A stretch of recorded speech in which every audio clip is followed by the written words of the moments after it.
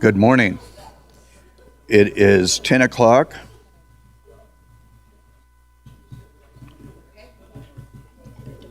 Recording in progress. Yeah. Okay. Okay, so it is 10 o'clock and April 16th, 2026. At this time, I call to order the Board of County Commissioners meeting for Douglas County and ask for you all to stand for the Pledge of Allegiance to be led by our Clerk Treasurer this morning, Miss Amy Bergens. Please join me in the pledge. I pledge allegiance to the flag of the United States of America and to the republic for which it stands, one nation, under God, indivisible, with liberty and justice for all.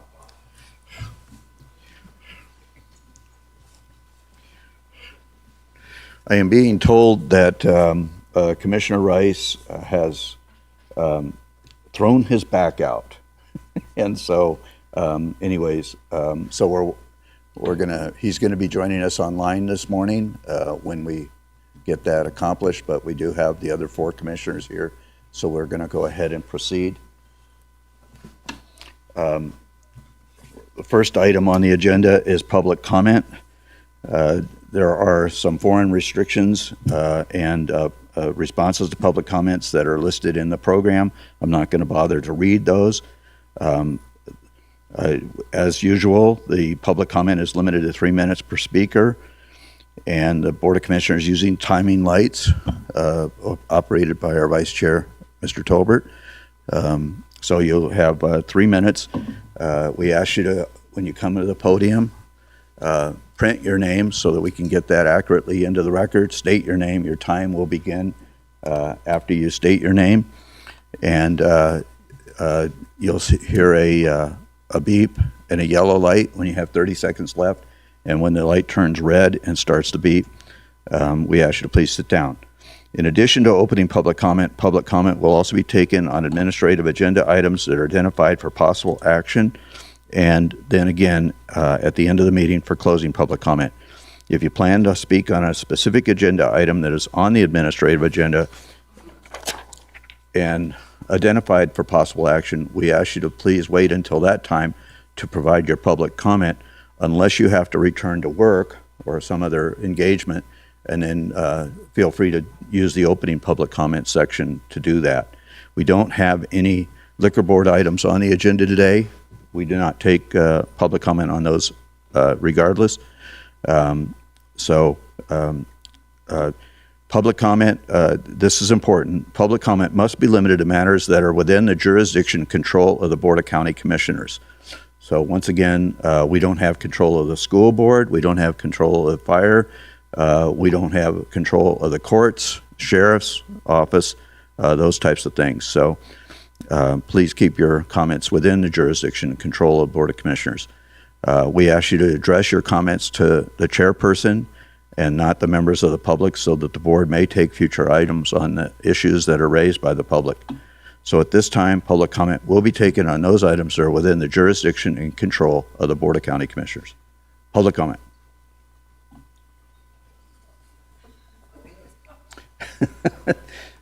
Draw straws or something, I don't.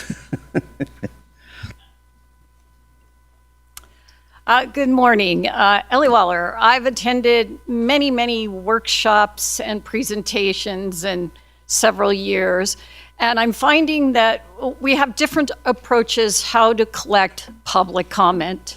And is it meaningfully heard and captured, summarized, and reported back? Little stickies.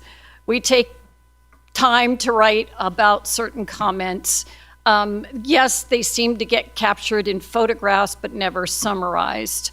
Our newest thing is a Survey Monkey. This is a better thing to get with Title 20, to get things actually captured, I think as they're written. I haven't gone back to check what I've input. And then also directing people to QR codes to get to web pages. I'm happy to hear that we're going to have the ability at Title 20, and I think at future meetings, to have written comments also captured. Not everybody uses social media. Not everybody uses the internet, which segues into our web pages.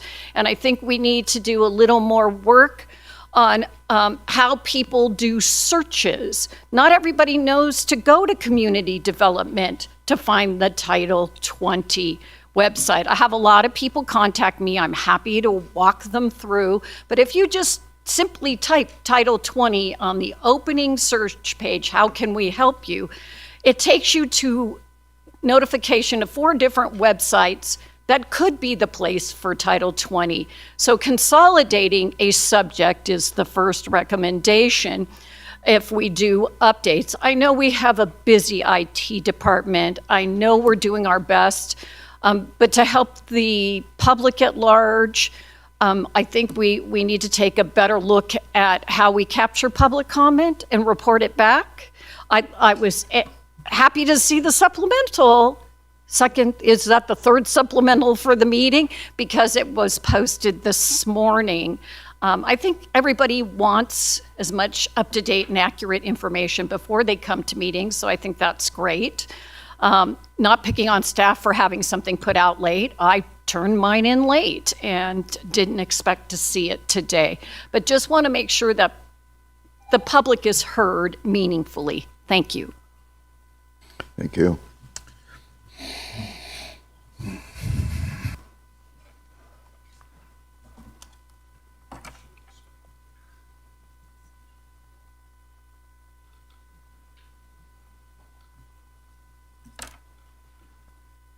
A little taller than Ellie. Good morning, commissioners. Thank you for having this forum today. I want to start by saying, Ms. I'm a Hempler, I know we all know Oh, sorry, you, but Mickey Hempler, speaking as an individual. I want to start by saying I am a fiscal conservative, but I also know that there are times that we have to do deferred maintenance on our home, our cars, things like that, and nobody likes that more than, or dislikes that more than me. If I have to paint the house, I'd really rather go on a vacation. But there are things in the county that have to be taken care of. About a year ago, we were enlightened by our county manager about the condition of our roads and the lack of funds to maintain, repair, replace them. Had very nice workshops that were very enlightening, I'll say again. A list of regional, local, county road conditions were presented, along with a maximum price tag of around $130 million to bring the roads up to good condition. $1 million has been taken from roads to fund stormwater, and the road workshop was kind of the setup to getting the stormwater workshop going and to where we are today. But $1 million isn't going to fund all the problems with the roads that we need.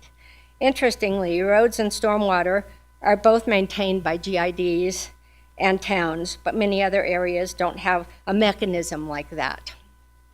And sorry to be reading, but I don't want to miss anything that I wrote down because I thought it was brilliant today. The $1 million being reallocated to roads will not begin to fund the road deficiencies. I don't understand why both roads and stormwaters weren't dovetailed together to find solutions for both. Yep. I've heard Commissioner Tarkanian say, and I'm paraphrasing, that we live in this beautiful community and have crumbling roads. It's embarrassing. I've heard Commissioner Rice say, and this is not paraphrasing, we can't continue to kick the can. So what is the plan? And please don't say, let's kick the can. Thank you.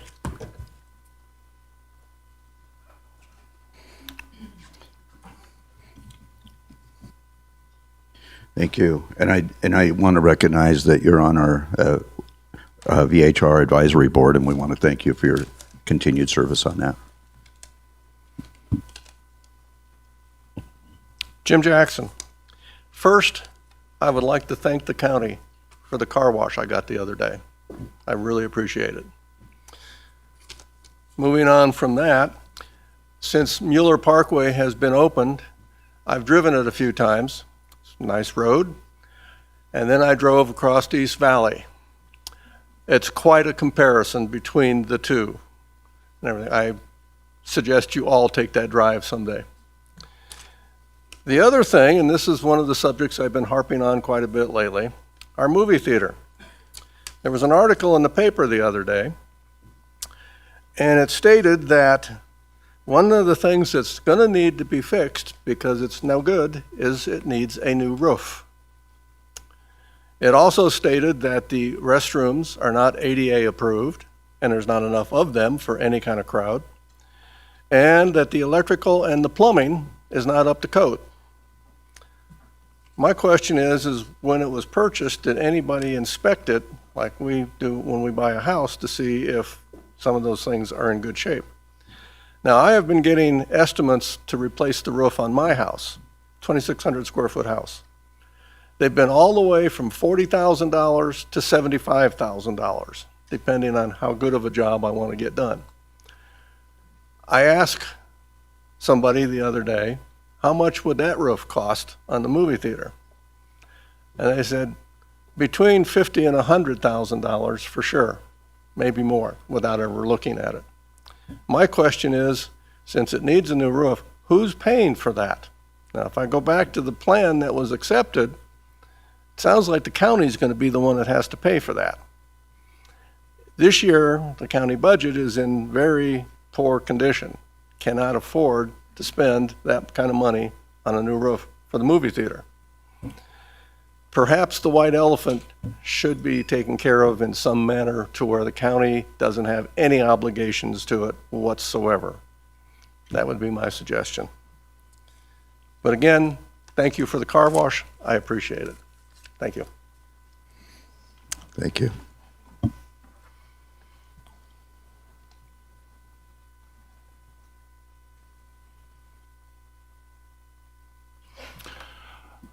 Mike Tanner for the record. Good morning, commissioners, staff, and citizens. I'd like to speak about the code enforcement that's going on right now, and I'm just seeing a lot of snitch on your neighbor policy, and I'm concerned how it's escalating. You know, I've seen false reports with people very upset about it. You know, I mean, I drive out of my place to the highway, and it doesn't matter which way I go, I see at least 20 violations, you know, and I'm not looking to make anybody homeless or whatever, you know, but if somebody has a tasteful place with their equipment tucked away neatly, I don't see where should be a code violation. And I really think that we need to consider even law enforcement, because when it's selective, we're asking for a lot of trouble. Thank you. Thank you.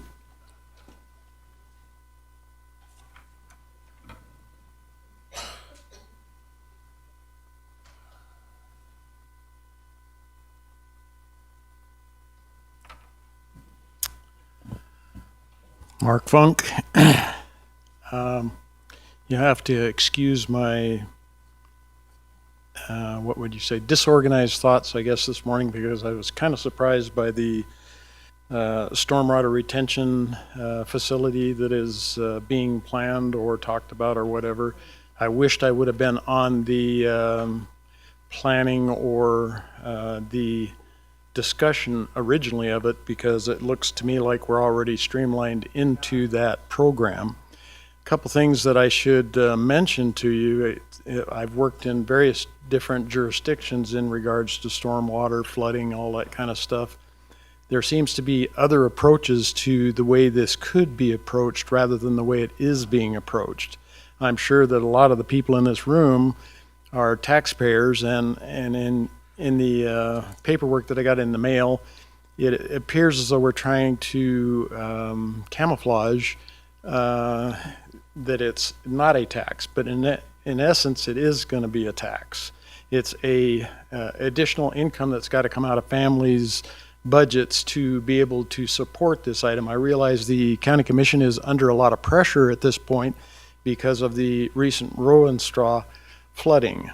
That could have been, in other jurisdictions, that would have been what would you say, prevented earlier on in the development stages. By actually sending tax dollars by making a new department is only growing government more, so that only gets worse instead of gets better. There seems like there could be a lot of things that could be combined. I heard one comment about roads and storm drains together. Anyway, there's a lot of different solutions to a problem like this, and again, I realize that the commission is probably under pressure because of different things. Bond proposal for current problems that are like on the burner, I guess you could say, right away, would be another way of achieving a solution for the problem up front. I'm curious to know if the Corps of Engineers was even in this, in the planning or in the investigative stages. I realize my time is up, and so I'd like to thank you all for listening. Thanks. Hey, Tanya, did you get his name? Okay. Huh? Okay. Good morning. Thank you for this opportunity. Charles Heffernan, Johnson Lane. The county's got to do something about the dust coming off the trucks from the mine on Johnson Lane. We've met with the state air quality, and they say it's not their responsibility. And so the county has got to do this, whether it's the code enforcement or whatever it is. It's got to be, you got to do something about it, because it's really very bad. Been here before. It's like a broken record. Onto the storm drain, because I may not be here for the actual presentation, but I did read the package, and I'm probably not going to be very popular with some people about this, but I'm in favor of this. I attended all of the county's stormwater presentation about all the failures that have gone on through the years, the decades really, and the can just keeps getting kicked down the road. And so we've got to do something about this. In fact, I'm in favor of the top tier. That's just something that has got to be done for future generations. And I think that's something, and I've said this to you guys before, that it's something you're going to have to sell. You have to go to the candy dance, set up a booth or something like that, and sell this to the public, because it's said that people don't like paying taxes. Well, that's true. And I don't like paying taxes either, but if there's a dire need, then I think that's something that we should look at. But I think there need to be some guardrails on this, and I would suggest a few. You don't have an ordinance yet. You don't have anything that's ironclad as far as the details, but I think that there are some guardrails that need to be put on, such as there should be no bonding of the annual revenue. In other words, you take the annual $4 million of revenue, whatever it is, and then you sell bonds for $60 million to fund a bunch of things, because you don't know what's going to happen 30 years from now or 20 years from now. So that should be written in there, that you can't bond for that. You can't use that. Also, where will the $1 million go that's now will that just be transferred back to roads? That should be detailed as part of this. There should be no rating the fund for future flooding event. Okay, that's what the reserves are for and insurance is for. So that should be in there too. Commitment to follow the priority list as it is laid out in the flood control or in the storm drain master plan. Go down the list. Don't be transferring from one we're going to fund this instead. We're going to pull this forward. And I would continue to go aggressively after grants from the federal government for these kinds of things, because there is funding out there from FEMA and that sort of thing. So thank you for your time. Thank you.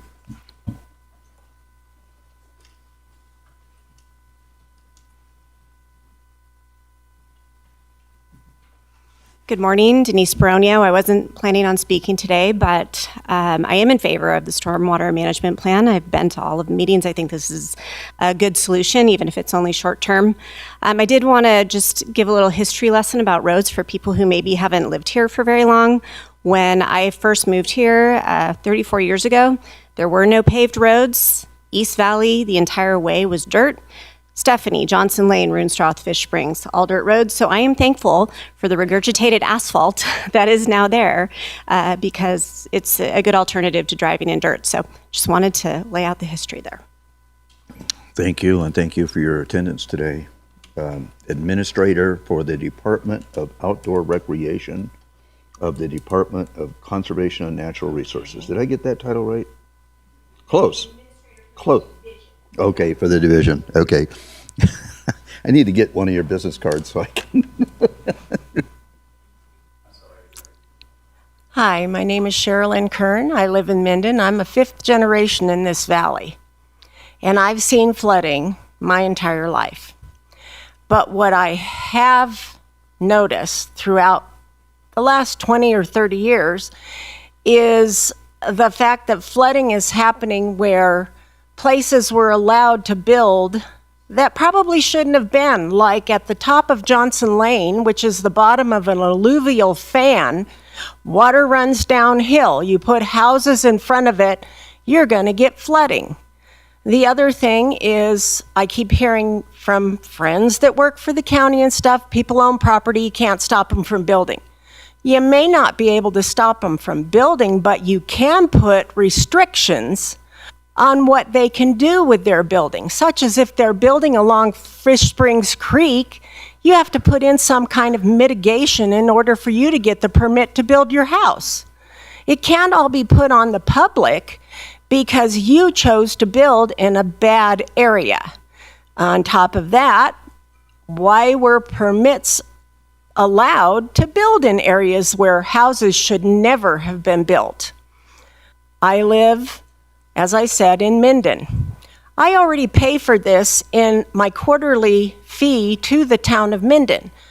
I read the proposal because I don't know why, but I think I accidentally had the draft mailed to me because I own property in other parts of the county. And I'm reading this and it's talking about business. Well, none of my property is a business, but I got this. And I think it had to do with the wording et al. On the deed, which et al. Means other people, not businesses. I looked at the fee structure that came out from the Record Courier yesterday. In the proposal, it didn't, it talked about there would be fees. Then I'm reading this thing in the newspaper, and maybe it was just not done properly, I don't know. But first I see where, okay, if you're paying in your incorporated town or your GED, your fees will be just this. Then I'm reading in the paper, well, this is a base fee, and then this is the next fee. I live in a 1,000 square foot home. 1-car garage is included in that. I have a driveway. I have a small sidewalk. The rest of it is taken care of by the town of Minden. I'm going to pay a flat rate when all my neighbors have houses that are 200, 300 square feet, 3-car garages, big driveways. I'm going to pay the same as them? I don't think so. As I feel right now, this is just not concise enough. It needs to be better. Thank you. Thank you.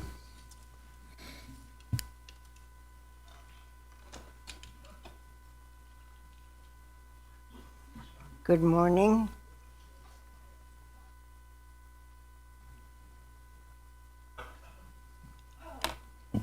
My name is Lori Hickey, and I got noticed by this, and I think it's because I have a business called Heritage Tours.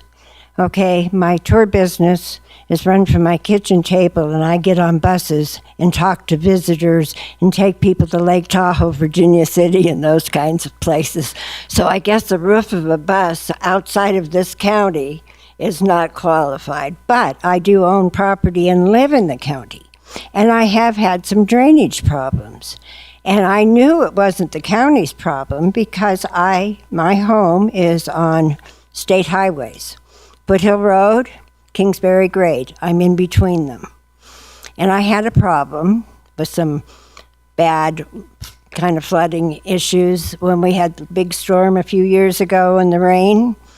And I knew it was a state problem, but I did contact the county to help me contact the state. And so I had a nice meeting with all kinds of engineers from the State Highway Department up on the place where the problem was created. And they apparently, I hope, have solved the problem. When they closed down Kingsbury Grade this last fall and winter, when they did all the work, a lot of that water came down onto me a couple of years ago. And so it took them that long to be able to get to do it because they weren't set to do funding. But it was replacing a 50-year-old culvert. Now, I'm no water engineer, but to me, in Douglas County, everybody has to have a drainage plan when they submit something, I'm assuming. And you have to figure out where your drainage is going to go. Okay, I'm no engineer, but I can look at Stephanie Lane, Johnson Lane, and allowing all those houses to have driveways off of those roads on small parcels of land with culverts for every driveway has created the problem. You have an alluvial fan, water comes down, water runs down, your roadways are your river. And they're coming down to these houses with these tiny culverts under their driveway, plugging them up. That's why it was a bad plan. Should maybe have only had 2 driveways in the whole big area off of that lane. I'm not a water expert, but I have heard lots of water on a ranch, so I do know how water runs. And you don't have to be an expert or an engineer to just look and figure it out. So I just don't like the whole idea of this, because the roads in front of my house aren't county roads, they're state highways. The one behind me, the one in front of me. So I don't want to end up paying a bunch of money and then not be able to get any service from the county. Thank you. Thank you.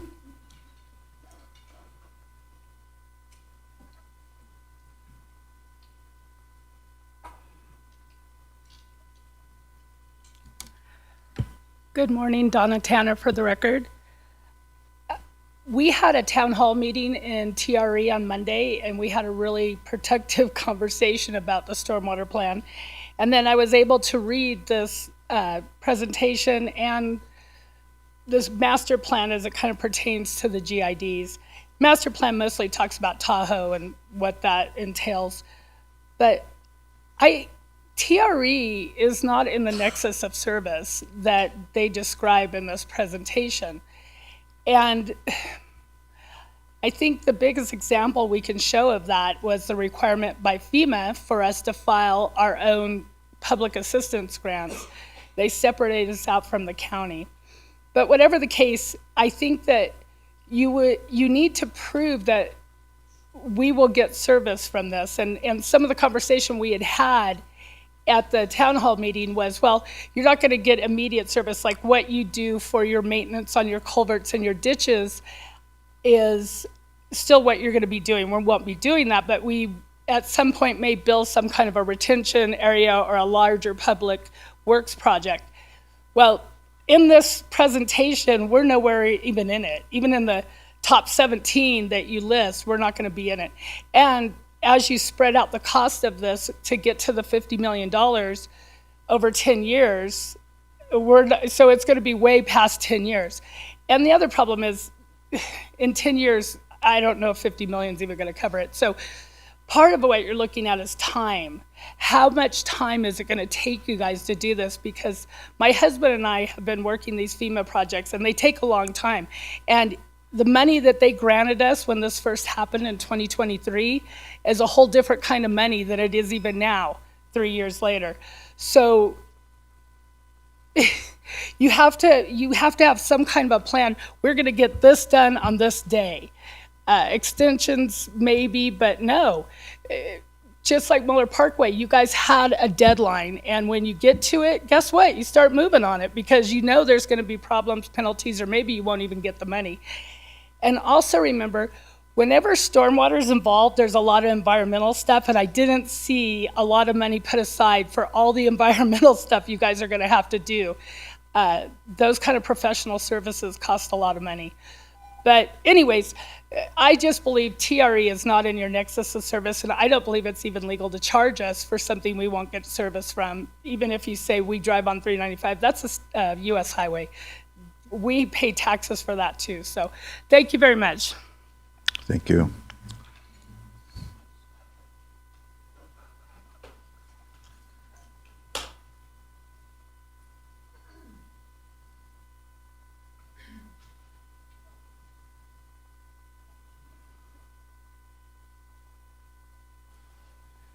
Is Wes tuned in? I understand he is. Yes. So if you Hey, want Wes, it's Bob Bueller. Get well soon, okay? He's my buddy. Hey, my name is Bob Bueller. I guess this is the appropriate spot to voice this. Hello, Chairman Gardner and the County Commissioners. Please do not approve this this ordinance as written that adds Appendix G, Stormwater Utility Service. The concept is noble. The funding mechanism is atrocious. This ordinance creates a new stormwater utility with no budget. It clearly states in section G.030, I'll paraphrase this, service charges will be used to pay all of the cost and expense of the utility. Who pays the service charge? The property owners, 100%. This ordinance will create a new funding scheme called service fees. It is an open-ended, no limits, blank check on the backs of every property owner. There are no proposed budgetary limits or guidelines to restrict spending. All expenses will be passed directly on to the property owners. It states the single-family parcels will be charged a flat rate. This service fee is not a fixed flat rate, it's a variable rate and will only go up. The more money the utility spends, the higher the dollar amount goes up. It's unlimited, no boundaries. Stated many times in this package is the notion that all APNs are causing or contributing to the stormwater runoff problem because they have some impervious surfaces on their parcel. Coverage. Yes, it's called a house and a driveway. Now we are the bad guys, and now we all need to pay some non-specified, never-ending, but forever increasing dollar value to fund this utility. That's not fair. We're talking big money in the billions. This is Army Corps of Engineer type of planning, engineering, land acquisition, eminent domain capital improvements, construction projects. It's massive. Our property owners should not be on the hook for all of these expenses. Tell us what you need, get it approved, add a line item levy on our tax statements, we can deal with that. Not one property owner in Douglas County wants this albatross hung around their neck. We don't mind paying what's fair. We need to know that there are limits on what the new stormwater utility can spend. It needs a budget. We do budgets. We know how our income is appropriated to cover our expenses. Our county government must operate within parameters. Unknown surprise service fees charged off on the property owners is no way to run a government department. Douglas County could fund this new stormwater utility service to get it up and running, come forward with specific projects, plans, required budgets for implementation, secure grant monies, then canvass the property owners for their support on these proposals and budget requests. Money is tight in our county government. Money is tight for our property owners too. This wide open, no holes barred approach where the county can charge every APN a service fee with no limits, it needs to go back to the drawing board. Thank you for your time. I appreciate it.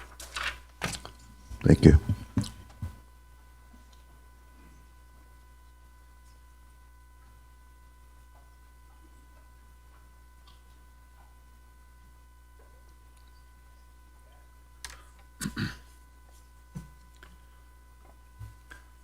Jim Slade. Like all of you, I know how important Title 20 is for Douglas County. Unfortunately, only a very small percentage of residents have any idea what it is. As you know, I try to pay attention to issues like this, but even I had no idea that there was a Title 20 update workshop last week until someone happened to call me the same day to mention it. I'd seen no mention of it in the Record Courier nor even in the calendar section. I then looked on the county website to find out about it, but wasn't sure where to find it. I looked under news, and the first entry under recent news was a 2020 visit by Trump to our airport. I went to the workshop, which was, not surprisingly, sparsely attended. Other than current and former public officials and staff, There were less than 10 people there, a disappointing turnout for such an important issue.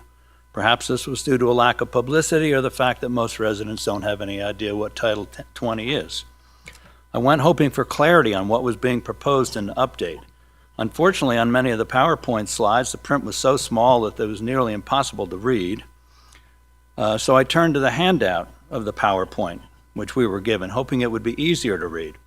It was worse, because staff had put 2 horizontal slides on 1 vertical page while leaving the backside blank, instead of putting a horizontal slide on a horizontal piece of paper, which would have made it 3.5 times larger. Moving on to the substance of the update, I was particularly interested in changes to the requirements for a special occasion home, since that had been a contentious issue in a recent Planning Commission meeting. That item lasted well over 3 hours, in large part because this room was packed almost entirely with angry neighbors, all of which opposed the action. While that didn't seem to have changed much, I found a new but similar use called accessory rural event venue, which would have far fewer requirements. It didn't need to contain historic features, and the property could be zoned A19, FR19, RA10, RA5, all the way down to SFR2. Really?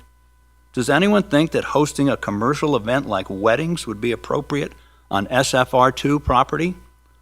That's ridiculous. When asked staff how they had decided to add that to Title 20, they stated they'd had a few requests for it.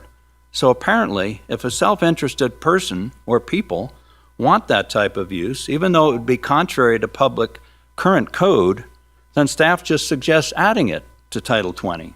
Was any consideration even mentioned about how the neighbors would react? No. Did staff express any concern as to whether or not it would be compatible with the character and integrity of existing neighborhoods? No. If the proposed new use of accessory rural event venue ever comes before you, I strongly urge you to reject it. Thank you.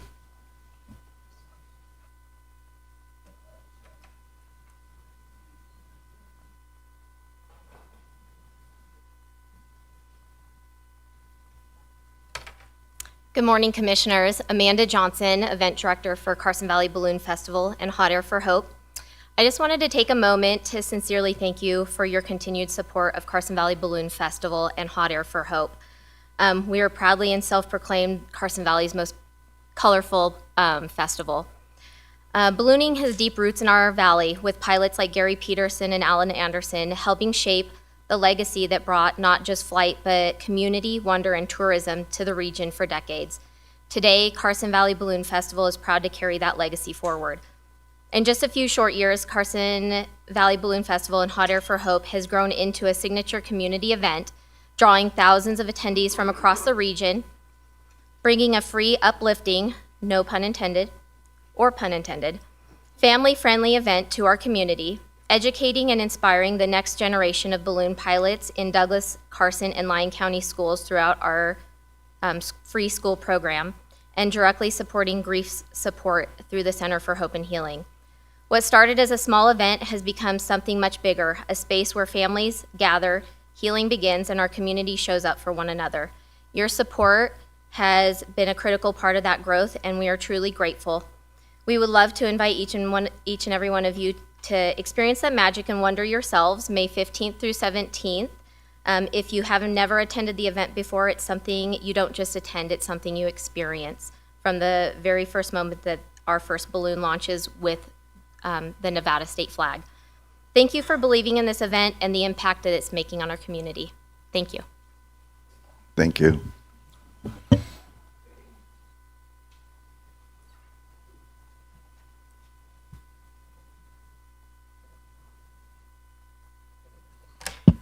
Good morning, Ron Conway. Looks like you're getting ready to step in it again, huh? News is here. That means a big day. I'd like to revisit something that I'm sure you all thought I forgot. We're going to talk about the stop sign on the corner of Johnson and Fremont. Last I heard, you all didn't think it was a good idea because when the trucks stop, they make a lot of noise and squeak, and it would just disturb the people who live on the corner. It amazes me how people don't think past the end of their arm. A large portion of those trucks already stop and use Fremont. They use it to go, they deliver down it, they come back up it, so they're all stopping anyhow. If they're not stopping that direction, they're coming eastbound and making that right-hand turn. A large portion of the vehicles are already stopping. Why not just put the stop sign there? Oh, that's right, number of vehicles. It also says in that guideline that you can do a special assessment, which means a study. 367 trucks on October 3rd of 2025, I think makes it enough vehicles, big enough to worry about. The silver lining in that is usually when before the trucks start or after the trucks stop in the afternoon, there's a lot of people that walk that last block. And you get a lot of kids, people with UTVs on trailers, they fly through there. Make them stop. You're not going to catch them, but they'll have to stop. So the people walking in that neighborhood, that last block that's 25 miles an hour, they won't have to worry about getting hit by somebody doing 40, 45. Yeah, and I'm not going to let that one go until somebody does a study and says why, other than a car count. Get real. Use the whole guideline. Don't use the part that's convenient for you. Another thing, I drove Muller Lane. Nice. That's a really nice roller coaster. Up and down. Unbelievable. Why? Somebody answered the question. Why is that a non-truck route when there's not a single person that lives on that section, but we can't get one on Fremont? Somebody explain that to me, because it's, oh, really? Brand new road? You just don't want it to wear out. But the grinding road that's called Fremont, it's okay to turn it into a roller coaster. Ay, ay, ay. Thank you.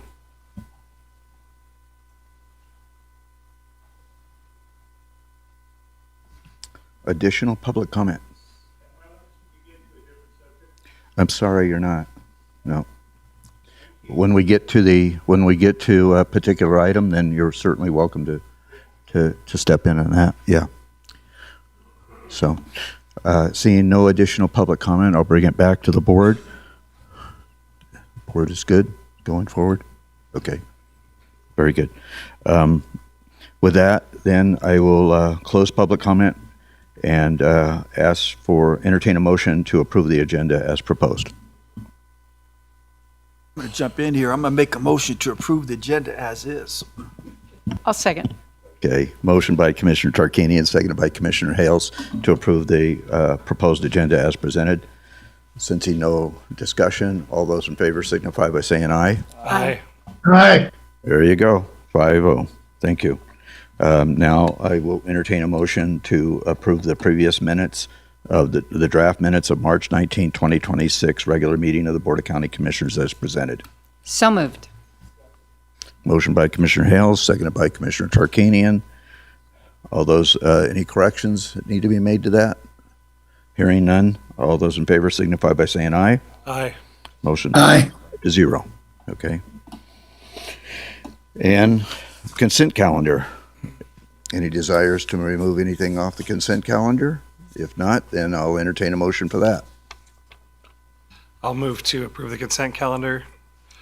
Do I need to list the items? A through W as presented. Okay, motion by Commissioner Tolbert, seconded by Commissioner Tarkanian to approve the consent calendar, items A through W as presented. Since no discussion, all those in favor signify by saying aye. Aye. Aye. Motion passes 5-0, and we'll now go into the administrative agenda. And we'll go into item number 1. I want to, before we go into this, I wanted to indicate some important dates coming before the board and the public. Number 1, this presentation here today will also, Ms. Lang, are we going to present this exact presentation at the public forum tonight, also at the community center? Thank you for the question, Chairman. Mr. Chairman, Wendy Lang, for the record, yes, we will be presenting this information, this same presentation. So for members of the public, whether here or online, this exact presentation will also take place at the senior dining room of the community center at 5 o'clock this afternoon. There are two events going on there this afternoon. The Douglas County Chamber of Commerce Business Showcase is going on on the senior, on the community center side. This will be at the senior dining room at 5 o'clock. And so it will also give members of the public an opportunity to speak to this item. With that, also, I wanted to indicate that we have a special meeting scheduled for May the 5th to talk once again about the stormwater utility.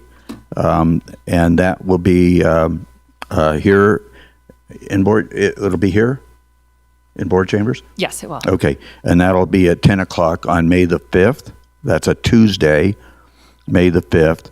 The next, also, Mr. Slade mentioned it, the next Title 20 public workshop update will be on May 27th. That's at CVIC Hall at 4:30. And then also on May 28th, this board has another meeting here. That's a special meeting, and that will be on going over the final budget, I believe. Is that right? That is correct, sir. Okay, so I wanted to make sure we got all of those dates in so that the public knows what we're doing. Very comprehensive and aggressive schedule for us. So, and we invite the public to participate as much as they desire, please. Okay, with that, I'll turn it over to Ms. Lang. I'll read the item into the record. Item 8.1 for possible action, discussion on 1, stormwater utility rate revenue analysis and draft recommendations from Financial Consulting Solutions Group, Incorporated, DBA FCS, a Bowman company, and 2, direction to staff and FCS to return with the revised recommendations based on discussion and public input. Being presented by Ms. Wendy Lang, our Assistant County Manager, and we also are joined with by Courtney Walker, our Stormwater Program Manager, and FCS also. So if you would like to introduce you, or I guess maybe Ms. Lang is going to introduce you. So, thank you, Chairman Gardner, members of the commission. Thank you very much. Good morning. Wendy Lang, Assistant County Manager, for the record. I'm just going to briefly kick off this conversation before turning it over to our experts here, FCS Group, as well as Ms. Walker, who will take you through an extensive presentation. I just want to take a moment to go over a little bit of the background. I thank you, Mr. Chairman, for highlighting some of the future steps for this, as well as many other important activities the county has coming up and the important work that all of you have to do over the next month so that our community may engage in those opportunities for discussion. Back on December 4th of 2025, just a few months ago, you all adopted a resolution which created a Stormwater Enterprise Fund, and you initiated an equitable rate revenue analysis with FCS Group. You also took action to redirect funds which had previously been identified for stormwater to roads maintenance, and we heard a little bit about that history in our public comment this morning. Following a series of public workshops over the last several months, this action was taken in December, and those workshops outlined much of the history and the need of stormwater management that has been recognized in this community for decades. In 2018, a general fund transfer enabled a stormwater program to take shape in this county, and that program was able to conduct a number of studies, develop a stormwater master plan, and identify priorities and objectives, which furthered objectives and priorities in other county planning documents. We held an extensive discussion on September 15th of 2025, and that full recording, as well as backup printed materials, are available on our county website. And I would encourage anyone who has not to take a look at that information. It's an important conversation, and the public engagements that we did subsequent to that to have further discussion with our community are valuable and have led us to this process. There's a staff report included today in the backup materials with further details and our extensive history on this conversation, outlining where this is a priority in our master plan, our strategic plan, and the many decades of recommendations to move forward with dedicated funding for stormwater management. There is a lot of material. It's a dense and important conversation that has been ongoing, and we took a lot of time to go through those conversations in recent months because those are multifaceted, and it goes through the challenges, the progress that has been made, the solutions that have been adopted, and the regulatory compliance. There are various workshops and public engagement, like I've mentioned, and that is not what we're here to talk about today because that conversation is extensive and it's been ongoing. But today, we are going to move forward in our conversation. It's important about how we got here, but today we are talking about the next step in this process. I don't want to lose sight of all of that important information, but I want to make sure that we allocate enough time here to talk about what we do and how these solutions can be worked in. I do want to take a moment to talk about a business impact statement that was sent out as part of this process. We did mail this out to a number of individuals we think maybe businesses in this community, probably a lot more than actually are businesses, in an effort to get the word out and ensure that we are reaching everyone that we need to reach in this process. Business impact statement starts with a draft proposal of what this board will be working to shape over a period of time, and invites those business members and community members to weigh in on that crafting and that draft. And that's exactly what we're here to do today. We want to bring some information. FCS will share with you what they've studied and what they're recommending, talk through ideas, and most importantly, hear from all of you, the commission, the members of the public, and we will continue that conversation this evening, as you mentioned earlier, Mr. Chair. This is a way for us to effectively guide these conversations when we hear from FCS today and hear input that we'll come back with on May 5th, hopefully hearing and captured all of this recommendations, evaluating the ideas, and bringing forward something for consideration for introduction on May 5th, which would go through the typical processes of review, introduction, and then final adoption is our objective on May 28th. I'm going to turn it over to FCS Group to initiate that conversation, and we will all be happy to answer any questions. Thank you. Appreciate the setting of the table on this. We look forward to the presentation by FCS. Generally what we do is, if you don't mind and will indulge us, as we have questions, the board has questions, we would like the opportunity to interrupt you and ask you those questions as we're going through the slides versus having to wait until the end for questions and then try to come back to the different slides. Okay? Yeah. So I appreciate that. I think it's important to emphasize also, because members of the public have said or indicated otherwise, that this department was a brand new department that was set up by the Board of Commissioners back in the budget setting process of 2018. So this department is 8 years old, okay? At that time, no funding was identified other than taking money out of the road funds of the general fund. And so by setting up this Stormwater Utility Enterprise Fund, it will be able to allow us to bring that money back to the general fund for use in road maintenance. But we now have to find a funding source for that department. So,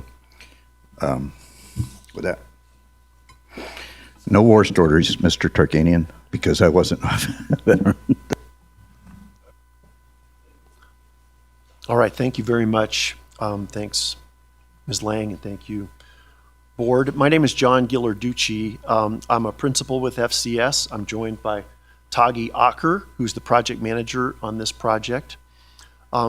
The way that we'll go through this, an overview of the study up front, and we'll talk a little bit about stormwater management in general, how it's being addressed around the country, and sort of what the state of stormwater management is around the country. Then we'll dive into the cost forecasts for a few different scenarios. Tagi will walk us through that analysis. And the customer data, impervious surface area measurements throughout the county, how we did that and what those results looked like. And then we'll go into initial calculated rates, alternatives for you to consider. So as Ms. Lang mentioned, there's been a lot of work done before the study started, even preceding that September workshop, but most recently, the September workshop with the board, and then more than 10 community workshops after that. Our study began in January, our work with the county. You can see on this graphic, we've provided policy analysis papers on rate structure options and rate credit options. We were here in February for a meeting with the representatives of the agricultural community. That was extremely informative. We learned a lot about what they already do to help manage stormwater and flooding in the county. During that time, we've been measuring impervious surface area. We have a firm that has been a subconsultant to us who's done an excellent job of compiling impervious surface area measurements throughout the county. We've analyzed the costs with the help of county staff and developed those initial rates that you'll see later. On the right end of this graphic is today. We're here for this meeting, and then we'll also be here for the open house this evening. So a utility, the whole concept of a utility is that it be a self-sufficient enterprise within a government. So you've already set up the enterprise fund. These are funded by rates as opposed to taxes. The idea is we determine the costs that are needed to run the enterprise, and that's called the revenue requirement. That's the total amount of money that's needed to provide that service. And then we calculate the rate and design the rate to recover that cost, generate only that revenue. We're not out to make a profit. One of the big advantages of a stormwater enterprise or utility like this is those revenues are dedicated. And we'll talk about that more in a minute, to the stormwater function. They can't be allocated anywhere else. So a little bit of information about the industry, the stormwater industry throughout the country. As part of the sort of infrastructure problem in the country, stormwater has been graded a D by the American Society of Civil Engineers. Many stormwater systems report that they just don't have the money that they need to be proactively maintaining the infrastructure, to building new stormwater infrastructure that's needed. And it's sort of acknowledged that this has been the most invisible of the services like water, sewer, and has, as a result, less funding and lots of deferred maintenance out there and insufficient infrastructure. Why consider a stormwater utility? Well, the fund is already established, so why consider a stormwater utility rate as a backbone source of funding for stormwater? First of all, this aligns with the board's strategic plan, a recognized potential solution to a problem. As I mentioned, a rate-supported stormwater utility is a reliable, ongoing source of funding dedicated to that function, can't be used for other purposes. One of the things that we've seen in stormwater over many years, decades, is an increase in regulations, mostly having to do with water quality. This is a very good solution to meeting those regulations because you're not forced to prioritize against other very important county needs. You've got a dedicated funding source to meet those increasing regulatory requirements. It helps protect existing irrigation infrastructure, the drainage channels that we know are maintained by, in large part by the agricultural community, protects the farmlands. We try to structure the rates in a way that is as fair as we can. You'll see it's an imperfect approach, but it's the best that we have for recovering costs in a way that at least relates to the contribution to the problem or the amount of service received by the solution, as opposed to a straight tax solution. There is accountability. One of the features of an enterprise fund, it does have to have a budget, and it's reported in the financial reports how much money came in, where the money was spent. So there is some accountability and transparency there. I talked about regulatory costs increasing, and you mentioned that this does free up general fund money, road fund money that's been allocated to stormwater for other important priorities within the county. Just a even bigger picture, there's well over 2,000 stormwater utilities existing in the country already. Many of the wetter states have hundreds of utilities. The most frequently used structure or approach is this equivalent service unit approach, which we'll talk about in some more detail, but it is based on the amount of impervious surface area, developed surface that prevents the absorption of water into the soils. I'll read you this finally from a quote from the county's stormwater master plan. A stormwater utility would provide for engineering, construction, and maintenance of drainage, flood control, and water quality infrastructure. A dedicated stormwater fee would ensure the community has a sufficient and stable revenue source to effectively implement and manage its stormwater and flood control program activities. So it was recognized in the plan that this was a potential solution.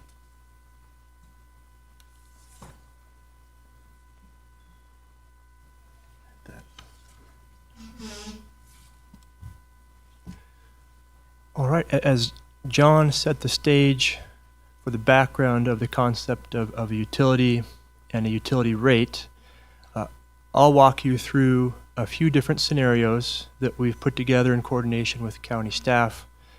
First, looking at different costs that the stormwater utility rate would recover, and that would be that revenue requirement concept that John described earlier in the presentation. Once we've set out the different forecasts under the three different scenarios of the revenue needs, we'll then transition into how we might recover those costs from property owners throughout the county. John mentioned the 2024 Stormwater Master Plan.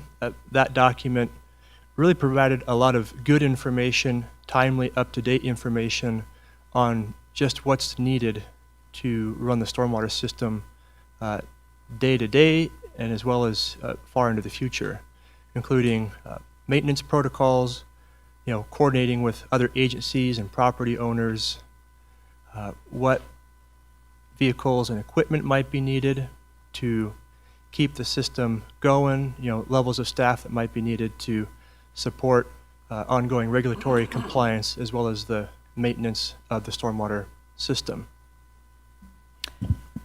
Can I just suggest you pull the mic a little closer?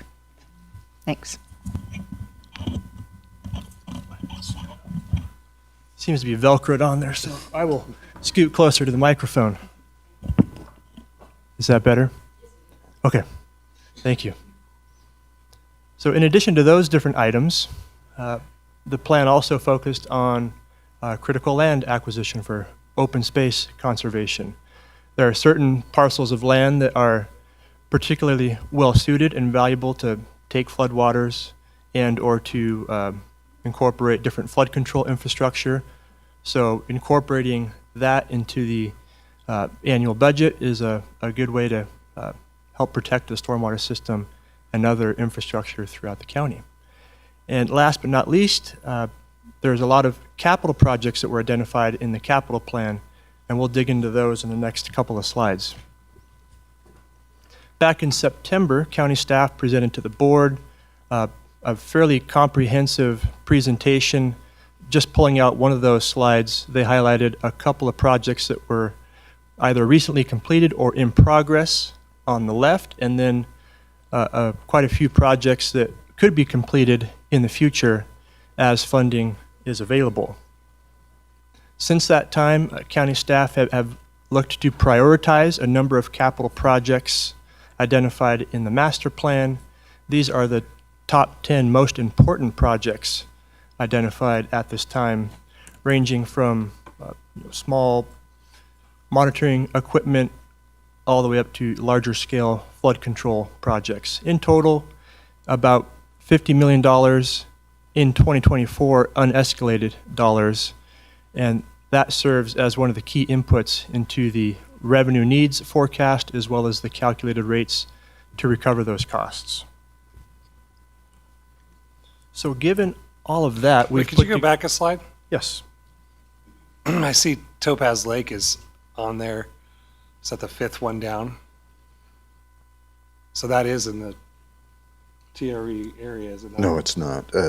I think this is identified as actually in Topaz Lake, just in the infrastructure that's around the Topaz Lodge for your, which is separate from Topaz Ranch Estates, which is certainly a GID, and about 5 miles apart from each other. Yeah. So given all of those inputs, we've put together 3 different scenarios for your consideration. First, we'll focus on the costs that need to be recovered, and then what the calculated rates would need to be to recover those costs. Scenario 1 on the left is the lowest cost option among these 3 different scenarios. To the right, scenario 3 is the largest of the 3 scenarios in terms of cost. Working from top to bottom, all 3 scenarios fund the existing program activities as well as a component for future asset replacement. That's about $1.9 million per year.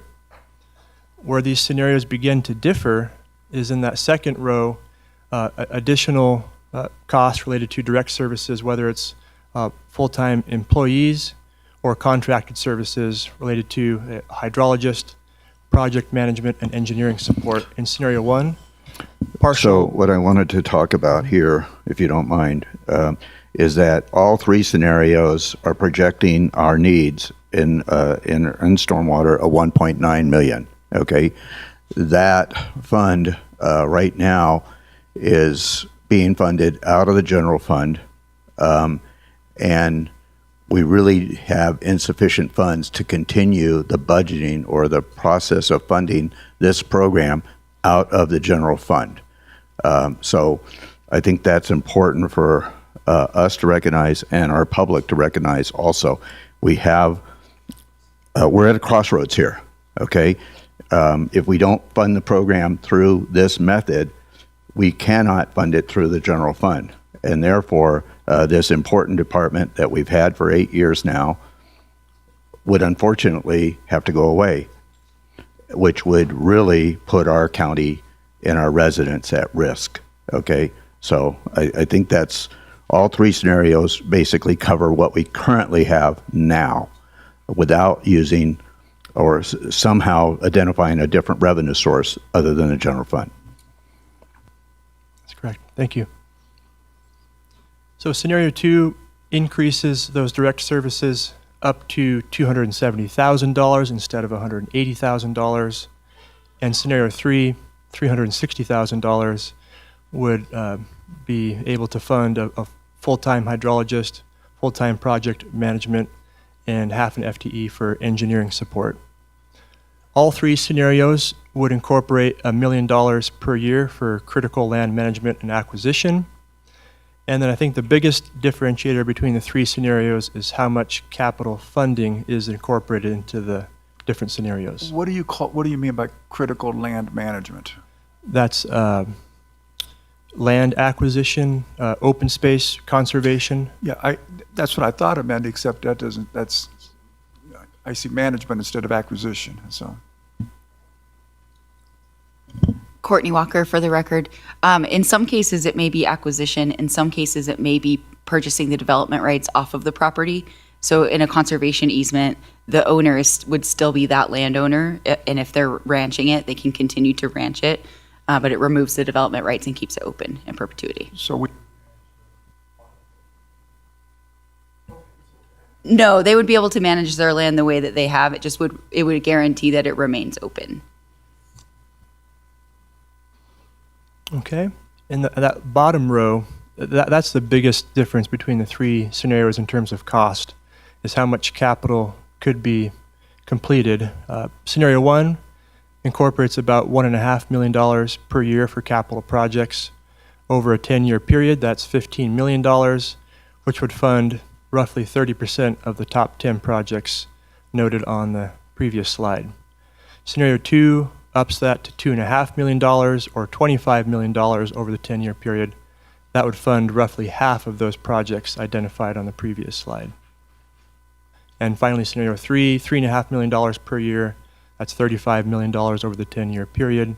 That would fund approximately 70% of the top 10 projects identified in that previous table. So putting that table into an annual forecast, we have these columns shown here, one slide per scenario. We see in the different colors, different components of the stormwater program.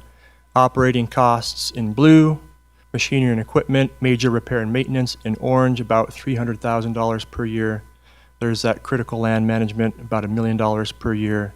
In capital projects, $1.5 million per year. So ranging from year 1 to year 6, about $4.6 million in year 1, all told, and then $5.4 million by the end of the 6-year forecast. Scenario 2, there's a slight increase in the operating costs for those direct services that we discussed on that table. The biggest change, though, is the green portion of the stacked columns, funding for capital projects. Instead of $1.5 million on scenario 1, it's $2.5 million per year for scenario 2. So it'd give you a total revenue needs ranging from just under $6 million per year up to just under $7 million per year by the end of year 6. And finally, scenario 3, again, a slight increase in direct services, but the big change here, again, is in the green portion of the chart, $3.5 million of capital projects per year. Over a 10-year period, that would fund roughly 70% of those top 10 capital projects. So that section all dealt with what are the needs of the stormwater program now and into the future. This section will focus on what are some ways that we could recover those costs. And so first, walk you through kind of a general rate calculation, and then we'll get into the details. You know, broadly, we'll take your annual program costs, the revenue requirement, divide that by the chargeable customer base, and that gives us a rate. Now, it's important that stormwater rates correlates with the services that are being provided, what we call a rational nexus. So as an area develops, there's more roofs, more parking lots, more impervious area, and that can mean more water runoff and less water soaking into the ground, and that creates more stormwater work to be done. And because of that nexus between impervious surface area and the services that are provided by a stormwater program, impervious area is a very common basis for stormwater rates. As John mentioned on that map a few slides ago, there's over 2,000 stormwater utilities across the country. The majority of those use some form of a impervious area-based structure. So I'm just trying to understand this. So you have an increase in costs based upon the anticipation of new homes or developments. Is that correct?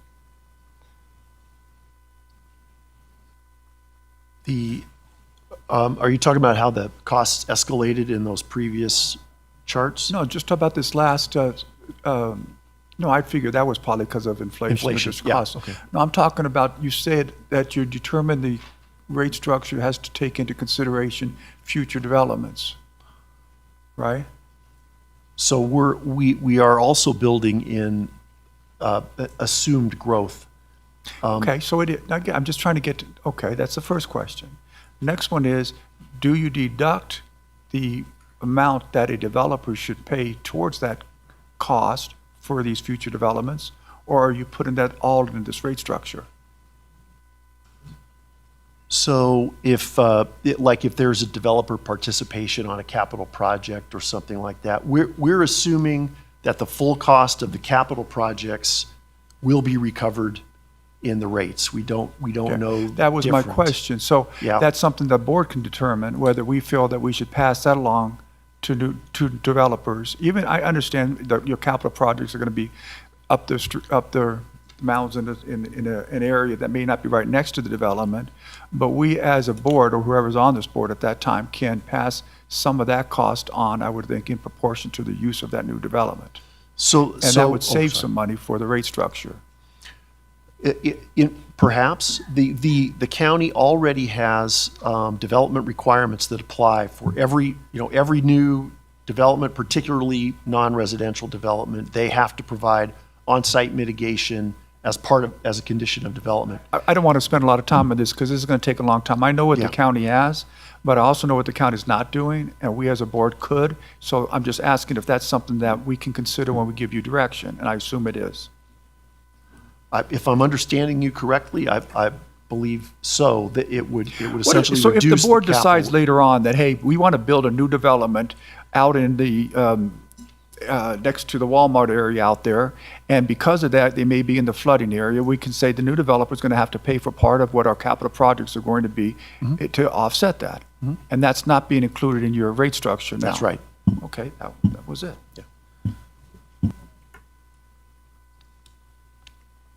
Okay, so now that we have that rational nexus laid out for how a stormwater rate structure might be set up, this is how it could look like in the county. Our goal here is to align the cost recovery with the services that are being provided by the stormwater program.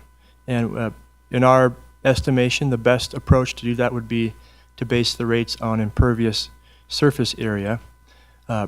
We recommend a unit basis called an equivalent service unit. It's a way to, I think, fairly easy to understand concept. Essentially, every single family developed property would be equal to one equivalent service unit, one ESU. And then for other types of developments, commercial, multifamily, industrial, the larger the impervious footprint, the charge would scale up. So for example, if there's a commercial property that has, say, 5 times the impervious area compared to a typical single-family home, you could expect that their charge would be roughly 5 times what a single-family home would pay. And so we use this method to scale up for non-residential, essentially. So in order to do that, you have a question? I just was going to pause here. I know this is coming later as well, but on this slide, you show a larger single family being the same as a smaller single family. And we've had one person, Ms. Kern, make comment about she has a very small home, and people with very large homes will have more impervious surface. So you're proposing that we distinguish commercial by size of impervious surface. And if you're going to talk about this later, that's fine, but I would want to introduce the concept of also distinguishing residential by size of, maybe not by individualized, but in broader terms, homes under this many square foot would be one, and then maybe a middle and maybe a bigger.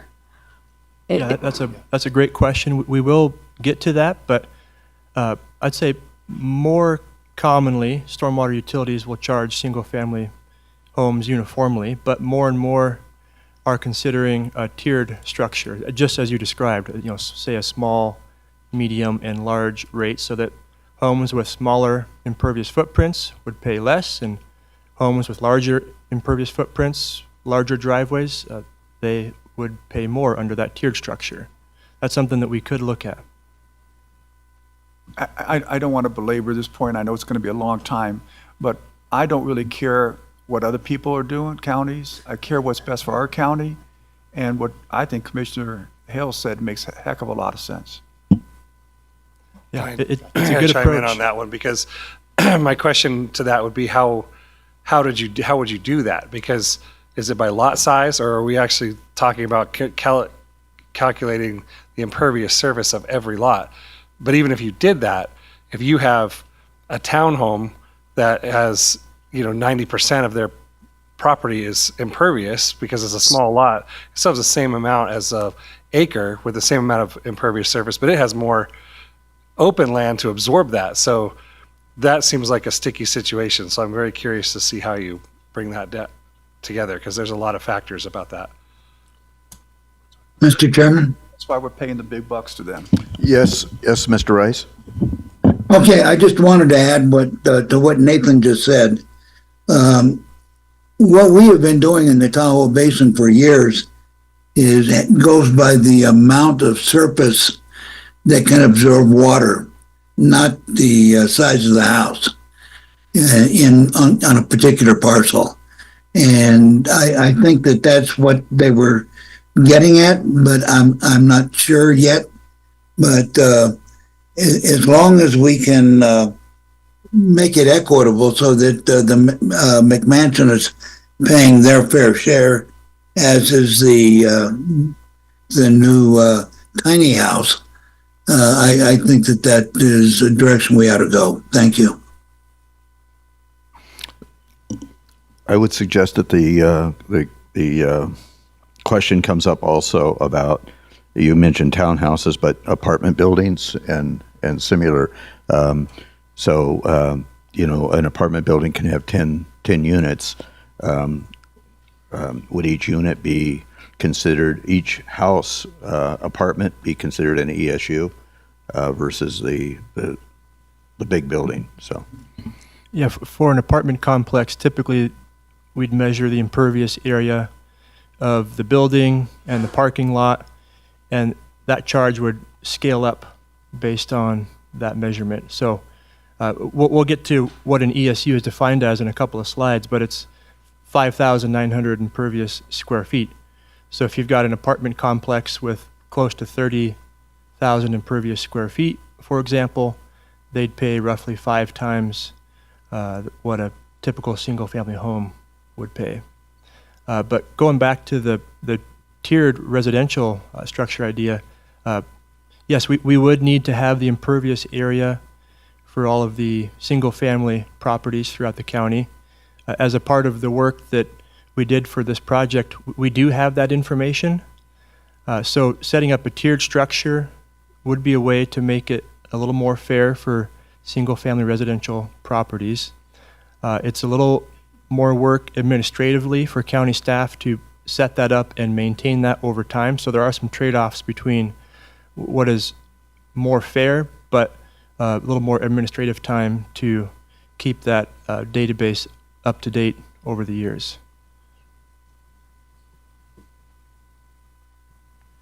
And that's where we get into, well, how do you go about setting up this rate structure? You need the impervious area for all parcels throughout the county. And we partnered with a firm, Ecopia, that looked at the impervious area, measured it throughout the county, matched that up with the parcel layer. So we do have estimated impervious area for all parcels throughout the county. This particular snapshot is not from Douglas County, but gives you a sense of what their tool can do. And it outlines, building footprints, driveways, parking lots, and several other different land types. Over 95% accurate. It's good data, and that's for sure what we'd need to set up the rate for non-residential.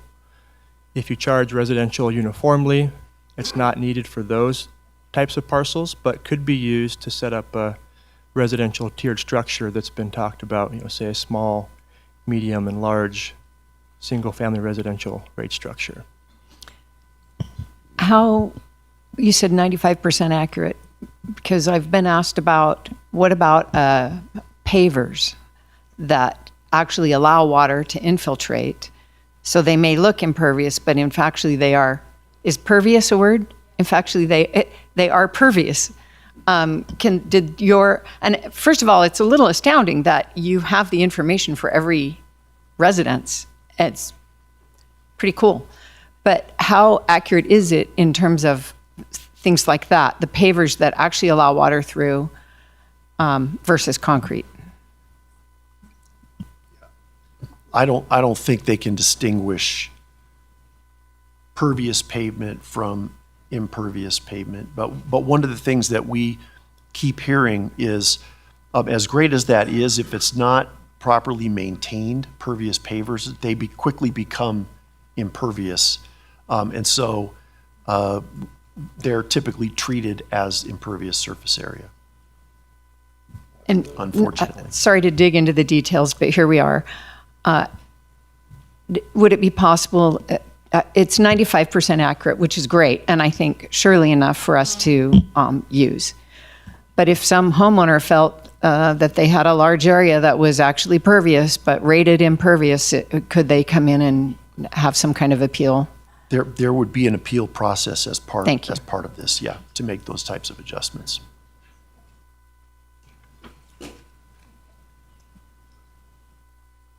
So with that data, this slide shows how we determined what an equivalent service unit would be.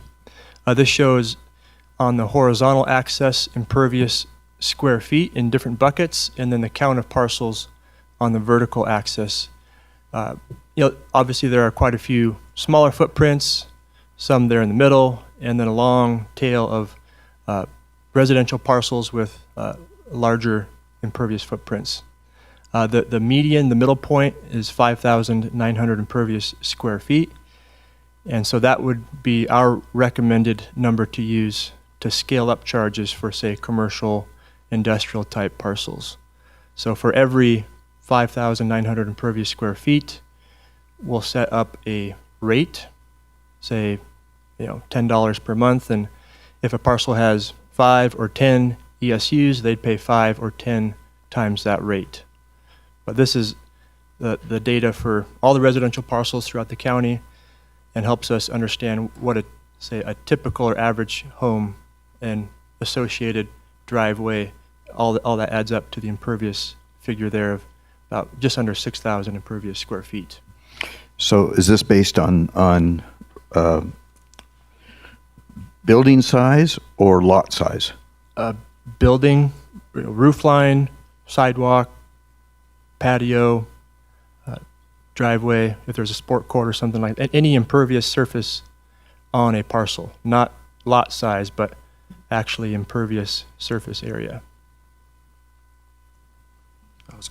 So this probably won't be a surprise to you, but this is a much bigger spread than we're used to seeing, just in terms of the number, the variety of single-family residential developed parcels.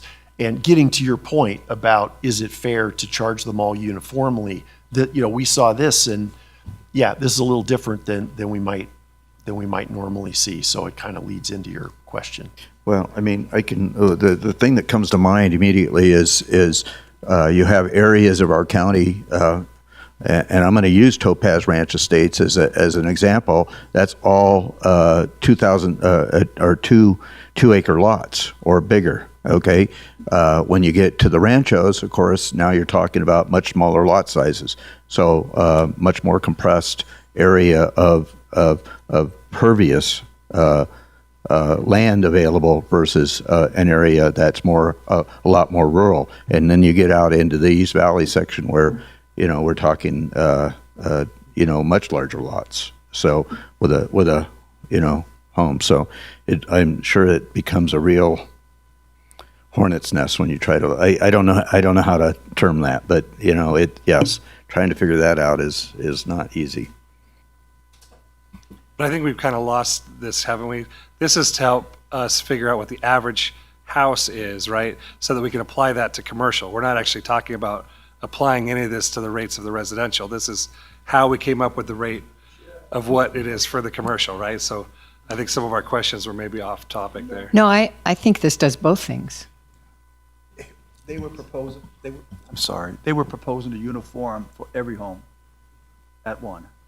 So Commissioner Hale said we should take in consideration. Right.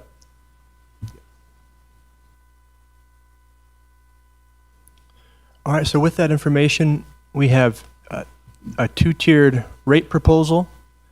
One would be the base rate, and one would be the local service area rate. The base rate would apply to everybody countywide. It recovers operating and capital costs that provide a regional service. It's roughly 3/4 the revenue needs. In terms of a few slides ago, we looked at the $4 or $5 million per year. It's about 70 to 75% of that. The local service area rate would recover a smaller subset of costs and would apply to a smaller subset of customers. Towns and GIDs generally maintain their own stormwater infrastructure in those areas. And so if that's the case, they would not pay this local service area rate. Only those parcel owners outside of those areas would pay the local service area rate in addition to the base rate. Okay, so I got a question for you because this was brought up by Ms. Tanner. Is if her area is not being serviced by this utility rate, fee, and we're saying, well, you're going to still pay the base rate because you travel on the roads around the county, which I think is the argument that our county staff has. Is that correct? Well, does that include the state highways? Or are you saying they have to travel on the county roads for them to get any service? And if we are, the people that are away from those county roads are going to use it a lot less than the people that live in the communities near those county roads. And I know it gets way complicated in trying to figure out a fair basis, but you have to understand the concerns of the people that feel they're not getting anything out of this. So if you could address that, I'd appreciate it. The one thing I'll say, and then I know Courtney has some additional input, is it's about more than the roads. A lot of what the stormwater utility does is protect and improve water quality. There are other advantages to having a functioning public system. They can get, yes, to and from on whether county or state roads, but emergency vehicles can get where they need to get. If it's a business, people can get to and from their business. So there are, what we're trying to capture with that base rate are services that are of some benefit to everyone, not just transportation related, but all facets of the stormwater utility. But you're charging 3/4 to 80% right of their cost to people that may not use it hardly at all. I mean, I could see somebody who lives in Topaz, that's my man Gardner over here, and the only road he's going to get to his to the county office here is going to be, what is it, 7th Street or 8th Street? Besides that, it's the state highways. Well, here's what I would suggest, as long as you bring that up, okay? And I doubt if my personal home would benefit geographically from a stormwater utility, okay? However, I still need the ability to get to the grocery store. I still need the ability to get to medical services. I still need to get to the ability to get to other essential services to maintain my life, okay? And so by paying into this process with our stormwater division, they're going to maintain our ability to reach and get essential services, medical facilities especially, and the need to get to the hospital emergency rooms or whatever else. So that's all I'm saying is that, and I think that's what they've tried to identify, is an overall service to our county is critical to every resident within our county. Whether or not I actually benefit at my residence is a whole nother matter. I think we need to articulate this question. Is a state highway NDOT responsible to make sure no floodwater crosses NDOT? Or is a local government entity, that is the county, responsible to make sure the water doesn't cross NDOT's road? Courtney Walker for the record. I don't know that there's been responsibility identified in terms of preventing floodwater from going over any county road. I don't think that NDOT would they're trying to maintain their roads and clean their drainage infrastructure around the road. I don't think they're looking at areas outside of the road that might be impacting them. I did want to take just a minute, though, to address the Topaz Ranch Estates example. They are a general improvement district, and general improvement districts are set up to maintain their local drainage, so cleaning their culverts under their local roads and things like that. We do know that there are other drainage-related issues in the Topaz Ranch Estates area, and so this program includes not only areas that we have studied, but future areas of study. And so in terms of the benefit that Topaz Ranch Estates would see is they would be able to get an area drainage master plan like we've done in Johnson Lane, Ruinstrath, Fish Springs, et cetera, which would identify more of those regional type of projects and the upstream detention projects that is probably outside of the capability of the GID to be able to design, construct, implement, et cetera. And so. So we're taking a side road. We're going to come back to state highways, which is okay. So what I'm hearing you say is that even though Topaz does not have any projects on the top list right now, that doesn't mean they won't be added, which gives me concern about Mr. Heffernan's guardrails, which I really appreciated hearing. So put on future topics, when and how do we reassess top priorities? Because I do think that there should be some consideration about making sure areas receive benefit for the amount they're paying in, and I think Topaz is a very good example of that. So all that said, and I also want to say also another thing that came to mind was with grants. If Topaz found some drainage improvements, the GID that they wanted to do, and they needed matching grant funds, they could perhaps use some of this, even though it's not on the capital improvements list. So we haven't talked about grants. That's a whole other thing. So all that said, let's come back to state highways and see if someone in the room can answer that question more thoroughly. Thanks. Could we go right to Smelter Creek, right? If that came through, and as a result of it backing up at the highway was closed, right? That would not be NDOT's responsibility at that point.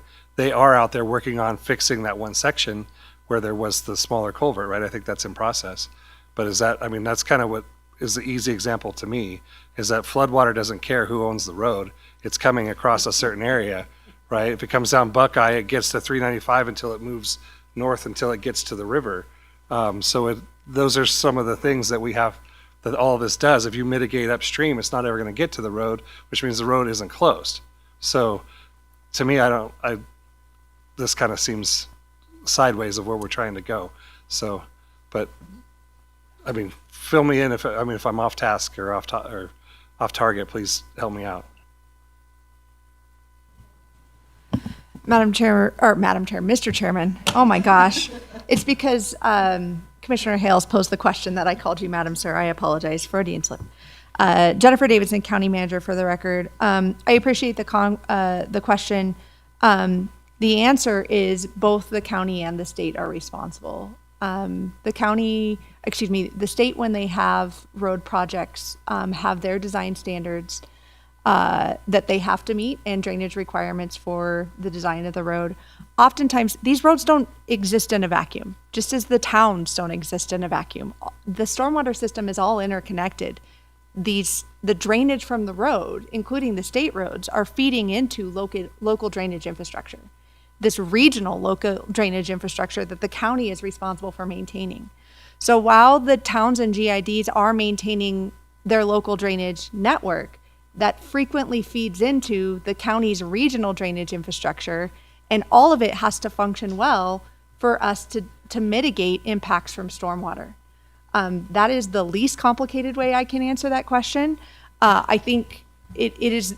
I think the biggest argument for a difference between a base rate and a local rate.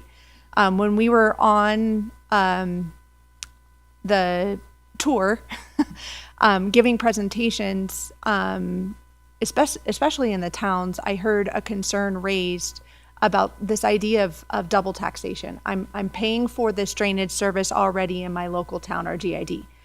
you're paying for, with all due respect, the drainage work related to local drainage infrastructure, not the regional system that your local drainage feeds into. So this is a complex web. The county is the big bubble, right? If we're picturing Venn diagrams, and all of these things exist within the bubble, and they create stormwater impacts and feed into a larger regional system, which is the basis for this base rate. Hopefully that helps. That's helpful, but I want to still drill a little deeper on what is NDOT responsible to do. I don't foresee that NDOT would ever build upstream storage, for instance. And that's where I'll go with this, okay, is on September 25th, this is a true thing, okay? On September 25th, when we had the flash stormwater going through Ruinsroth, Smelter Creek, and overtopping 395 because of the failure of also the culvert that's there that would not allow that, okay? I was trying to get home from Reno. Okay, true thing. Okay, and I kept asking our county manager via phone, is 395 open? Quite frankly, I really didn't care whose responsibility it was. Okay, whether it be the county's responsibility, NDOT's responsibility, FEMA's responsibility, I didn't care. I couldn't get home. Okay, because 395 was impassable. Okay, now. We have a lot of things in the works. The lands bill. If we can get the lands bill done, we have the property above Smelter Creek, above Ruinsroth, in order to create a storm retention basin that could have possibly mitigated some of this. Okay, we don't have that land. We need that BLM land. Secondly, we need, then, once we have the land, we need a method of creating the stormwater detention basin. That's what this is designed to do, is help us fund that mitigation. So our residents were not able to get out of that area. There were residents that were living in Ruinsroth that were not able to get out of that area, and I was not able to pass. I really didn't care whether or not it was our stormwater division, NDOT, or whoever. I know that it affected me. Okay? Mr. Chairman, I'm going to get back to what Jennifer had said, instead of going back and explaining the problem that we have here. The problem I see here is an equitable cost, not that it doesn't need to be paid, is should we be having people that have minimal impact? Commissioner Gardner's probably been in the county, 8-9 years, and 10 years you've had one. How many times could you not go through the 395? Okay, so but we're going to have them pay 3/4 to 4/5 of the total cost. I think that number is too high to charge our everyday people. And then the other thing is, if you're saying, if I understand what you're saying, this gets back to your comments, that the GIDs pay for a certain type of drainage in their area, but not the upstream, but we're not going to charge them at all for the local service area. Is that equitable if they're going to be getting paid for that, if they're getting a service for that? The whole thing, if we're going to charge a fee to these people, which they consider a tax, is to make it an equitable one based upon the benefits they have. And I think that's even one of the requirements that Terry Willoughby put in her email to us today. And I just don't see how charging 3/4 to 4/5, even if it does impact you a few times, is fair. Mr. Chairman, if I may, I don't want to belabor the conversation, but I think I can help. So I just want to clarify, those who are in towns or GIDs would be expected to pay the base rate. They would not pay the local service area rate. For those outside of towns and GIDs, they would require to be paid to pay both. Understand, it's right there. What I don't understand is if they're in an area that is directly affected by the flooding in the local service area, why wouldn't they pay a portion of that if our total cost of this utility service is to minimize it? I mean, we all know the base rate is going to be for everybody, even if they're not affected. But if you are affected and you live in a GID or town, why aren't you paying more? Why aren't you paying into that local service area? Thanks, Commissioner Tarkanian, for the clarification. Jennifer Davidson, County Manager, for the record. The majority of this is where I think we're going to have an important conversation around the capital projects and who benefits from the capital projects.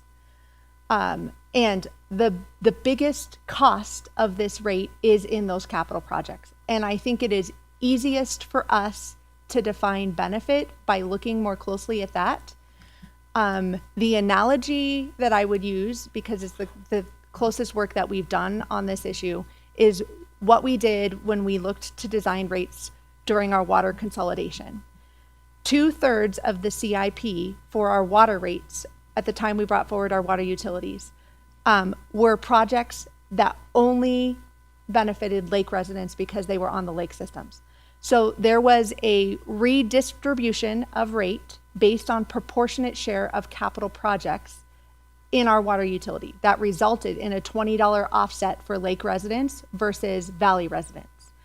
And this is part of the feedback we're hoping to hear from you today. If we need to do some more work around looking at the capital projects, which is the biggest component of the rate, and how we can get to something that is equitable and proportional, we hear you. It is something we have discussed at length with the internal team, and we were hoping to get some more guidance on this from you today. Thank you. So as I see it, what you were asking, Commissioner Tarkanian, was whether or not it was balanced between that 75 and the 25, and whether or not that balance is out of balance, and maybe 50-50 or some other ratio, whatever it is, right? Yeah. And whether there should be a third tier for those GIDs that are getting upstream improvements specifically, right? Or maybe not GIDs, but Or, yeah. properties, Right. areas. Yeah. Yes, So- agreed. So I think for transparency, because I hate quoting numbers because I will always remember wrong, it might be helpful to break that down of how that 75% number is justifiable across for the public, because we could just throw out there and like, we don't know anything about anything, and we're saying that seems high, and maybe it is, maybe it isn't. So maybe a little more clarity for us to understand how that number came about. Thank you. Doug Ritchie, the District Attorney's Office. Just for clarity, that 75-80% is for regional versus local. I think there's a misunderstanding that that's all capital projects, as Jennifer, Ms. Davidson indicated. That's not true. It's for regional benefits. I understand, like, for instance, Topaz Ranch Estates, they've indicated, well, I've seen the capital list and we're not on it, so we don't benefit. They are already benefiting from this program. They referenced the FEMA grants related to the flooding. County stormwater and public road staff went out there to help address the flooding and damage to the roads. This program would do that and would continue to do that. So to the extent that any area of the county is damaged by flooding, this program would help provide resources to allow assistance to be granted to those areas. Now, I realize that the current capital list may not include specific projects for that specific area, but that 75-80% is not just for capital projects. It's to help when there are problems. Yes, Mr. Ritchie, but the vast majority of the cost is capital projects. You look at it, it's 1.5, I mean, it's 15 million, 20. Yeah, it depends which one you go to. You're at 2.5. If you go down the further one, 2.5 or 3.5. We're looking at page 471. I mean, so numbers Sorry are- to skip and around This is the here. other thing that I just had a hard time understanding is we had so many discussions when Topaz got flooded, how the county couldn't help because they had their own GID, had to pay for the road maintenance.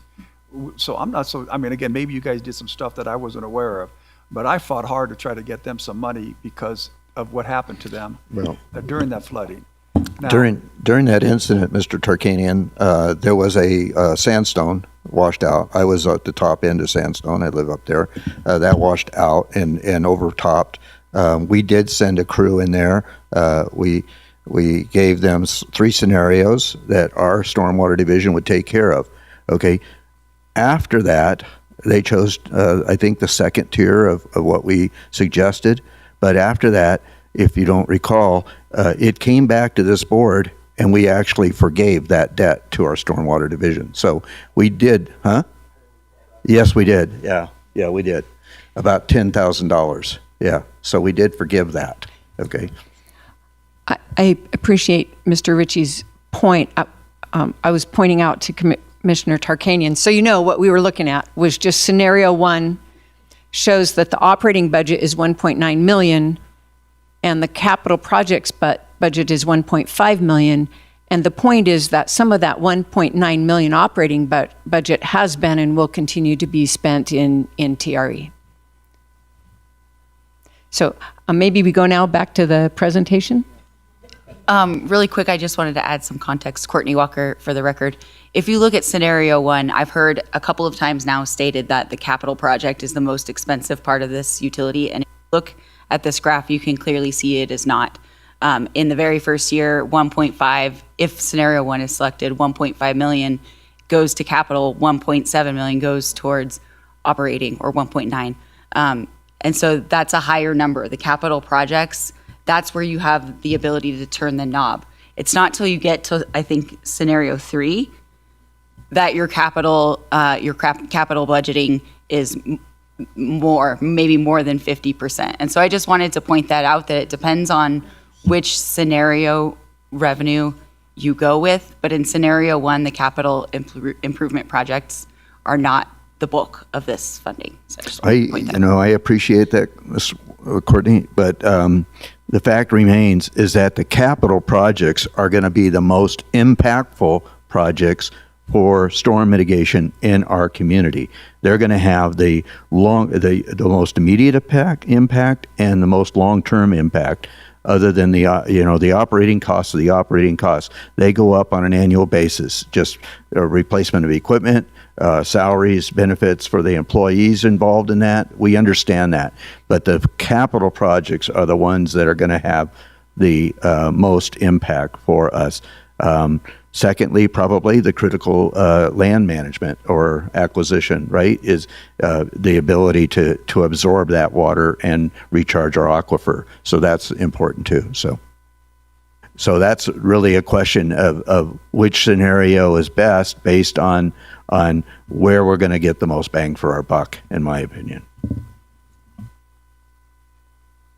And I just want to throw a bone here to Courtney, because I don't know that I agree with that per se, because I was flooded and then they came through and did the maintenance out in Johnson Lane, and in the next event I was not flooded. So regular maintenance, my entire neighborhood didn't see any flooding. So the routine maintenance has a big impact to people too. So which I think goes to our point that it's all important, which is why we're here trying to get this done.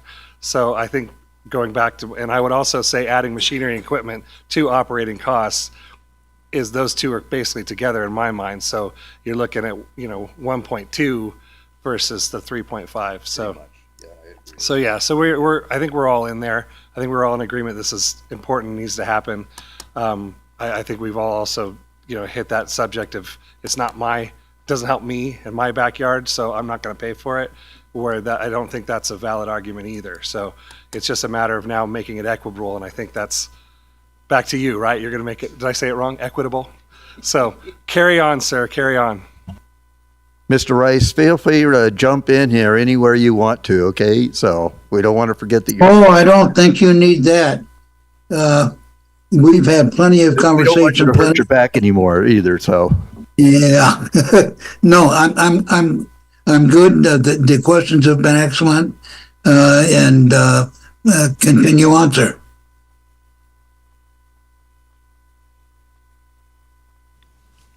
So on the next slide, we'll show you what the rates actually mean in terms of a monthly or annual rate. Just wanted to point out that while the base rate, which has more of the regional components, about 3/4 of the overall costs, that larger bucket of costs is spread out over a larger number of equivalent service units. So the rates between the base rate and the local rate are closer than one might think just looking at the differences in costs. But we take those system-wide costs, the regional costs, divided by all equivalent service units. That gives you the base rate, and then only those services and costs specifically related to local areas, that gets divided by the local ESUs that are outside of a town or GID, and that gives us the local rate. So that's the general concept of the rate structures. Here's the calculation. First, we're looking at just the base rate on this slide. Next slide, we'll look at the local service area rate. But so we have the three different scenarios. Top row is the year one revenue recovery goal, about 3.7 million in scenario 1, 4.7 million in scenario 2, and $5.6 million in scenario 3. Those cost recovery goals are then spread over about 40,000 ESUs. That's the total customer base throughout the county. And so for scenario 1, that gives you a monthly rate per equivalent service unit of about $8. Scenario 2, it's about $10 per month per ESU. And scenario 3 is $12 per month per ESU. So the customer base includes not only residents, but also commercial ESUs, right? Residential, Okay. commercial, industrial, multifamily, everybody. The local service area rate, a smaller cost to recover, but spread over fewer equivalent service units. So scenario 1, 1.3 million, scenario 2, 1.4 million, scenario 3, 1.6 million. Those all get spread over roughly 19,000 equivalent service units. So that gives you, in scenario 1, a local service area rate of $6 per month per ESU, and rounded figures, but $7 per month per ESU for scenarios 2 and 3. I think this is a simple answer, but so somebody living in the service area would pay $14 a month. The 8 from the, if you're on the first one. Yes. $8 and 6, okay. 8 plus 6, correct. I just want to clarify. So would multifamily be charged more like a non-residential? Okay, good. So basically, I mean, we want to say residential and business, but that's not accurate. It's residential and it's everything else. Right, thanks. Okay, I'll hand it back to John. We have some sample bills and then a few summary slides to conclude. Yeah, so what we put together here, because it's always interesting and important, I think, are some sample bills for a variety of different customer types. And here, I'm getting to your point, what we're calling non-residential is everything that's not a single-family residence. So it includes apartments and other multifamily properties. But for a single family, in the approach that we've outlined here, they would be treated as one equivalent service unit. So they would pay uniformly, and this is the base plus the local service area rate. So this would be someone in an area not served by a GID or a town. Those are the annual rates shown for scenarios 1, 2, and 3, ranging from about $165 a year to about $233. For non-residential, and these vary a lot. You picture a 7-Eleven versus a Walmart. So we've tried to give you a sample of different types of non-residential developed properties. A 1 ESU property of 5,900 impervious square feet, which is exactly what the ESU value is, would pay the same as a residential, single-family residential customer. And then you see different sized impervious footprints all the way up to 59,000 impervious square feet, which is well over an acre of impervious, would be the equivalent of 10 ESUs. They would pay 10 times the rate for a single family residence or 1 ESU. On the next slide, this is the base rate only, the same examples. So these would be those customers who are inside of a GID and subject to their own local solutions, but they would pay only that base rate. So you see for a single family residence from about $96 ranging up to $145 for the year. And then the same variety of commercial customers non-single family residential, everybody else, and what those sample bills would look like. This is, we've tried to capture sort of a representative sample of non-residential or non-single family residential bills, but what this chart shows, so this is a frequency distribution like you saw for single family residences, but for all other developed property. And it ranges dramatically, as you see here, from we've got, the bulk of non-residential developed parcels, less than 5,000 square feet of impervious surface area. But if you look out to that tail on the right end there, about 150 properties with over 3 acres, and I'm rounding, over 3 acres of impervious surface area, that still doesn't result, easy for me to say, in a really high bill, but there are a handful of non-residential customers or would-be customers, I should say, with over 1 million square feet of impervious surface area. And some of those bills get, as you can imagine, really large. So that's one of the things we wanted to point out. It sets up a question that we've got going forward about some of those really mega developments, I guess you could say. Can I ask, I don't know if this is right, so what about vacant? So vacant developed property would be charged, but undeveloped property, no charge.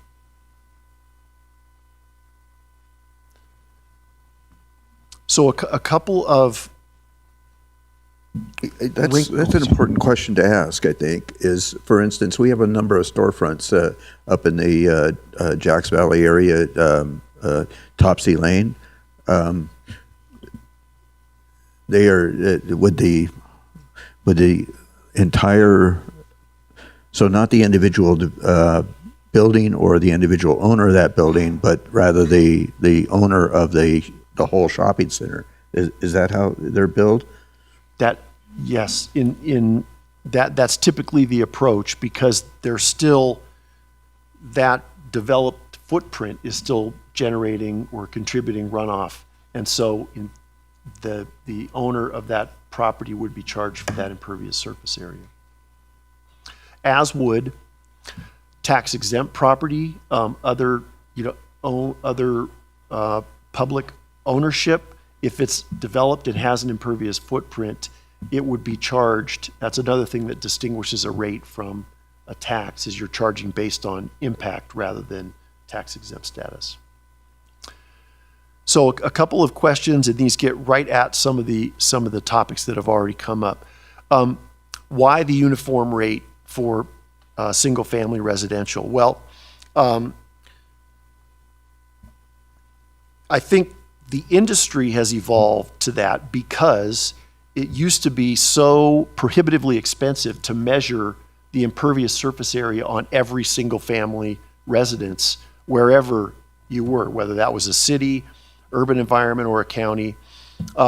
We used to have to measure impervious surface area with a planimeter, and you're actually going, you're tracing printed parcel maps, and recording it that way. Now, and you saw some of the data with the evolution of measurement of impervious surface area, it's more accurate. It's being done much more cost effectively.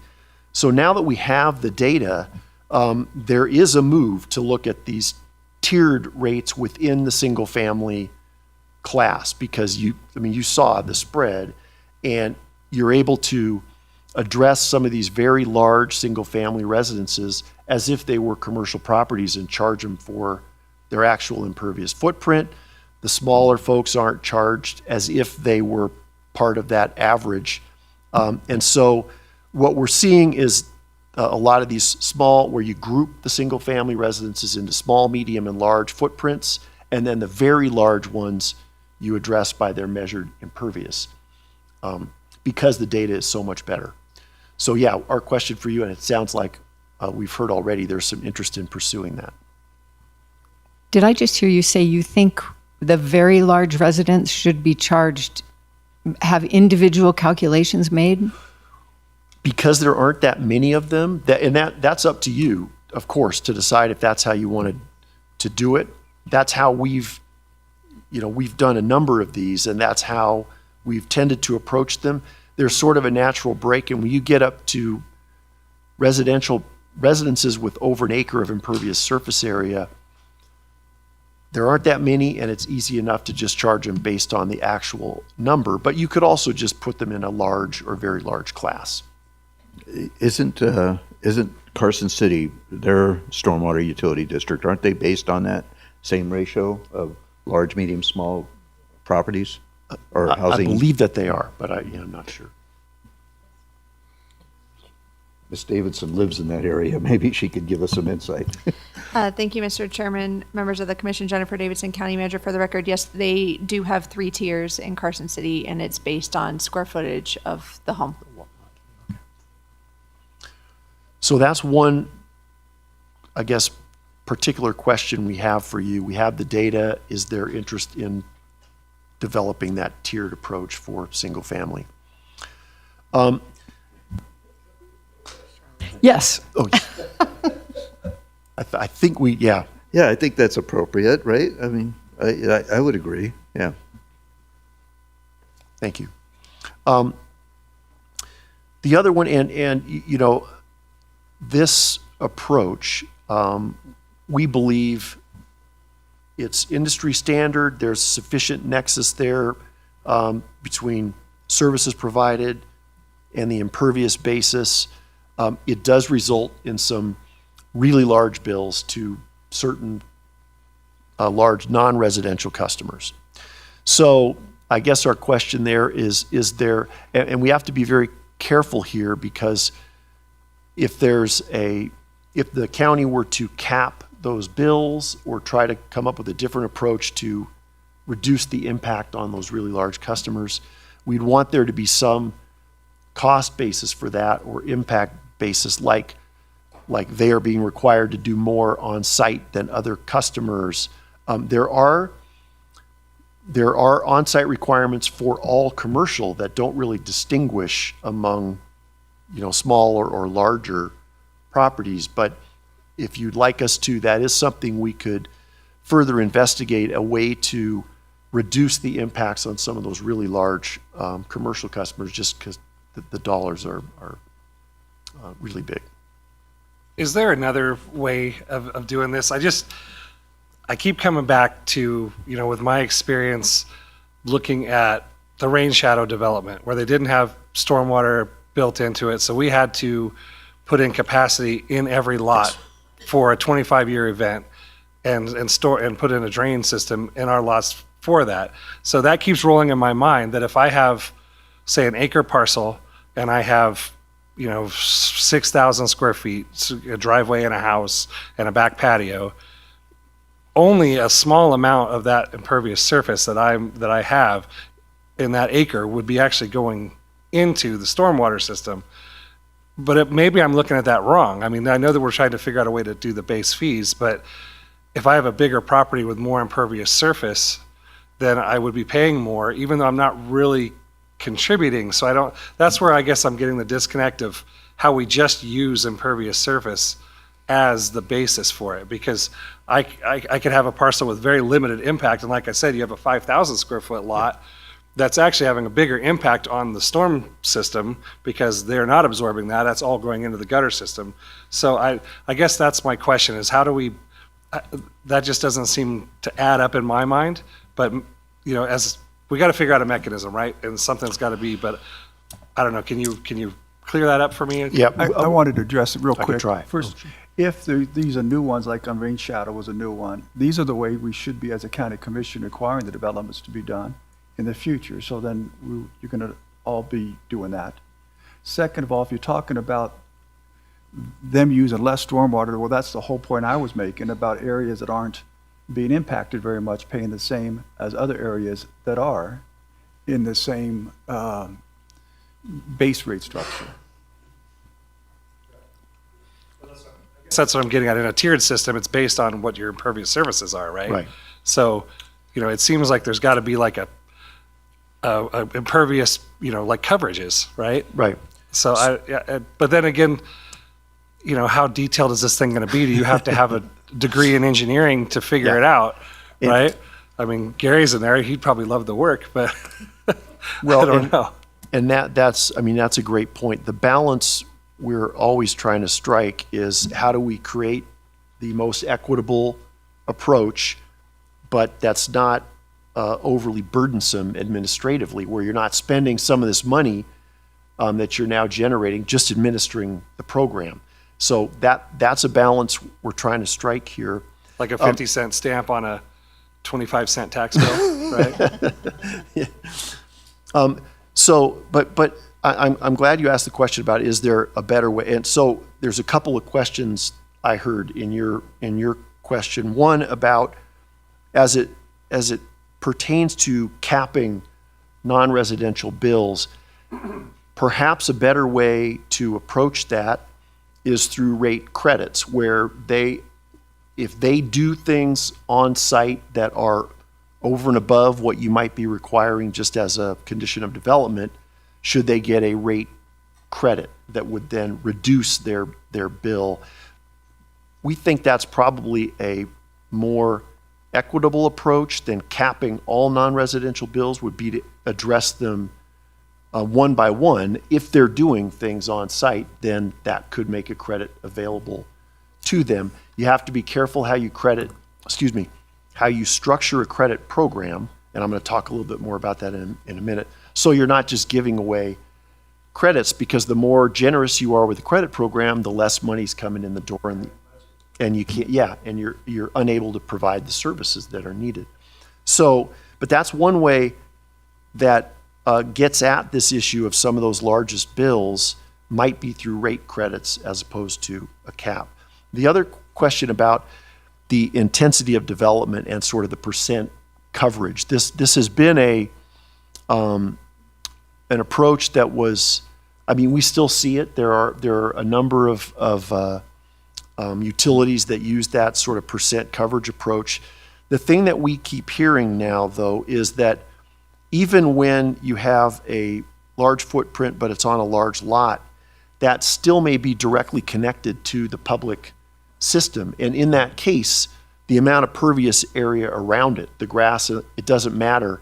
That runoff is still being directed to the public system, in which case the most straightforward way is to just charge them for the amount of impervious surface area.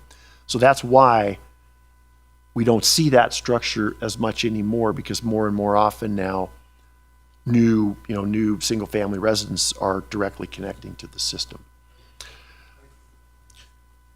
So there's this concept of caps on non-residential bills or rate credits. I don't know if there's any immediate input on that, or that's something you'd like us to delve into further, I guess.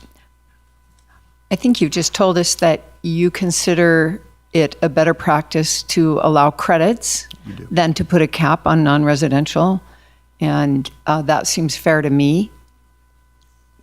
Since you asked for feedback. That's what we're looking for. Mr. Chairman, if I may, Jennifer Davidson, County Manager for the record. Thank you, sir. I have the benefit of looking at the highest 10 commercial properties that will pay based on these rates. And I would like you to hear these numbers for the size of these bills so that you can give good feedback, because I don't want you hit by a bus in a month. So can we give an example of one of those top 10? You don't have to name the property, but can we give an example of like the size of impermeable surface and what their bill would be? Thank you. Okay, so I don't have those numbers at my fingertips. I think that the largest one was around 5 million impervious square feet, which is, I think that's 800 plus ESUs. So depending on what the scenario is, that's 800 times, if that's 850 times, yeah, I was going to look at the annual, if it's an annual bill of $200, let's say, that's $170,000 annual bill for that customer. So that's the big numbers we're talking about. For the year. Right, yeah. Yeah, so it's a big number. And one thing that we could do as a way forward here would be to bring you back some ideas about where we could set caps and then what the impact on, because the remaining rates would have to go up a little bit to make up that difference. We could show you what those impacts are so you've got some choices.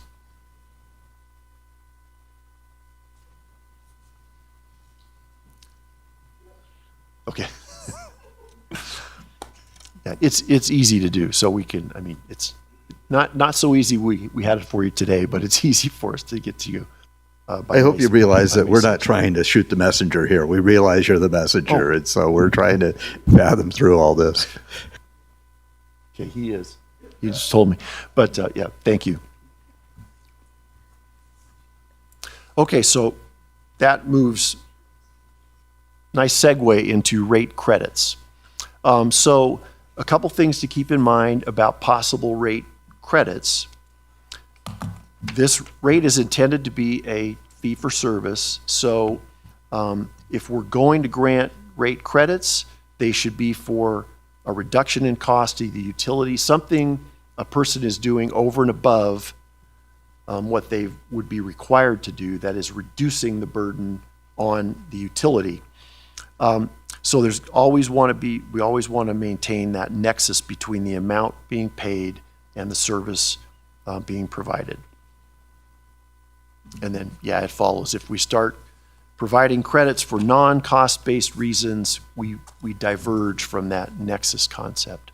So all that said, and these are initial recommendations, preliminary recommendations, in large part because of what we learned about how much that the agricultural community does to the benefit of the stormwater program. They retain floodwaters in major events.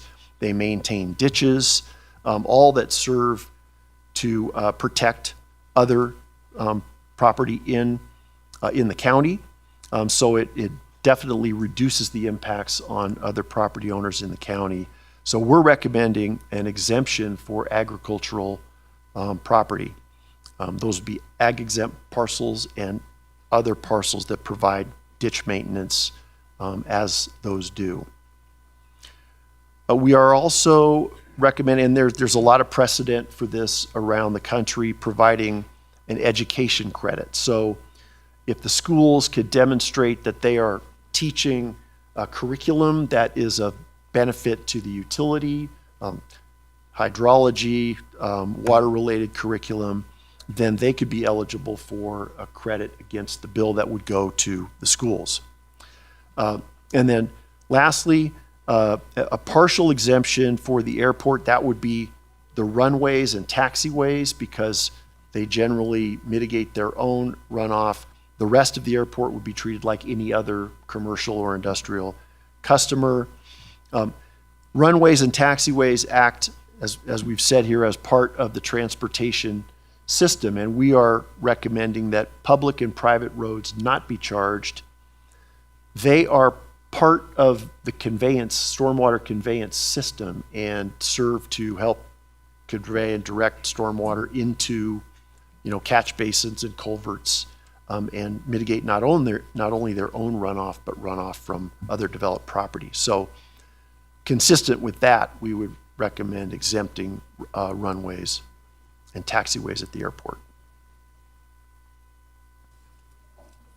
So what you're saying there, we own the airport, so we're going to bill ourselves. That's right. Okay. That, as well as the courthouse. Yeah. Consistent with that. All county fee-for-service. property. That's right. All county That- property. just We're not the exempting developed ourselves. footprint. Right. We're not exempting ourselves, even though it's all community owned. I mean, it's not us that owns it. So, Yeah, That's okay. right. I know, but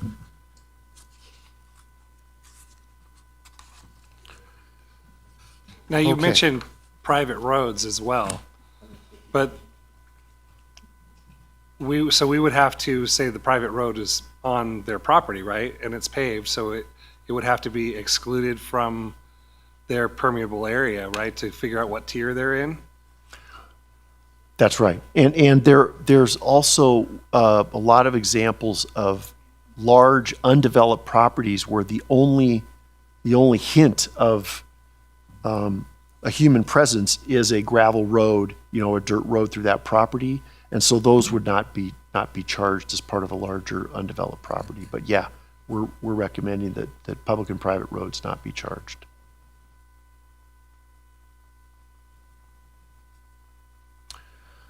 Okay, so in summary, Tagi talked through the three scenarios, and these are just reprinted here, but with the resulting rates for both the base and local service area rates. Those are monthly, so per ESU per month. Scenario 1 with the 1.5 million in capital and additional direct services, the base rate of $8, local service rate $6. Scenario 2, increase in those direct services and capital projects, $10 base rate, $7 local service area rate. And then scenario 3, again, full hydrologist and project management, half of an engineering FTE, and then additional capital, $12 base rate and a $7 local service area rate.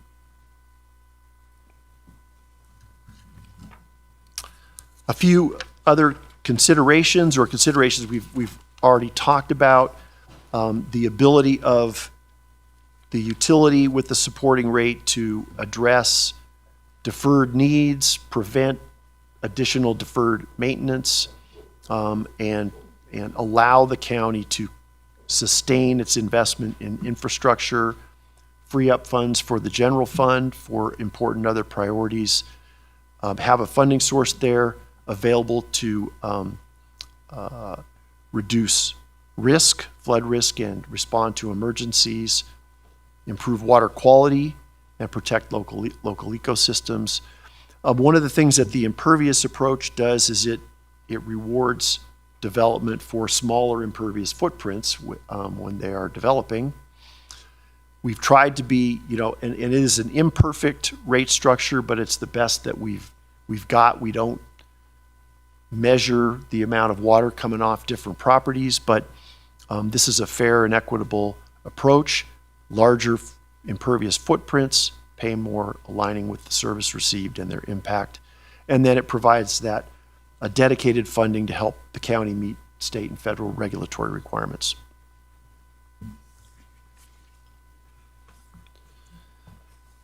Going forward, there's outreach and public engagement in process, a county section on the county website with an overview of the program, the documents that we've been producing and other documents, a survey. There's an open house tonight. There's a presence on social media, and we understand the newspaper, and then other targeted outreach too. And then looking ahead, beyond the open house, we'll be back in May. Another board meeting scheduled then. We'll do any changes or updates between now and that May 5th date. Possible board consideration near the end of May. And then you see their possible implementation at the beginning of July. And then we write our report. Thank you. Any additional questions, commissioners?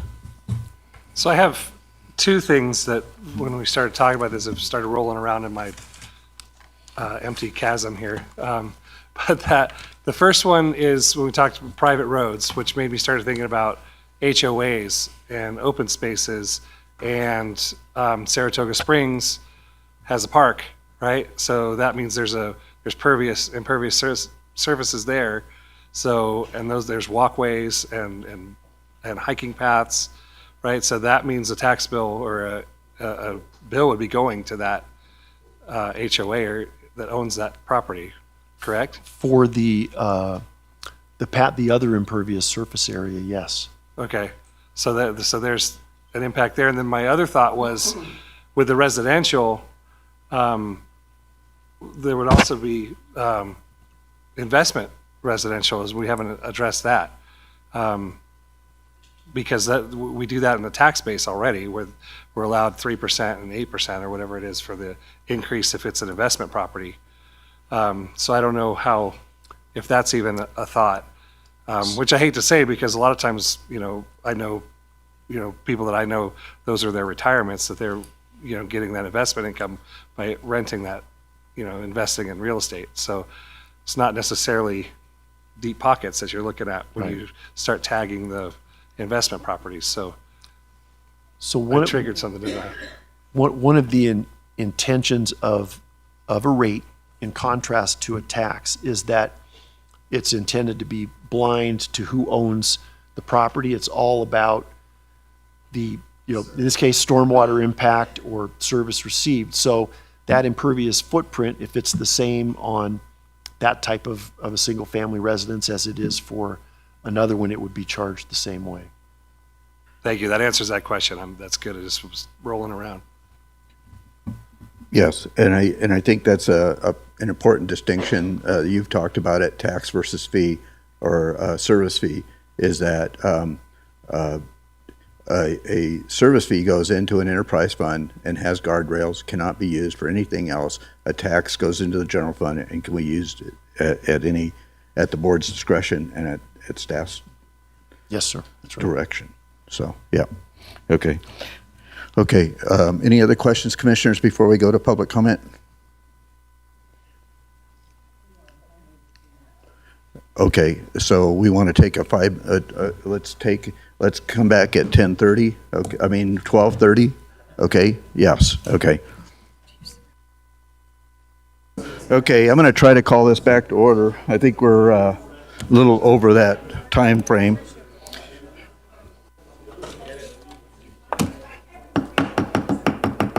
If everybody could resume their seats, I'd appreciate it. Well, I don't want to break it. It's fragile already because Ms. Hales put it in jeopardy. Excuse me, if you could please resume your seats. I'd like to get this meeting started again. Okay. Ms. Lang, did you have it? Oh, you're just, okay. I would remind, so I know it's going to appear as if I'm an ogre here, but once again, I indicated at opening public comment that if you wanted to speak to an agenda item that was marked for possible action, which this is, that you should save your comments until this public comment section.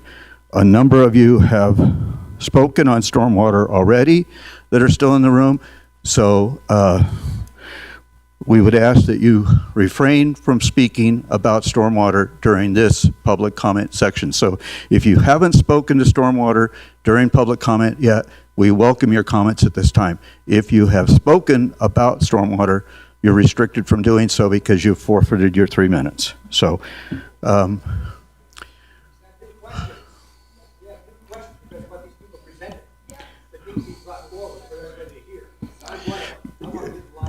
you'll certainly have an opportunity to do that at the public forum this evening at 5 o'clock at the community center.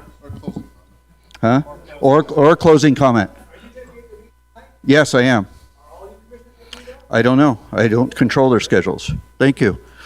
So at this time, we'll take public comment on this item of those individuals who have not spoken previously about stormwater. Thank you.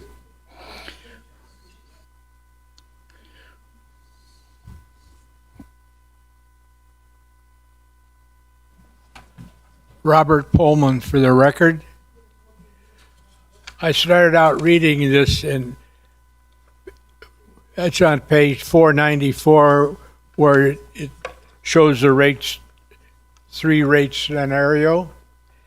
Everything on the page is what I believe it should be. It's really nuts and bolts.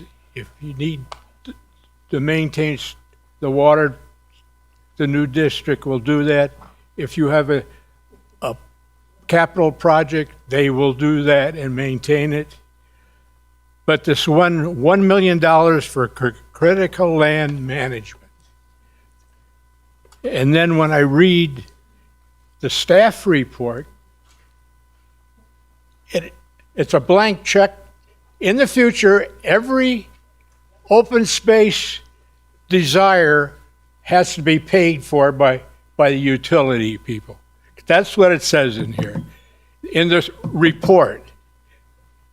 And it touched on a real sore spot, which is Douglas County Lands Bill. All the land that you're going to acquire in the pine nuts is critical land. When I read this the first time, it hit me was define for me what the responsibility of this service is to critical land management. I agree that there is some management, even the lands bill, where they may want to drain alluvial fans. But yes, if you need a project up there, fine, build it over time. But you can't give them a blank check to do everything that's in the county, anything that's open space, because that's what it says in the report. And even over at the lake, the stuff that has to be done at the lake, I agree that it has to be done, but they're tightening the screw every year. You have to do better every year with clarity. Clarity is not a stormwater issue. As we can maintain the stormwater part of it, and we're really touching on the quality. Nobody's talked about the quality of water that we're going to be putting back into the river or wherever after a storm. What is the quality? We haven't even addressed that in this. So I really want to know what the definition is for this.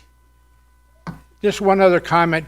When you go to start paying for this, you better think about not billing on a monthly basis. That's very expensive. I'd rather see it on my tax bill, just like a special assessment district. Thank you, Mr. Poland.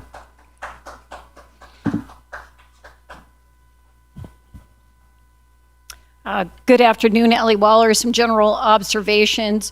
I think it would be helpful if the board and staff have simplified explanations for the residents and the businesses, so there is a little less confusion on what scenario makes more sense and which bracket applies to whom and how that works, because there are some anomalies in the system. Also, understanding impervious versus pervious, some kind of definition. Maybe that has to go to Title 20 as well.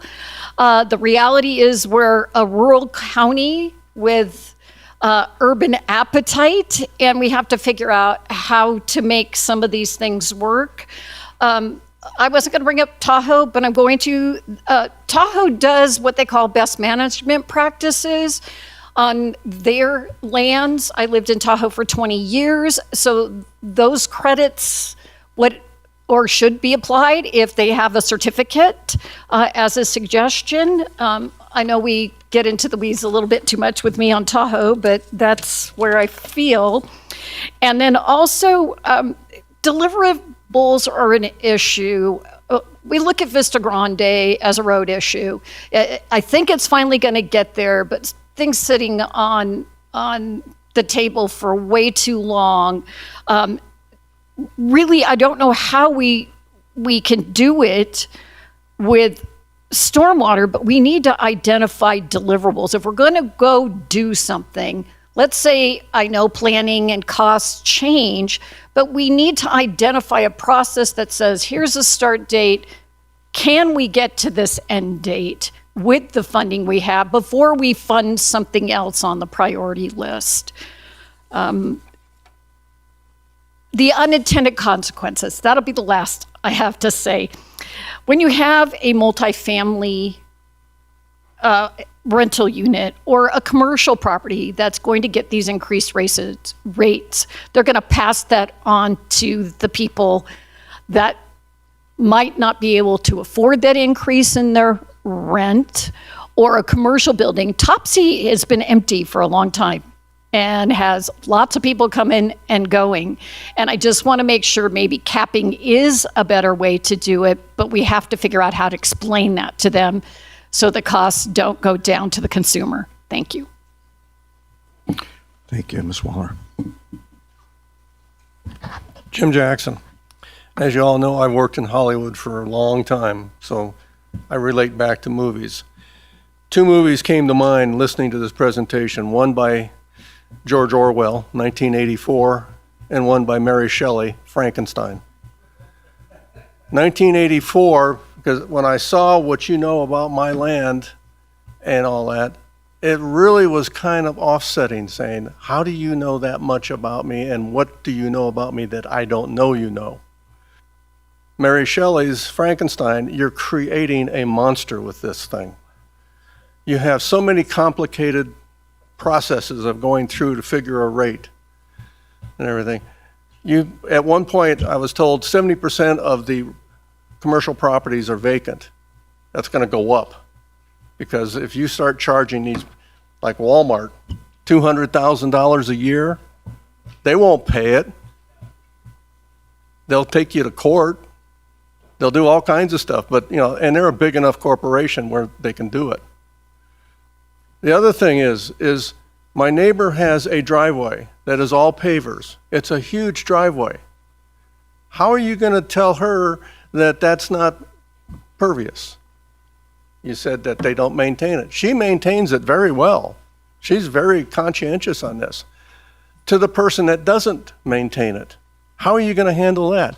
You're going to have administrative costs that are going to skyrocket in this thing as people start complaining. He's being charged less than I am. He's being charged more than I am. And then the other big one, the exemptions. Why should anything be exempted if they paved over all the land? I don't care if it's a school or county. Problem is, if it's the county, we still are the ones paying the bill for it. So we get taxed on that also. And then the exemption for agricultural. They benefit from all the flood controls, so all their agricultural land won't flood, but you want to give them an exemption. Why not charge them for the benefit that they're going to get from the flood controls?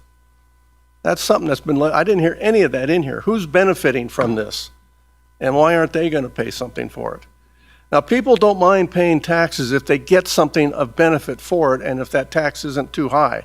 And this is a tax. I don't care what you call it. The government collects it, so it's a tax.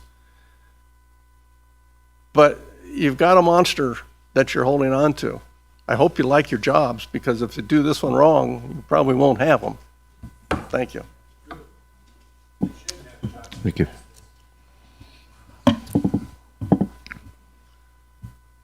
Good afternoon.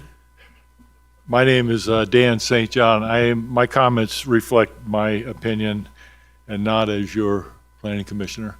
But good afternoon, Chairman, commissioners, staff, citizens. I'm here to say thank you. Thank you for what you're doing. And I'm very proud of the courage that you're showing by taking on this problem. I think you'll remember my background is public works, utilities, civil engineering, water resources, and so forth. So this is an area that I have lived through, quite a few times in my career. I've worked with a consultant before on other studies in other places, and I will tell you, you have a fine team of staff and consultants that are driving you right down the middle of the lane. I mean, this is the way it's done. This is the standard of practice. The methods that they're talking about are the methods that have been used thousands of times, including by our neighbors, to create a revenue source that we sorely need. And thank you for putting some money back in the general fund to go back in the roads fund, because as you know, we need our roads repaired too. So everything you're doing takes courage. It takes courage to raise revenue. I always like to point out that any businessman you talk to is going to say, what's the number one goal for next year? Raise revenue to meet service requirements of our customers. You're business people. You're doing that. You're trying to raise revenue to meet the service standards that your customers like me expect. And I, for one, expect to pay for it. These numbers don't scare me at all, and they're very much right down the middle of what you would expect from a stormwater utility. And staff has analyzed it. They know what it's going to take. This is what it's going to take. Now, I love the discussion this morning, and thank you. You are getting into everything, and you're really asking the right questions. You're asking about, well, what about the really big ones? Big parcels with big impervious, what about the really small ones? So I think there's going to be some more work done in that. I personally think with the ability to get impervious coverage to go to a tiered system for residential is not going to be a big problem. And I think it's going to solve the condos. We didn't talk about the self-standing condos, but they're probably going to fall in a smaller tier, like the lady we heard from earlier today. But we can do it. We have the technology. It's not going to create the administrative hassle that it would have 10 or 20 years ago before this technology. I like the fact that you were talking about the local fee, because I think that's important. I like the direction you're going. Keep up the courage. You got a big supporter in me, and I know it takes a lot in this county to ask for more revenue, but we need it. Thank you. Thank you, Mr. St. John. And once again, from the board, thank you for your service on our Planning Commission. We appreciate it.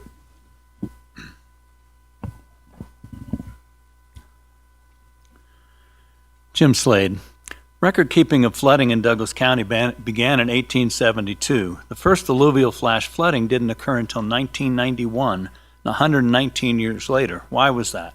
It was largely due to limited development in that area for 100 years. Starting in the 1970s and 80s, however, previous boards approved several large developments in East Valley in known alluvial flood paths. These boards did not require the developer to build detention ponds, which would have been the first line of defense against flooding. There were 3 alluvial flash floods in 4 years in the early 90s. If the county had commenced corrective action then, the costs and challenges facing the county today would have been greatly diminished. The county has just kicked the can down the road for over 30 years and kept letting developers off the hook, never asking that they be required to pay sufficient fees or infrastructure to help mitigate the effects of flooding. But here we are. For over 30 years, those most in harm's ways have never been asked to contribute to a fund to mitigate the potential danger. So now, the county feels compelled to ask all residents to contribute. So what is fair and what is reasonable to undertake? When I look at the top 10 priority capital projects, page 470, they total about $50 million, 98% of which are projects between Johnson Lane and Ruin Street.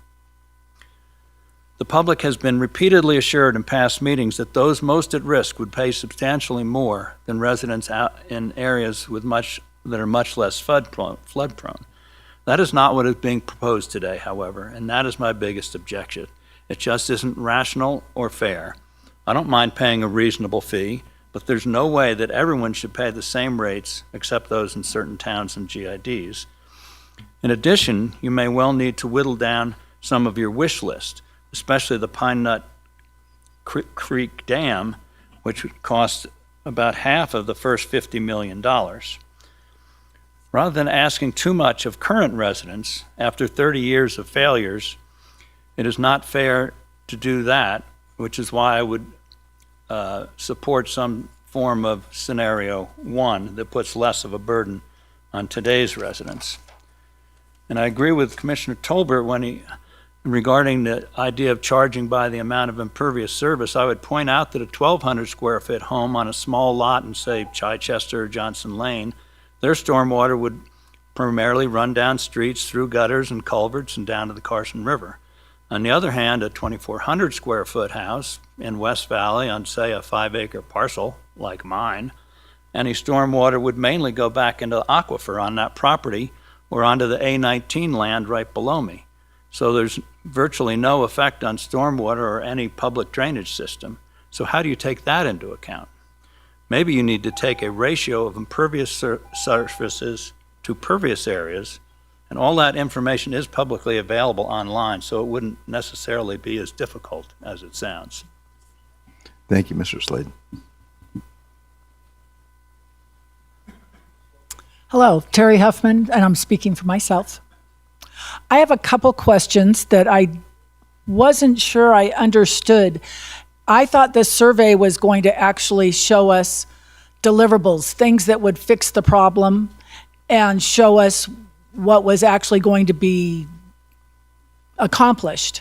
It was a really nice 3-tier bill, depends on which tier you want, but I don't see any deliverables. I don't see we're going to fix this culvert, we're going to fix that. Maybe I was thinking the survey was a different type of survey.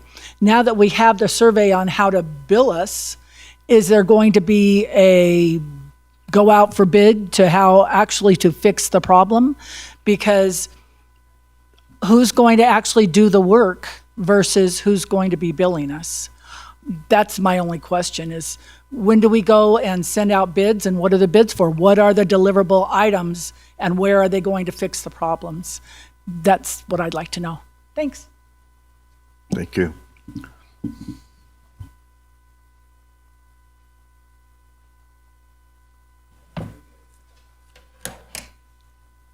Good afternoon. My name is John Coburn. I'm a retired hydrologist. I worked with Cooperative Extension with University of Nevada. And I've been studying floods here since the early 90s. In the 1995, Extension produced a book called Flood Hazards and Planning in Douglas County. And so, indeed,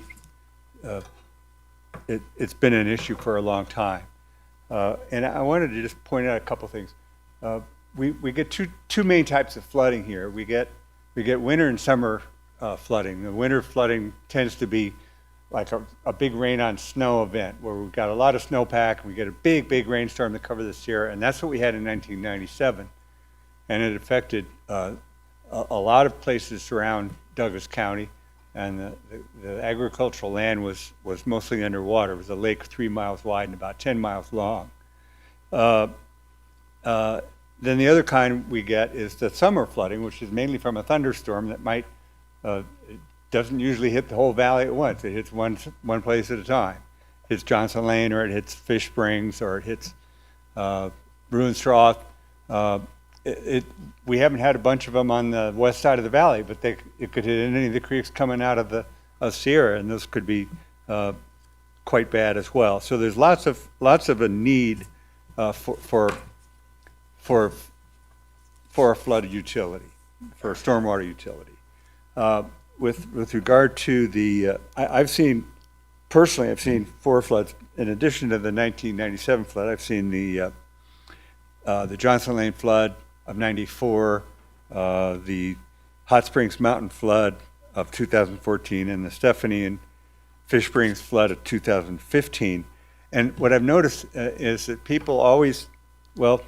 some people always blame the county. And, why did the county let this happen? And why didn't the county warn us? And that kind of thing. And so I'm really happy that the county has stepped up and has a stormwater program now and has a study to how to fund that, because the county needs funding to do this. The county hasn't been able to really address very many of these problems in the past because of lack of funding. You can't do it all out of the general fund. So I know it's difficult to know exactly how to do the rate structure, and I'm glad you have a rate study.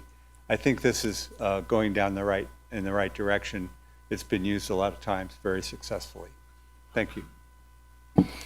Thank you. Hello again, Mike Tanner.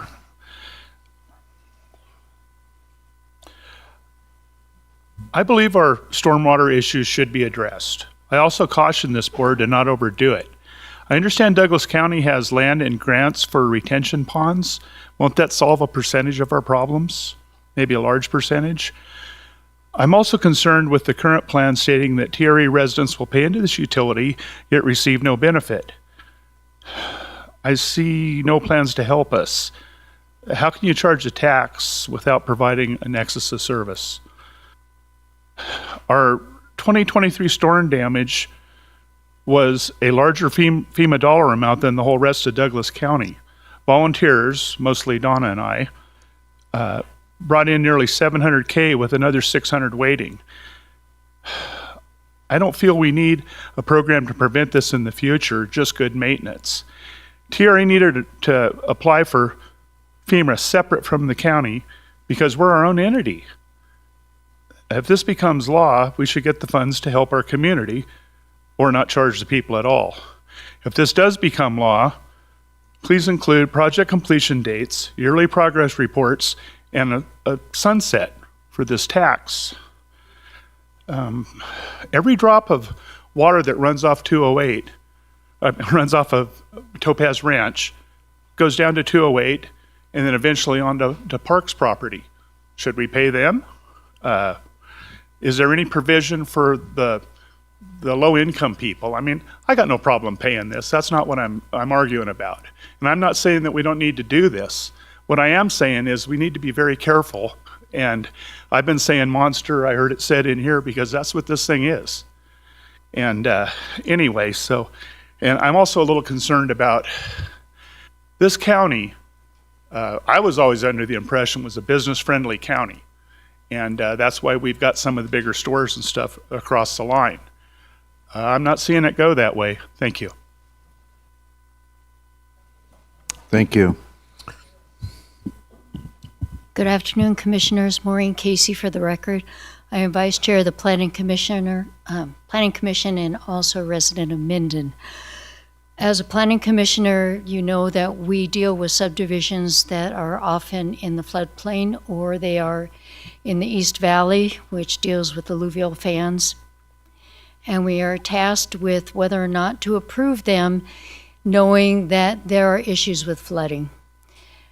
And whether or not the roads will hold up to the drainage that's already present in the area, whether or not we should have flood basins in the area, whether or not people will be able to travel on the roadways because the drainage that's present or not present. And we wrestle with these things.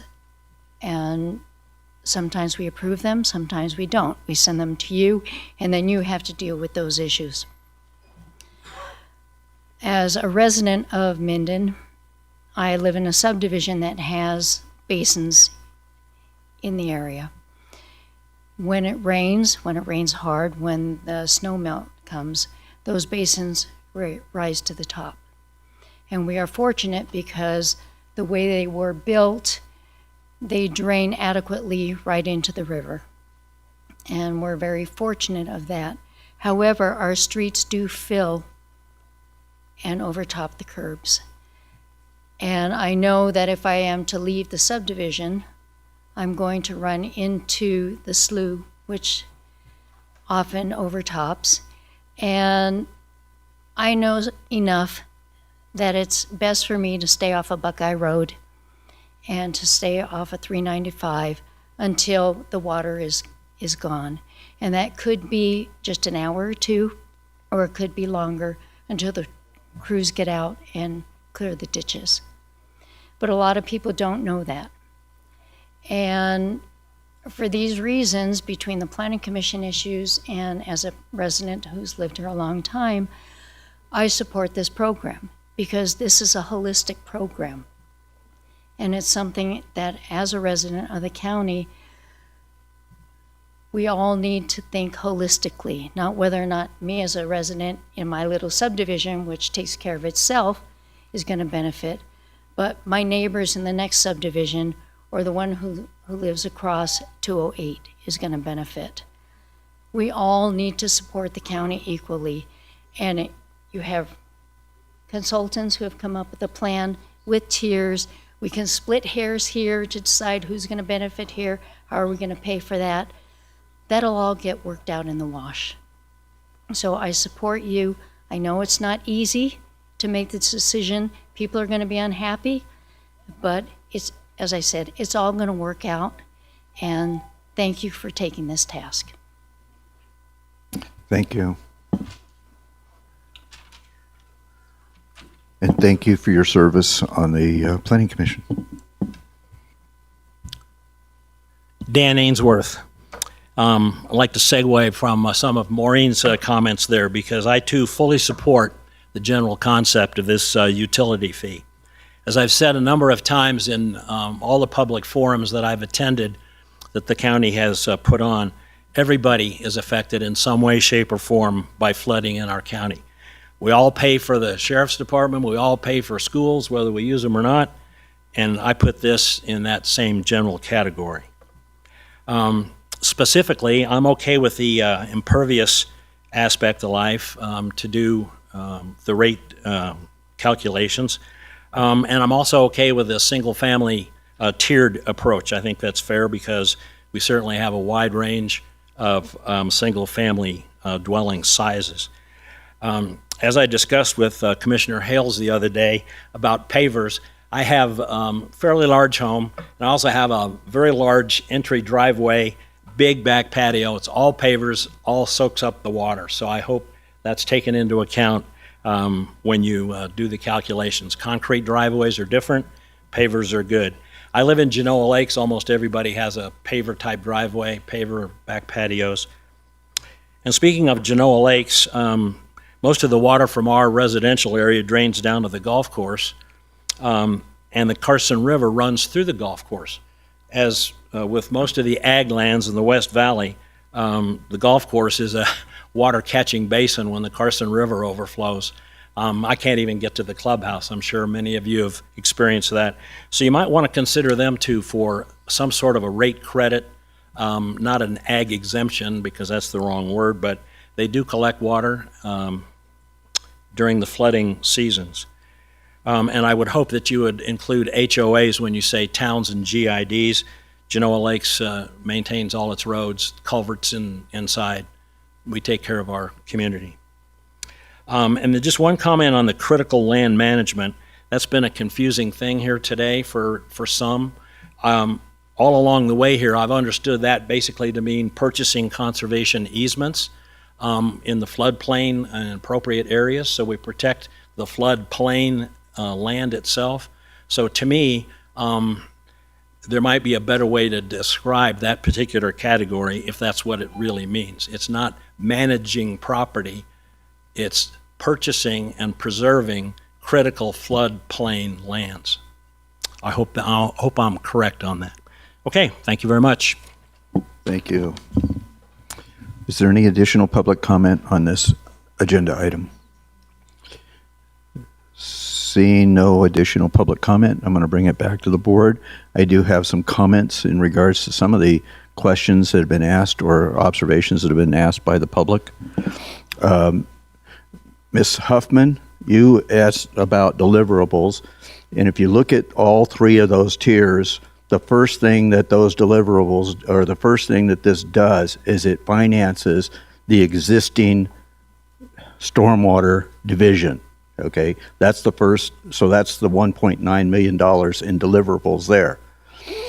The other tiers are based on what we would hope to bring in to achieve capital projects. And that's what tier one or scenario 1, 2, and 3 do, is they increase the amount that we would have available for capital projects as I see this process. Right? So it's all of them, that's, here it is, right here. So that's the deliverables in the top section. And then where we go with it on others is up to how much we actually start charging above the basic rate of scenario 1. So anyways, I wanted to address that. Number 2, Mr. Tanner, you indicated that all the floodwaters of Topaz Ranch Estates eventually get to David Park's ag land across 208, and that is correct, and that's why we have an exemption that's listed out here. So he would receive an exemption for that ag land where all that water would accumulate. Okay, and we appreciate, and the river, yes, and we appreciate that. Okay, as we appreciate the other ranchers and farmers in our community that do acquire and accept that water. Okay, we recognize that, and it's very important that we keep that intact because that's the recharge of our aquifers. Okay, and those are pervious lands, or the water percolates into that. So I wanted to mention that also. And yes, Mr. Dan Ainsworth, yes, critical lands, land acquisitions, conservation easements, that's all wrapped into that whole thing. So that's the other critical land management piece of that. So that's kind of where we are. And fortunately, we're going to have another opportunity for the public to address this, including tonight, 5 o'clock at our senior dining room. We also have an opportunity for the public to address us again on this subject on May 5th at our special board meeting, just to address this issue. And then on the 28th, when we look at also this issue again in regards to our our budget, right? So, yeah. So there are several opportunities for the public to engage with us. Again, this is not a cut and dry thing, and I don't know that you're looking, as I understand it, you're looking for some direction from us today. You're not asking us to set any rates or do anything in concrete today. Is that how I understand this agenda item? Thank you very much, Mr. Chair. Wendy Lang, Assistant County Manager, for the record. That is correct. We have gotten engaged in quite a bit of dialogue, heard quite a bit of input from various members of the public and yourselves. If there's anything else that you'd like to share, we'd love to hear that. If there's any other questions that these wonderful consultants and our stormwater program manager can answer, they are the experts in the field, and you have them before you today to help with those questions. But we are not looking for a specific motion per se, and just collecting thoughts and your feedback today, and that has been helpful. Thank you. So I had one additional question, and it might be more related to Ms. Walker, our program manager. You've listed the top 10 capital projects, but those are, you wouldn't actually activate any of those without coming back to the board. Is that correct? Correct. Okay, and a lot of that is going to depend on funding sources available, whether or not we have the land available, whether or not we have the financing available to acquire that. So that is just what we listed as our top 10 projects in our stormwater master plan. But as we will adjust that. That's going to be fluctuating constantly as we have money available. Is that a fair Courtney assessment? Walker, for the record, yes, that's correct. We do have several federal grant applications that have been in review for a couple of years too. And so in the order in which those get awarded may change the exact order of the projects. And then as storm events occur within our county, that'll change the priority list also, which is never predictable. Right. Any other questions, commissioners? Not a question, but I received an email from a member of the public who planned to attend but was in an accident. And this email, I won't read it, but it makes a really good point that we should have return on investment and cost benefit analysis on our capital projects. And it's a little bit different question than we're discussing today, but related. So we have our stormwater plan already outlined, but Commissioner Gardner already brought up that we will approve those as they come before us. And I do think that one of the considerations should be, does this provide return on investment? And this person who wrote suggested at least 1-to-1. So if the Pine Nut Dam cost $24 million, then it should save $24 million in case of floods. I appreciated his comments, so I wanted to share those. Yeah, I would like to respond. Courtney Walker, for the record. For the grant applications that we have submitted, you are required to have over one-to-one benefit in order to even submit the application. And there's 7 of those top 10 projects that we've submitted applications for. The Pine Neck Creek Dam is not one of them at this time. So we don't know if that, at this time, if it would. But the point being, before we look at it, we would do that cost-benefit analysis to make sure. Already done it for 7.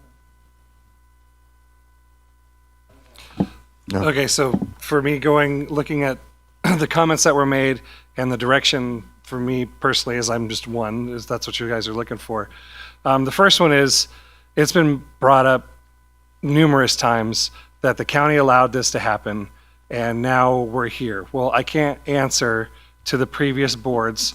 I can also, recognize that they didn't know then what we know now, so I'm not going to hold a grudge on that. The fact is, we are where we are, right? And I always was taught from my very first job was our goal is to be ultimately correct. So if we find a flaw, we fix it, right? And we move forward from there. So if you look at the current subdivision development out in Johnson Lane, that thing is riddled with detention basins because that's what is required of that development at this time before the county would let that come through. And that gentleman, there was 18 or 19 years getting that development done. And these things came on more recently, which is a revision that he had to make. But go look at that on Stephanie and look at the detention that's as part of that. So the county is addressing these as they come forward. So I kind of cringe when people make that comment that you allowed this to happen, you allowed this to happen. We can't answer to the boards of the past. We only answer for where we are. And for me personally, I say I'm standing here now. What is my, how are we going to get moving forward? Does it help me to go choose somebody's butt? No, it doesn't get me anywhere. I can do it and gripe, but we're standing where we're standing, and there's no changing that. So for me, I just, I hear you and I understand how did we get here, but for me, this is where we're at. We'll move forward. So from what I heard on the comments and the direction that I'd like to help is that, oh shoot, I slid my, so,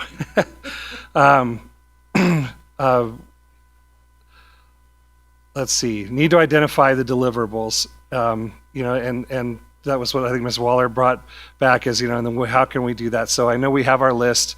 We can't really define the deliverables until we figure out what tier we want to go at. I personally leaning towards tier 1 because we don't know what we don't know. We're rookies at getting this going as far as I'm in my mind, my thoughts. And so I don't want to risk going aggressive at the beginning when we find out something we didn't know and be, having that much of a responsibility of the taxpayers' money. I would rather start with tier 1, and I would like to see some kind of, what do you call it? Progress reports back to the public. This is where we are. This is where we're at. I don't think it should be in a year because I don't think a year is enough time to actually implement thing and be able to track how well you're doing. So maybe it's a 2-year, maybe it's a 3rd year where we say, okay, where are we at? Where we been to? Something like that, because we need to keep complete transparency because this is new. We're responsible for a specific pot of money. So I think that's important. I'd like to see something like that. The service standards, how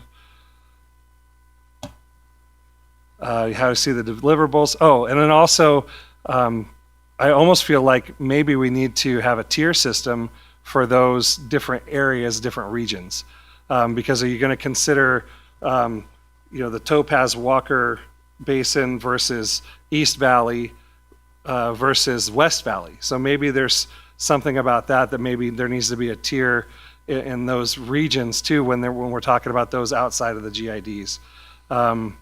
So that was kind of the other one that I thought might be worth looking at, and then coming back with the credits. That's very interesting. I don't know that we want to get into BMPs like TRPA has. I'm not sure that those are designed to keep particles out of the lake. They are there for a reason. That is 100% clarity of the lake, keep the particles on your own property, and only have clean water getting back out into the lake. So, but that was also addressed. How are we, managing where this stormwater is going, and that hasn't been mentioned. So I don't know if that's necessarily part of the rate setting, but maybe something that we need to look at in the future. So that was it for my direction. Commissioner and my Gardner, I thoughts. wasn't going to say anything, but I think I mentioned it during the meeting. You guys know it. I think the percentages need to be adjusted, and I think what Commissioner Tolbert just stated about the different areas paying more, and that was one of the things that I thought we were doing through all this study was the areas where there's more flooding going on, and people have complained. They built homes there, and there's all this flooding. It's only fair and equitable for them to pay more than it would be for somebody who's in an area that's not flooded. There was a third one. I'm going to run a blank on the third one, but if I ever remember it, I'll tell you later. I concur with the two commissioners who have spoken.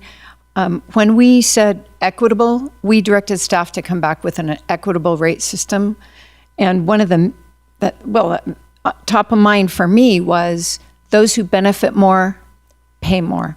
So those on the East Valley, where the vast majority of capital projects are listed, that should be reflected in the rate structure. And I'm just echoing what they have said, but in a slightly different way. People who benefit more should pay more. That's equitable. I personally also think it's not that hard to divide sizes of residents up. I think that's fair. Two things can be true at the same time. And those two are this. For many, maybe most people, $12 a month is a couple of designer cups of coffee. That's true.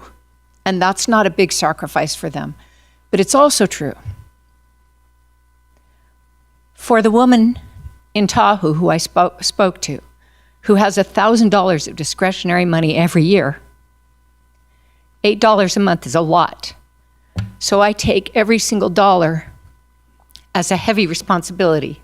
And so for that reason, I would be in favor of dividing up the size of residents to also, I think it's also a fair nexus. So the size of impervious services in residences, I would appreciate having that as part of the system. I don't think it's that complex because you do want to balance. You don't want the administration of the thing to become a monster like we've heard, but I think that's doable. I do think we need a cap or credit for very large businesses, and I trust that you'll figure out something to bring back to us that makes sense.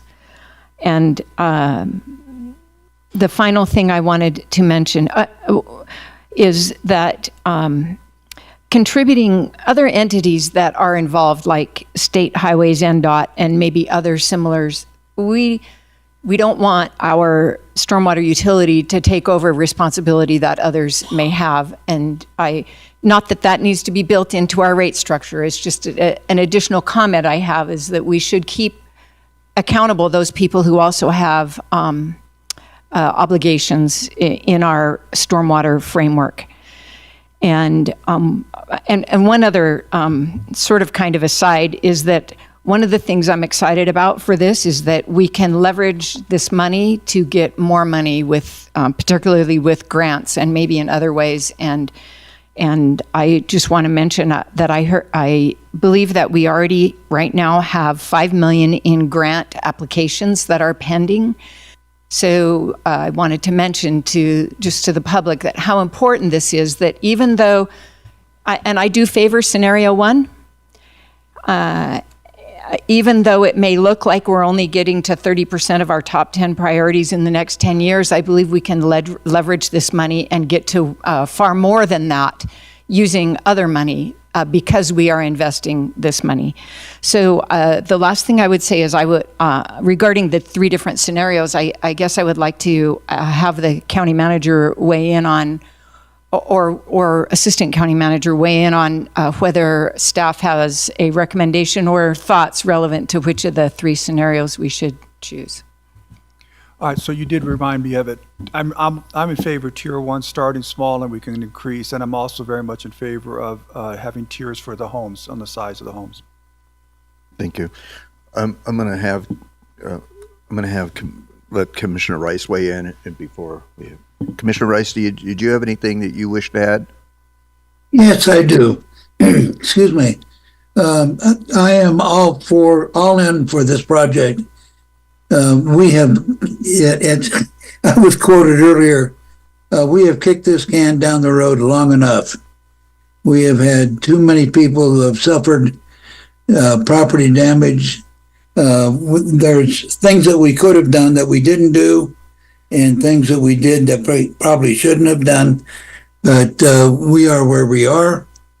Unlike my fellow commissioner, I think scenario 2 is the best, because I don't want to start already having to pinch pennies, but I don't think that we need to go with the Mercedes either. So I like scenario 2. That gives us some wiggle room. And I want to thank the team for putting this together. I was afraid that we were going to have something that was frayed at both ends and the middle. But what they presented is concise, it's doable, and I really appreciate the effort put in by everyone. Thank you. And so, as long as we're stating where we are on the scenarios, I actually concur with Commissioner Rice. I like being in the middle and trying to raise a little bit more money for the capital project, because I believe that capital projects are going to have overall much more impact in a faster manner. Okay, and that's what I want to accomplish, is some actual deliverables quickly, so that the public can see that we're actually doing something with this money and it's not sitting around waiting. So, anyways, that's where I am. I know.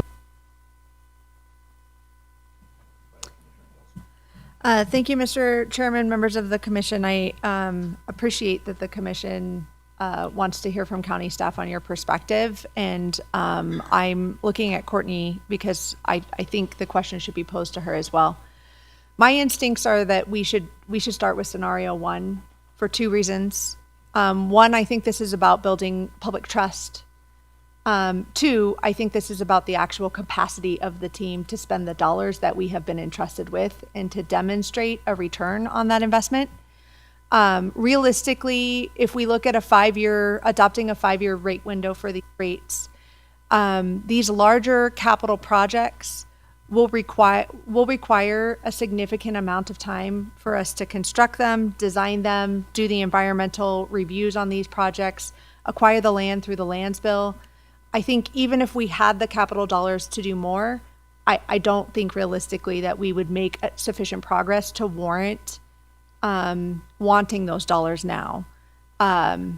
We can build capacity of the team, adding team members, a project manager, a hydrologist, but again, that takes time. And so I want to be good stewards of ratepayer money and demonstrate legitimately that these dollars were absolutely needed when we put them every single one of these dollars to effective use as soon as we possibly could. That's my 2 cents, no pun intended, for today. Okay, I'll go back to my ones that I missed. I've highlighted them now, so I won't miss them. And it was all you, Mr. Pullman, from your first comments. That's why I scrolled them down that I lost them. So the other one was define the responsibilities for critical land management and maybe relabel that so that it's more clear for the people. But that section needs to, what is it that's happening in that critical land management? The other one was not billed monthly, but put it on the tax bill. I believe that was what's proposed, but that's something that, how are they going to pay? That hasn't been mentioned in this presentation. So that was the other one. And the final one is that nobody's proposing a sunset on this. Like I live in the building industry, when there's an earthquake and nothing falls down, the building code won't change. When there's a storm event and nothing floods, then our infrastructure is possibly where it needs to be. So even at that point, it needs to be maintained. So I don't see a sunset for this fund. Maybe the capital projects might go down eventually when we get those projects in and built, but I don't think anybody ever proposed a sunset. So I just want to be fair and clear and honest that that was never necessarily on the table. That was it. Now I'm done. And did you want to weigh in on this also, or our county manager suggested that? Otherwise, we can go to lunch. I will be very brief. I'll be very brief. Courtney Walker, for the record. I agree with our county manager. I am comfortable getting going on scenario 1. If you gave me 2 or 3, it would be probably overwhelming to start off with, even if you did hire or contract out services to help get you there. It's a large undertaking. And I agree also with what Commissioner Hale said. We do have $12 million worth of projects in grant applications, which requires $2 million of match to get those done. That's still going to be a lot of work. And so I think that we will be able to show a very good benefit while leveraging these dollars for the grant funding. So I'm very comfortable with scenario 1 and getting going, showing some progress. I'll have to go back to the chiropractor and get my arm put back in place, but that's fine. We done? So I think you've gotten direction. I think that's what we asked for today, and we've allowed a lot of public comment. Once again, this will be beat up again this afternoon, 5 o'clock, go through the same thing. Public will have an opportunity, and guess what? I don't know that you're going to have a time clock this afternoon, so that's good. Okay. And They may not have the commissioners there either. Yeah. Well, not for, I'm not going to speak to it. I don't know about you. About your monologue, we're going to get out of here by 5. Okay. Yes. And then again on May 5th and again on May 28th. So with that, we're going to take a recess for 1 hour and 4 minutes. We'll return at 2:30. Thank you.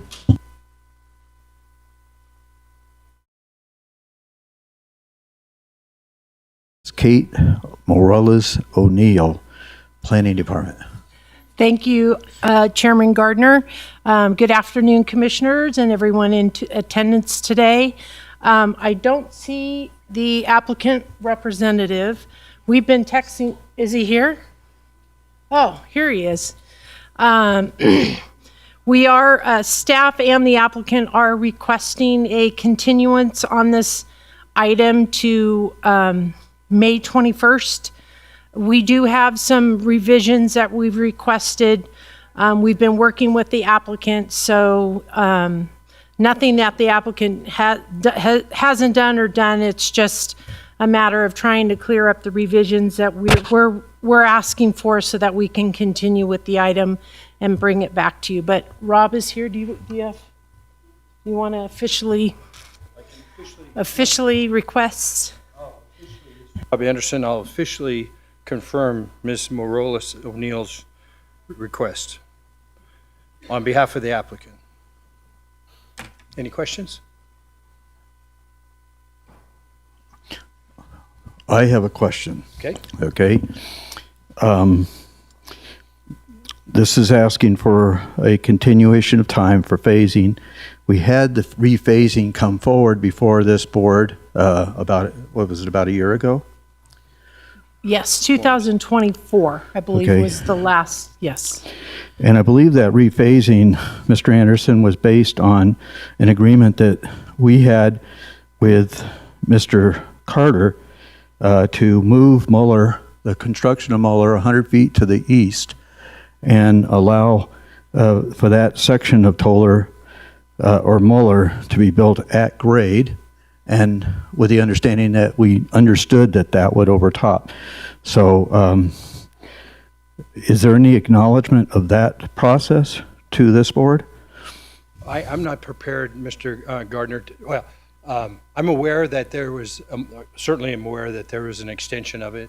But I think it was actually not the phasing amendment. It was actually a request to modify the phasing so we could go forward with those lots, or my client could go forward with those lots that were outside the special flood hazard area. I am aware of that discussion, and I don't know that I don't know that I have an opinion on whether or not that was effective to modify the development agreement. And it's really not my choice as an engineer or my purview, really. I just am following the lead of my. Well, I think we were very accommodating of Mr. Carter, and certainly the rephasing of that was done so that he could start building in the center of that property so that he would be out of the floodplain for those homes that would be built in that area. So I really don't have an issue with allowing him more time to get done. I would certainly hope that we could see some progress there. Do you have any idea what might we see in regards to progress there?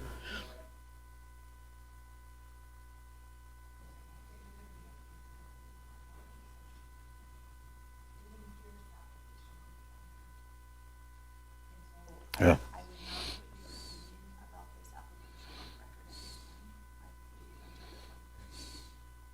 Okay, so all we're doing is modifying the development schedule, but I was hoping that we. So, do you want me to clarify? If I can, if I may, thank you. Mr. Chairman, members of the commission, Jennifer Davidson, County Manager for the record. I apologize. To be clear, all we're asking the County Commission to consider today is continuing this item, this public hearing on this matter to May 21st, which is a time certain, which is required per our timing guidelines for this type of request and application. The applicant is agreeing to that extension of time and for this matter to come before you for consideration on the 21st. And that was my reason for cautioning you to not put on the record your position on this until the hearing on the 21st. Thank you. I guess when I'm reading this, it says modifying the development schedule. Okay, so that's what I was asking about, is modification of that development schedule. Mr. Chairman, respectfully, the first part of the sentence asks you to continue this agenda item to May 21st. Okay.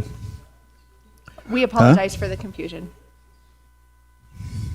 In fairness, Kate Morales O'Neill for the record, Chairman Gardner, it is understandable because the description, other than adding, discussion to hear or continue, can be misleading. That's why I changed the recommended motion to say to request the continuance. Because it was noticed like this, again, if AJ, Mr. Hames from the Deputy or District Attorney's Office helped us clarify how we need to write and keep the description similar, but the recommended motion had changed to request the continuance. In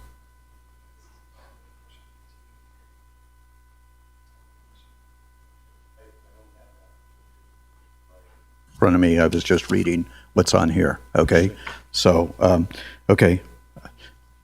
I stand corrected. I'm fine. So what you're asking for is a continuance on hearing this until April 21st. Is that right? May 21st. Yes. Okay. Page 672 of your packet shows I have no the other recommendation. questions. Thank you. Thank you. Any other commissioners have any questions on this? Okay. Thank you, Mr. Anderson. Appreciate it. At this time then, without any, Mr. Rice, I don't know if you're back with us. Did you have any questions on this? No, I had no questions. Okay. They were all cleared up during my one-on-one. I guess I need that. Yeah, I know. I'm going to open public comment. Right. Exactly. I was just hoping that maybe we would have that presentation up on the board. So, okay. That's fine. At this time, we'll open this item 8.2 for public comment. Is there any public comment here regarding this item? Seeing no public comment, we'll bring it close public comment and come back to the board and questions or observations or a motion. I move that we continue the modification application 250-0210 to May 21st? May 21st? May 21st, next month. Second. Okay. Is there a second? Oh, I didn't hear it. Okay. A motion by Commissioner Hales, seconded by Commissioner Tarkanian to continue this item until May 21st of this year at a regular meeting. What's that? 0219 and 0220. Does it matter if that's in the motion? As presented. As presented. Okay. Okay. Okay. All those in favor signify by saying aye. Aye. Aye. Motion passes 5-0. Thank you very much. Appreciate it. Yeah, you're right.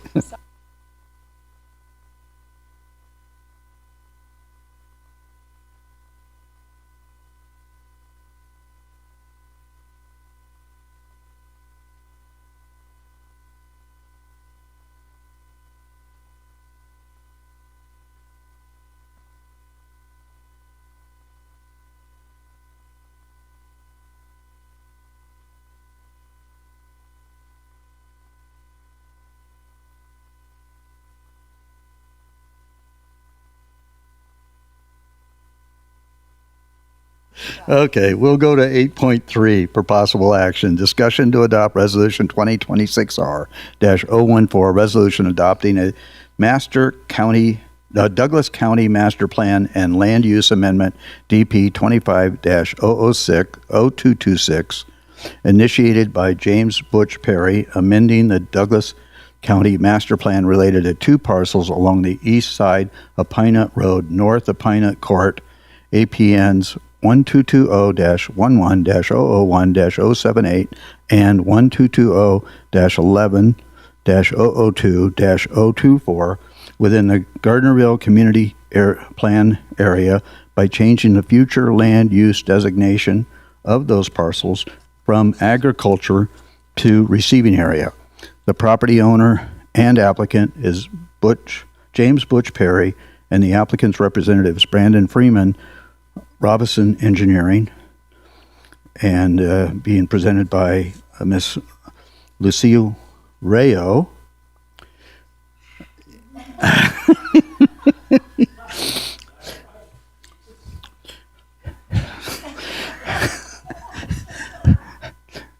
Planner, Community Development. Is that an indication that I don't get the names right very well often? For the record, So my phone, when I try to call Mr. Tom Dallaire on my county on my car, it says calling Tom Dollar. Okay, so. So. Right. Thank you, Chairman Gardner. For the record, Lucille Rayo, Senior Planner. I want to start by stating that a master plan amendment requires a supermajority. So in this case, you would need 4 ayes to pass the motion. I also want to make a statement that my staff report said that the Planning Commission voted 5-1. It was actually 6-0 with 1 absent. Just wanted to clarify that. Okay, so a few highlights from my staff report to point out before the applicant presents their request. So the request for a master plan amendment includes 2 parcels that is zoned A19 and have a land use of agricultural. They are not within the urban service area, nor are they within the town of Gardnerville boundaries. The surrounding parcels are zoned industrial, commercial, agriculture, and multifamily. Some of the approved projects are a storage facility to the west and one to the east, a manufactured home development to the northeast, and there was some discussion about the manufactured home development expanding to these parcels. On March 10th, 2026, the Douglas County Planning Commission voted unanimously to deny the request, stating that they could not meet findings A, B, and D. On February 3rd of this year, the town board denied 5-0 Mr. Perry's request for the master plan amendment. July of 2023, Mr. Perry was before the town of Gardnerville board with the same request, and the request was denied at that time. He did not move forward with his application. The request for receiving area does not include a plan for development at this time. It is merely just to change the land use from agricultural to receiving area. Please note that any future development will require the transfer of development rights. On packet page 719, I included a countywide map of existing receiving area showing 322 acres of developed areas and the current undeveloped areas totaling 4,196 acres. Our GIS department also included insets highlighting the receiving area within the towns of Bindon and Gardnerville. Staff has made responses to the findings based on master plan goals and policies, and those findings can be found on packet page 700. Now, with your permission, I would like to introduce Mr. Perry with his presentation. Okay?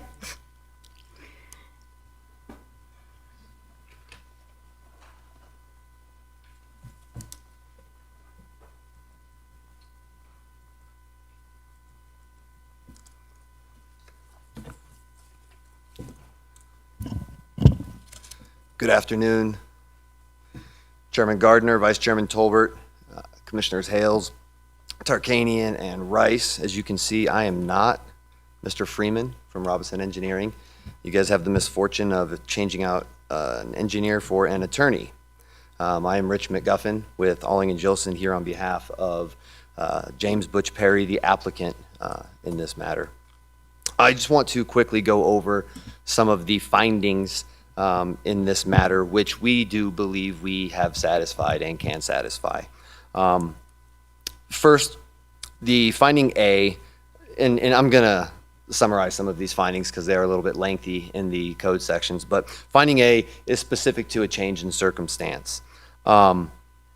We believe, and finding A specifically states that the agricultural future land use designation is intended to preserve the rural character of the areas capable of supporting agricultural production and operations. These parcels are not that area. And I think that is really important to discuss within the context of this particular application. The parcels that you see up on the map are no longer viable agricultural parcels. Mr. Perry, back in 2009, and in conjunction with Douglas County, carved up his ranch when they were going, or I guess when they started the Moeller Parkway project. Mr. Perry invested $11 million into the county to create the infrastructure surrounding that, well, within those parcels in the surrounding area. And at that time, stripped, or shortly thereafter, stripped all of the water rights off of those parcels.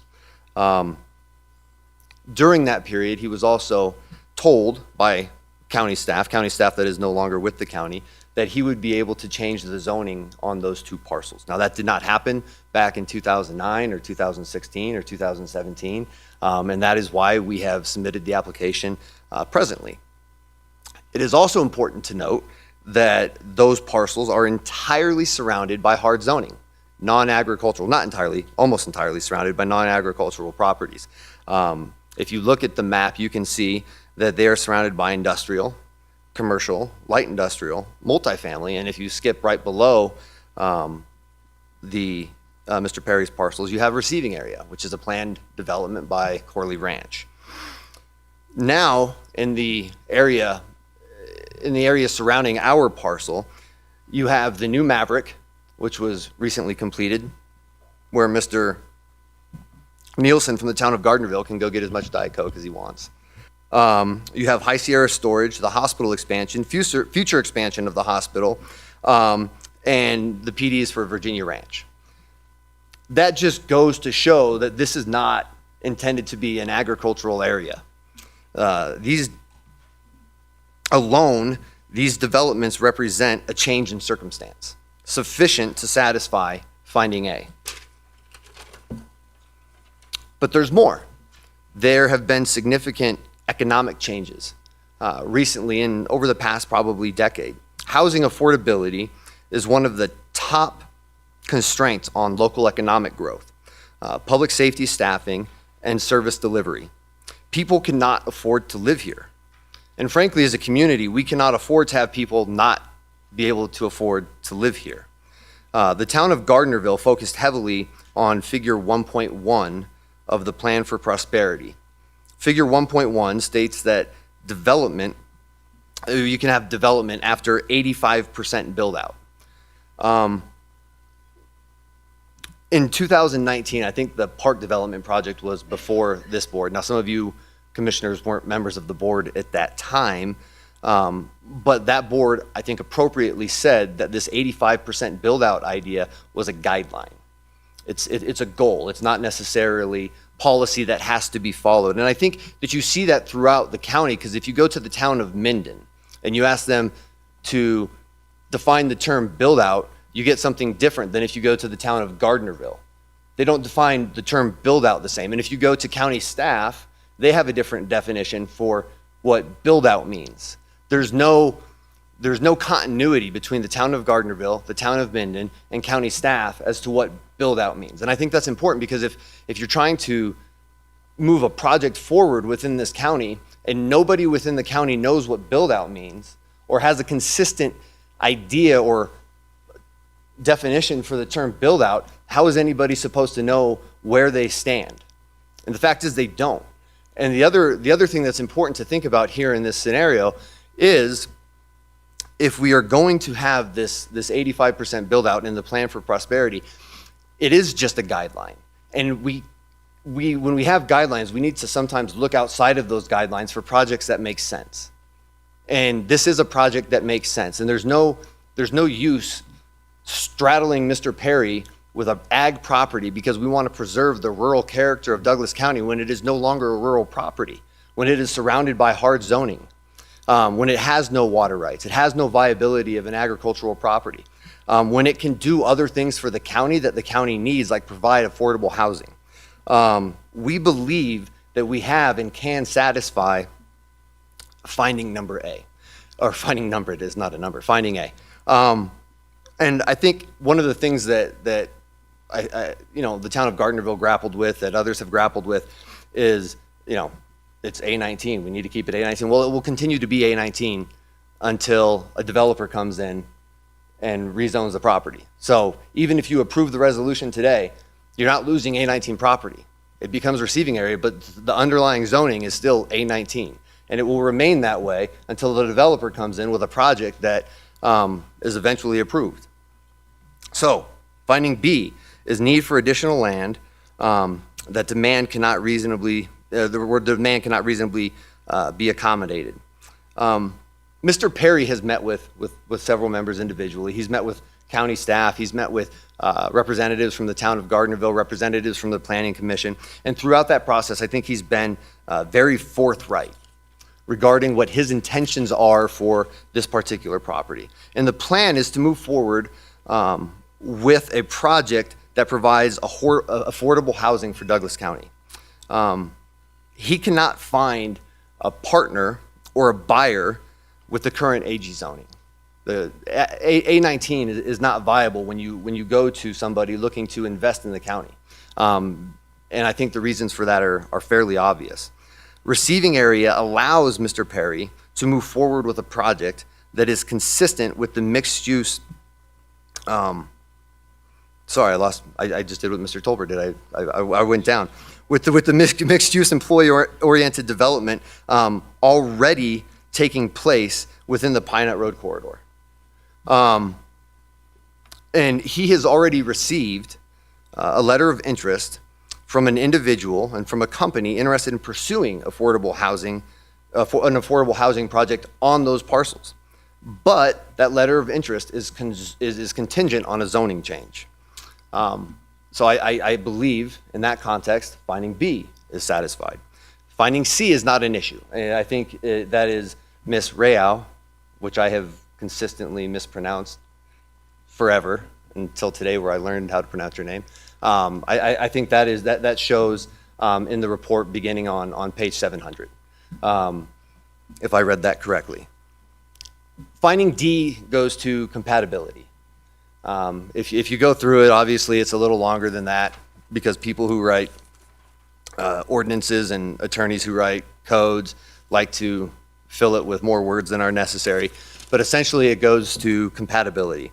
The Pine Nut Road corridor, as previously discussed, has transitioned from a rural agricultural use to a mixed residential, industrial, employee-oriented development.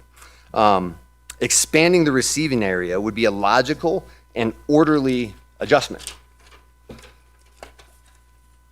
at the risk of going too far, I think if the county is looking at its goals and its guidelines and the policies that are in the master plan and that are in the plan for prosperity, you can't do it so rigidly that a plan that makes sense doesn't prosper.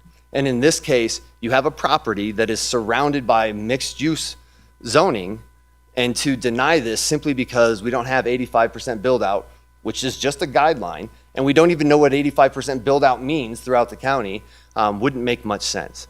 Applicant firmly believes that findings A, B, and the county and applicant believe that findings C and D have been met, can be met, and we respectfully ask you to approve Resolution 2026R-014. And with that, do you have any questions? Thank you. Commissioners, questions? Can we at this point make a motion after all everybody talks and we do this? Is it possible to do a zone change now instead of a receiving area? And explain why you're shaking your head. So I assume that means no what you were doing. So why is that? For the record, Lucille Rayo, we haven't properly noticed it to change the zoning. There's something like this, which is more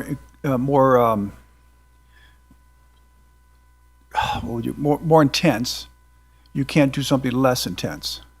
You can't find a solution that maybe isn't as intense as what has been noticed. That's. For the record, Lucille Rayo, maybe the district attorney wants to chime in. He's shaking his head yes, but I think it goes back to the noticing. Doug Ritchie with the District Attorney's Office. Ms. Rayo is correct. If I understand Commissioner Turkey, what you're saying is receiving area allows a lot of things, whereas hard zoning kind of locks you in. However, that's not what the applicant has requested, and it's not what the public thought was going to be heard today. So it does go back to noticing. Okay, I'm not going to belabor this because I want to get out of here before 5-2, Mark. So if there's something like, hey, they want to put 40 homes on, but instead you're going to change it to 10 homes and no condominiums or something, because there's that much of a change, you can't do unless you renotice it. Yes.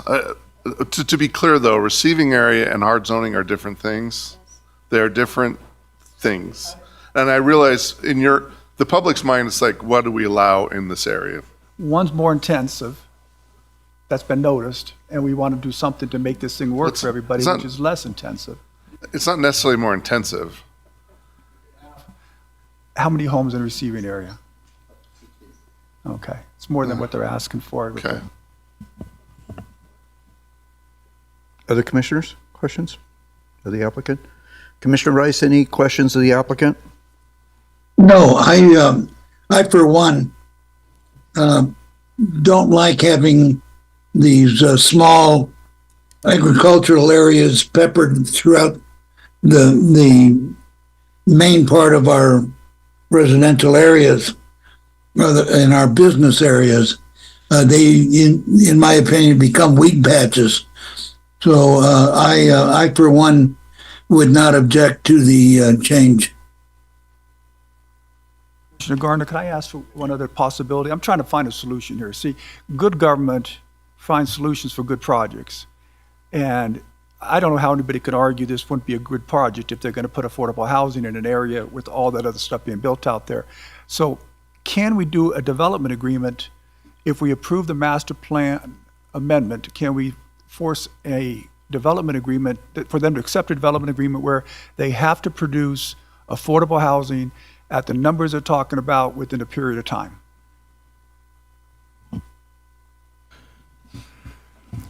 Tom Delaire for the record. But what's before you today is the future land use designation change from agricultural to receiving area. I think you can't really condition it. We could ask the applicant to come back with that. That was my question. You can't plan. make Right. this master plan amendment condition on anything. Right. For Mola Parkway. 2010, 11, and 12.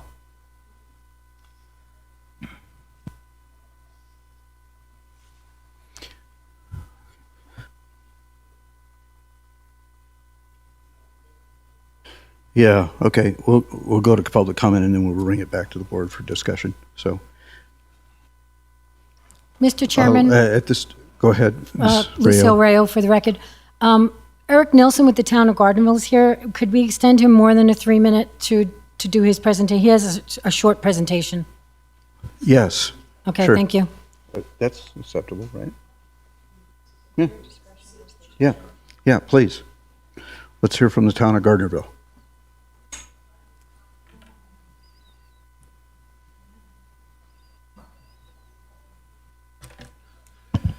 Thank you, Mr. Chairman. I don't have a presentation. I'm just here in case there are any questions mostly. My staff report's there and also the motion by the town board's contained in the board packet.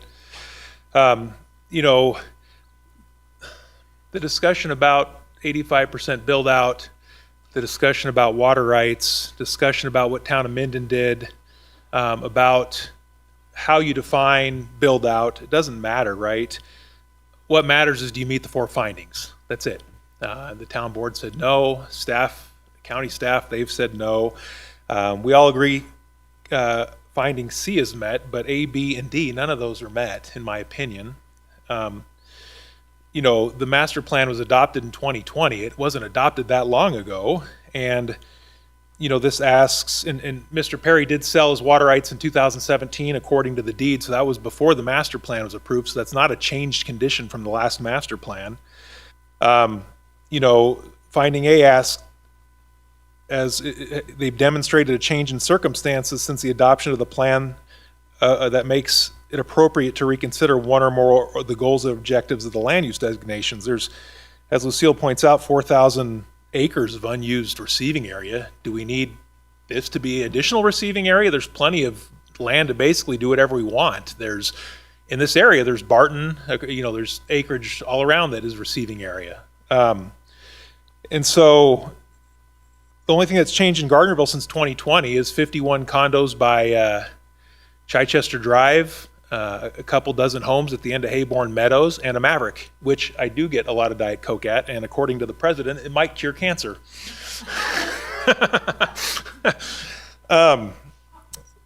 That's it. That's all the development that's occurred. There really isn't a change. The biggest change is the passage of Assembly Bill 241 at the state level that allows for residential development in commercial areas. So I think previously the town kind of had an idea how the master plan would move and what our future would look like. But with that change, who knows what we need when we're 85% built out, because what we have the ability to develop has completely changed from when the master plan was approved. You know, is there a demonstrated additional need for, like I said, B, is there a demonstrated need with 4,000 acres of receiving area? I don't see it. And then D, you know, I agree the proposed amendment is compatible with with actual and master plan use of adjacent properties and reflects a logical change to the boundaries of an area that allows infrastructure to be extended in efficient increments and patterns. And I agree, it does do that. It is the logical boundary of the town, and that's where the town boundaries will be at some point in the future. But it creates a perceivable community edge as strong as one of our places. It maintains relatively compact development patterns. There's nothing built between the highway and this property. It is not compact. There needs to be more development in the area to make this compact. So yeah, this property will be developed in the future. Everyone knows that, but it's not the time, and it doesn't meet the findings. I can take any questions, but I don't believe it meets 3 of the 4 findings.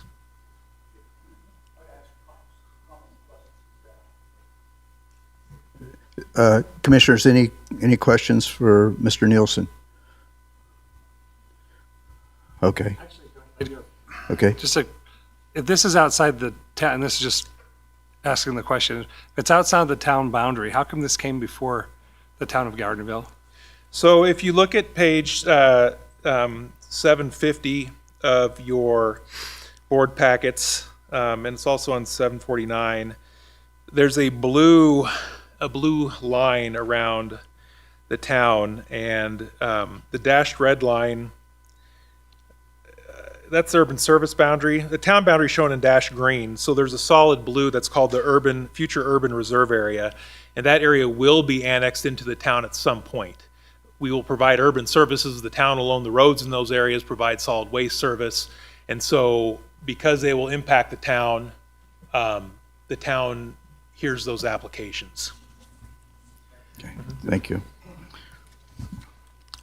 In that urban reserve boundary, that's what is supposed, in the master plan says it won't be considered for development until we're 85% built out. Okay. Any other questions for Mr. Nelson? Okay. Thank you so much. We appreciate you being here. So are we ready to go to public comment? Okay. Yep. Is there any public comment on item 8.3, resolution 2026R-014?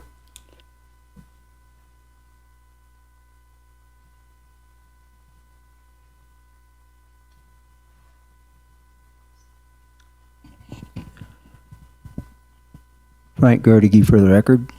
Mr. Chairman, County Commissioners, I am the A19 zone property that is directly to the north of this proposed receiving area by Butch Perry. And I will state for the record that I have no objections to his getting this receiving area. Back in 2016-17, thereabouts, I actually was trying to get receiving area on my property. And I sat on the Planning Commission at the time, so I was kind of under a gag order because of the ethics situation that I couldn't advocate for myself with my fellow Planning Commission members. I couldn't even advocate with the Board of Commissioners, who were my superiors in that. So I did go before the Planning Commission. I did go before the town of Gardnerville, and there was a couple of factors that were influencing the decision at that time not to allow the receiving area on my property, one of them being that I wasn't in the urban service boundary. And and that was pointed out by Mimi Moss at the Gardnerville meeting. And so I was denied by the Gardnerville Town Board at that time. Since then, I've been included in the urban service boundary, but I asked Mimi what the criteria for becoming urban service boundary was after that meeting, and she said, well, you have to have receiving area. I said, so that's kind of circular logic here, I guess. You know, I got to have a receiving area to get the urban service boundary, and I have to have the urban service boundary in order to get receiving area. So anyway, the long and the short of it is I went before the Planning Commission. It was denied at the Planning Commission level, but I was trying to do this in conjunction with the quote-unquote 2020 master plan, and got turned down. With regards to the 4,000 acres of receiving area, plus acres of receiving area, we have to look at that from a perspective of the fact that Bentley owns a big chunk of that over there by Johnson Lane, which is never going to get developed. I mean, I talked to the Bentley representatives, and they say unless they can move that receiving area over to their South Ranch properties, it's not going to happen. And that's a huge chunk of receiving area that's not going to receive development. You've got another 600 acres of receiving area in the Gardnerville Ranchos that until they have another emergency access to the ranchos is not going to get developed either.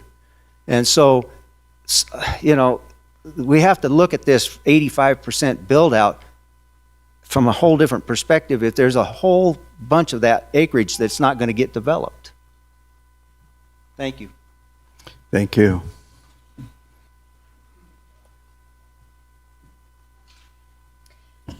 Commissioners, hello again. Maureen Casey, Vice Chair of the Planning Commission.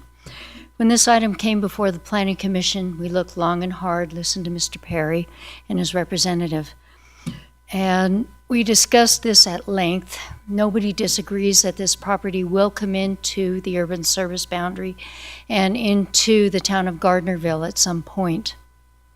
We have no issue with that, but the time is not now. And we do not feel that it is our purview to tell the town of Gardnerville that, yes, you will take this into your boundary, and yes, this will be a part of your town, right now. It is not the place of the Planning Commission to tell them that. And master plan amendments are for the Planning Commission to decide. Next year, the Planning Commission will be taking into consideration the amount of receiving area in the county. And that area in Johnson Lane, the areas in the Gardnerville Ranches will be looked at. And we may adjust the location of receiving areas. And at that point, maybe we will adjust where we want to have receiving area around the town of Gardnerville. But right now, it is premature to bring this area that Mr. Perry is proposing into the town of Gardnerville. And I hope that you will ask questions, if you have them, of me from the Planning Commission perspective. And if you don't, I hope you will uphold the Planning Commission decision. Thank you. Thank you. Is there any additional public comment? Seeing no additional public comment, Ms. Rayo, is this public comment, or can I close public comment and then we'll come back to you? Okay, so let's close public comment and then we'll come back to the board, and we have additional comments from Ms. Rayo. For the record, Lucille Rayo, I just want to clear up. In the beginning, I said we would need a supermajority. AJ just looked through code, and only the Planning Commission requires a supermajority, not the board. So I just want to make sure before you go to vote that you know that. So I had a couple questions, and I waited till after public comment because I wanted to get them down. I've spent a lot of time talking with Mr. Dallaire about this project, county staff, Mr. Perry. It's just some things I just have a hard time grasping how this works in this county. We say we desperately want affordable housing. We don't want taxpayers to pay for it. We have a project with an LOI to do affordable housing there, but we say now's not the right time to do it. We'll do it at a future point when this buyer who's going to build affordable housing could walk away and it'll take more time to get it. If you all agree that this at some point in the near future is a right project for the land there, why would you say yes, let's go do that? I think it's a no-brainer. Now, second thing, I can't figure out this 85%, why anybody would agree to this 85%. I don't know who passed that. I'm not going to get into it, but think about this for a second. You have some people like Bentley. They buy out all this property, they just sit on it. Now, should you deny good projects to other people that are doing smaller projects because Bentley wants to sit on all of this? And who's going to force Bentley to do it? It's like our development agreements. We don't have a time frame on it. There's no time frame on the project for it to be built out. I think the 85% is the craziest thing ever. If you have a good project that is in an area that you feel is appropriate for it, that's going to bring tax dollars, affordable housing, how could anybody be against it? And I'm going to go through the 4 areas. You guys talk finding A. This isn't agricultural land anymore. This is the entry or exit of Mola Parkway, basically. What you talk about changed circumstances since the master plan, and you talk about the developments, but you don't mention that Mola Parkway was supposed to have been built and completed by the end of 2025. That's certainly an important change of circumstances, isn't it? And if you have Mola Parkway finished at that time, and it's going to be finished whenever we figure out this lawsuit, that certainly would mean all those cars coming by there. Wouldn't you think that's a good spot for affordable housing? We're fighting to get the rest of Mola Parkway built with different developers, and this guy put $11 million into the area. And we're going to say you shouldn't be able to profit from that? That's crazy, in my opinion. So finding A, it's not agricultural land anymore. Finding B, he's going to build affordable housing, which is necessary. C is not in dispute. D, compatibility. There's already right next to it, you guys have already approved. It wasn't I don't think our board, but a previous board to put affordable housing, senior housing there. Well, why wouldn't affordable housing be compatible? This comes back to the thought process of what good government is. Is good government saying, okay, we have a black and white words that we're going to enforce no matter what, even if it doesn't make sense. even if it isn't going to be beneficial to the community, even if it's going to be harmful to the community, we're going to follow a black and white wording instead of trying to find a solution to help our community. I've been on this board 5.5 years. I've never seen a project that I would think is probably, if it goes through, that's why I wanted to get restrictions on whether it's going to be a zone change or a development agreement, because we have to make sure it gets built that way. But how could anybody say this isn't a great project in this area at this point in time? I'm all in favor of it. I just wish we could put some restrictions on it, but I've been shot down with my requests. Commissioner Hales, do you have anything you wanted to talk about? No, I'll speak. I don't share Commissioner Tarkanian's opinion. I don't believe finding A can be met. I believe it wasn't that long ago, and I don't see the change in circumstances since the last master plan was adopted. I don't believe finding B can be met. Isn't Virginia Ranch already approved right near there for 1,020 homes? I don't believe finding D can be met. As the staff said, without knowing what the future zoning will be, one cannot say that the parcels are compatible. It is not persuasive to me to say that it's no longer viable as agricultural land, and therefore we might as well go ahead and make this change. Mostly because if the water rights hadn't been sold, it would be. And Mr. Perry sold the water rights. So that's sort of like saying, I created my own problem and now I want you to fix it. So that's not persuasive to me. It is persuasive to me that the Gardnerville Town Board voted unanimously against this, and I believe I should weigh that heavily because they should be able to say what they want their town to look like. It weighs heavily with me that the Planning Commission voted unanimously against this. I respect the judgment of the Planning Commission. So therefore, and lastly, I want to say that even though this is a small parcel, and there are some reasons to say I mean, it's not a huge chunk of land, and it's surrounded by some other kinds of land besides agricultural. But the master plan process means something, and I respect that. And if this goes through the master plan process and comes up as something different, I will respect that. But I have taken a stand that I'm not going to make master plan amendments that don't show compelling reasons, and I don't see those here. So this is a no from me. Thank you. Did you want to say something? Yeah, I mean, I have comments, but I mean, if you want me to go, I'll go. Sure. Okay.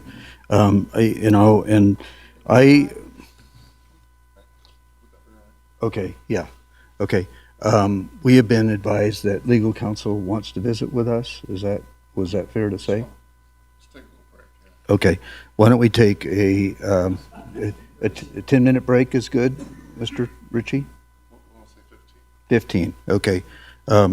So anyways, at this time, I don't like breaking in the middle of these things, but anyways, I've been advised by legal counsel that we need to.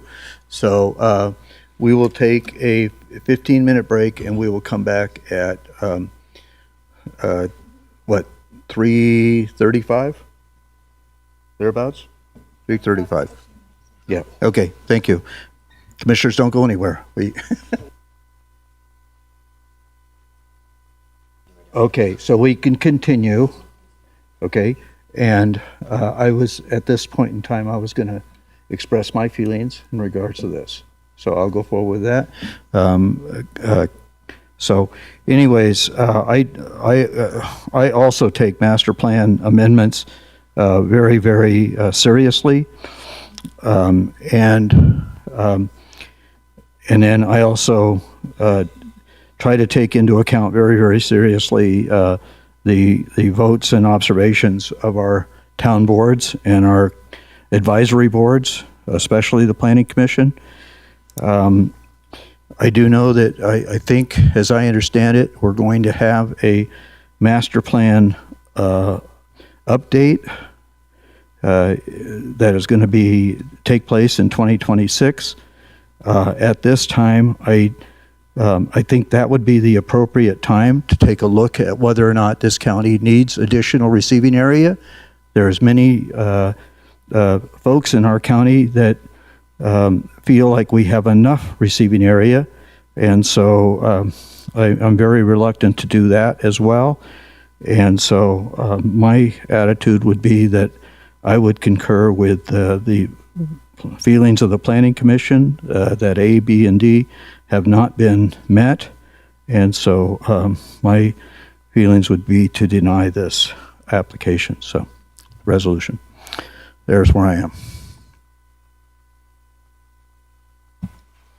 So it comes down to me. And so I'm going to be frank. I spent a lot of time reviewing this application. I've looked at the staff report, at the applicant's materials, looked at the prior board discussions, master plan policies, looked at comparable situations, and really tried to work through whether there is a defensible path to yes. And first of all, I'm going to support what Mr. Tarkanian said. I think it's our job to see if there is a path to yes that we can hang our hat on. It is not our property. It is somebody else's property who they have the right to develop if it meets the criteria. So I think it's our obligation to try to find a defensible path to yes if we can. So as far as finding A goes, I do believe that that can be met. This property is no longer functioning as viable agriculture, and the surrounding corridor is clearly transitioned. The infrastructure is in, and the adjacent development is there. So those are real changes in circumstances. You can point to a specific date or whatever, however you want to, but that area is not the area that it was 5 years ago. It's not the same area it was, 10 years ago. It's there. So I have no problem seeing that finding A can be met. B, I also believe finding B can be met, especially in light of the additional context about build out. The 85% build out metric, is cited as a threshold for expansion. But that's a target objective in the plan for prosperity. It's not a controlling policy within the master plan itself. And I've seen the referencing in the document as approaching 85%. So by my calculations, with the aid of the GIS department and assessors data, town of Gardnerville is at about 72% build out, which I could consider that approaching 85. I mean, it's much closer than say 54%. So that is approaching. So now you've got a subjective manner that's not objective. What's approaching mean?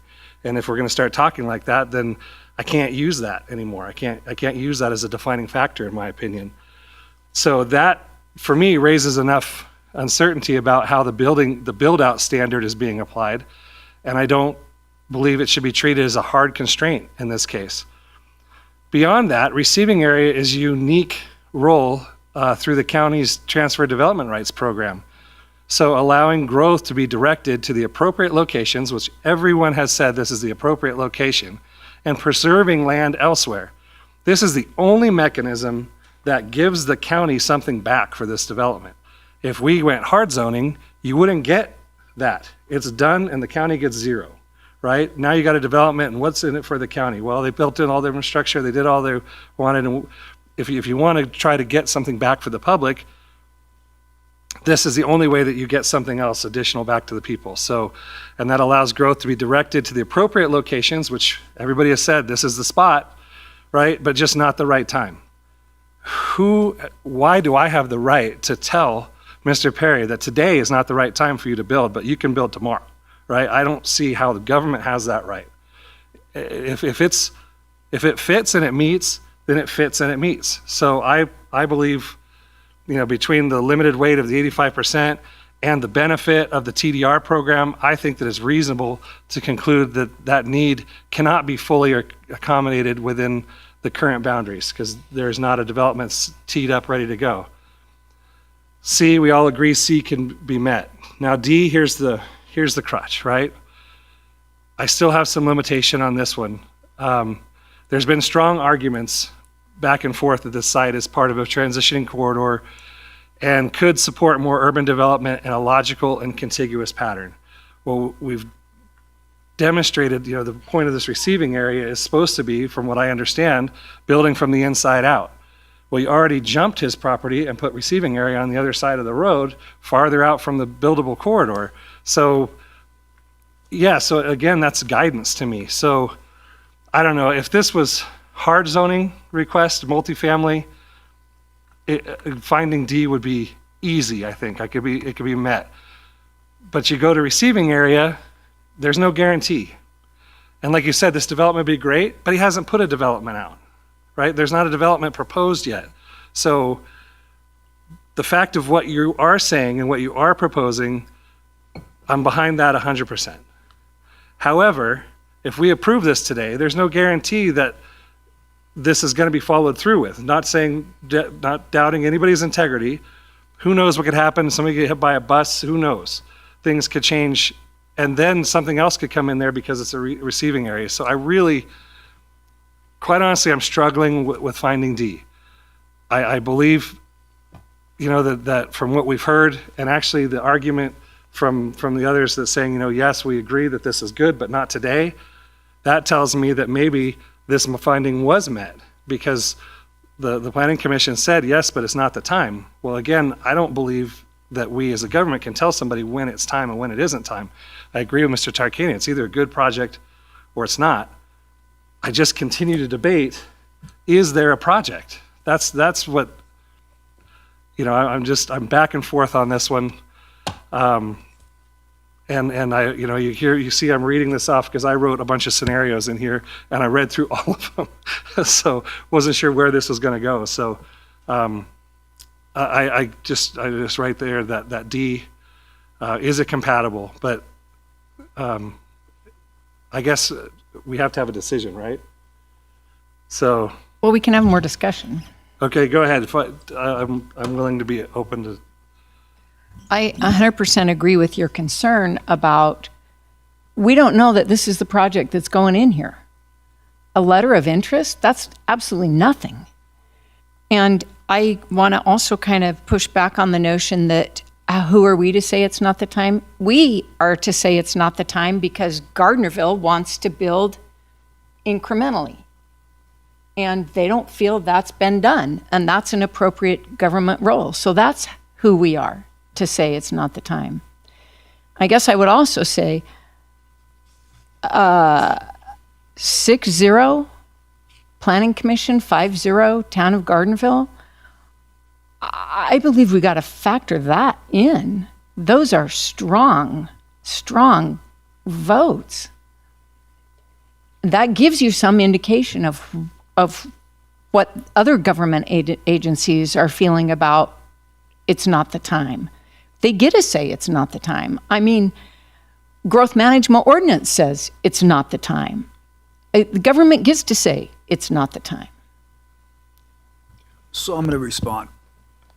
There have been many votes by this board against town boards and to the Planning Commission in the past. You have not given total discretion to them. Why? What is it our position to tell Gardnerville what they can have in their community? Because we're the county commissioners. That's the authority we have. We were elected countywide to make these decisions. And no one is disputing that this is a good project in that area. Now, with respect to the 6-0 and all these other type, I spoke with Paul Bruno, and Paul Bruno said he didn't vote for it. And I think Paul is a sharp guy, and I trust his judgment in a lot of ways. And he said it's because they didn't have any idea what project was going to go on there. And that was his concern. Well, and I expressed that to Mr. Perry. And Mr. Perry said, well, he'll promise this is a project that'll be on there. He said he has, you call letter of interest. I don't know if it's a letter of intent, letter of interest, which it does mean something.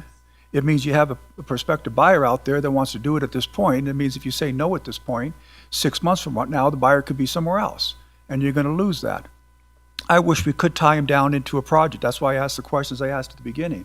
But is it, and this is where you're going to have to weigh, is it worth the risk of having to trust he's going to put in what he says without any guidelines, guardrails, or the possibility that this project may fall through and you don't have affordable housing in that area, and that land stays vacant for a period of time? So I'll once again weigh in myself, and my concerns are once it's rezoned, we have no control of it. We have no control of it. So anything could happen, especially when it's a receiving area. So I just can't see doing that at this point in time. So anyways. Well, let me jump in too. Excuse me. I think the commissioners have taken a good hard look at this. I disagree with two, and I agree with two. It's my opinion that we have drug our feet for too long when it comes to affordable housing or attainable housing or whatever kind of housing you want to call it. And Mr. Perry came up with this idea years ago, which I thought was absolutely brilliant. You've got a Walmart in a hospital within walking distance of these properties. I hate seeing agricultural islands that have no water rights that sit there and just become wheat patches. So, as you can tell from the statements that I've made so far, I am all in on this project. Thank you.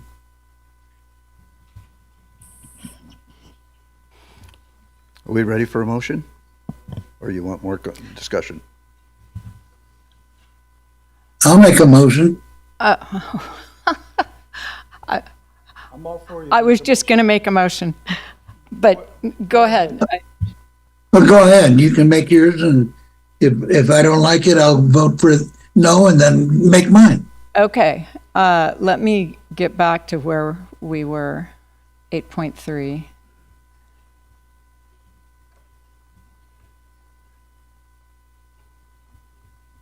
I move that we deny master plan amendment application DP 25-0226 because the required findings cannot be met.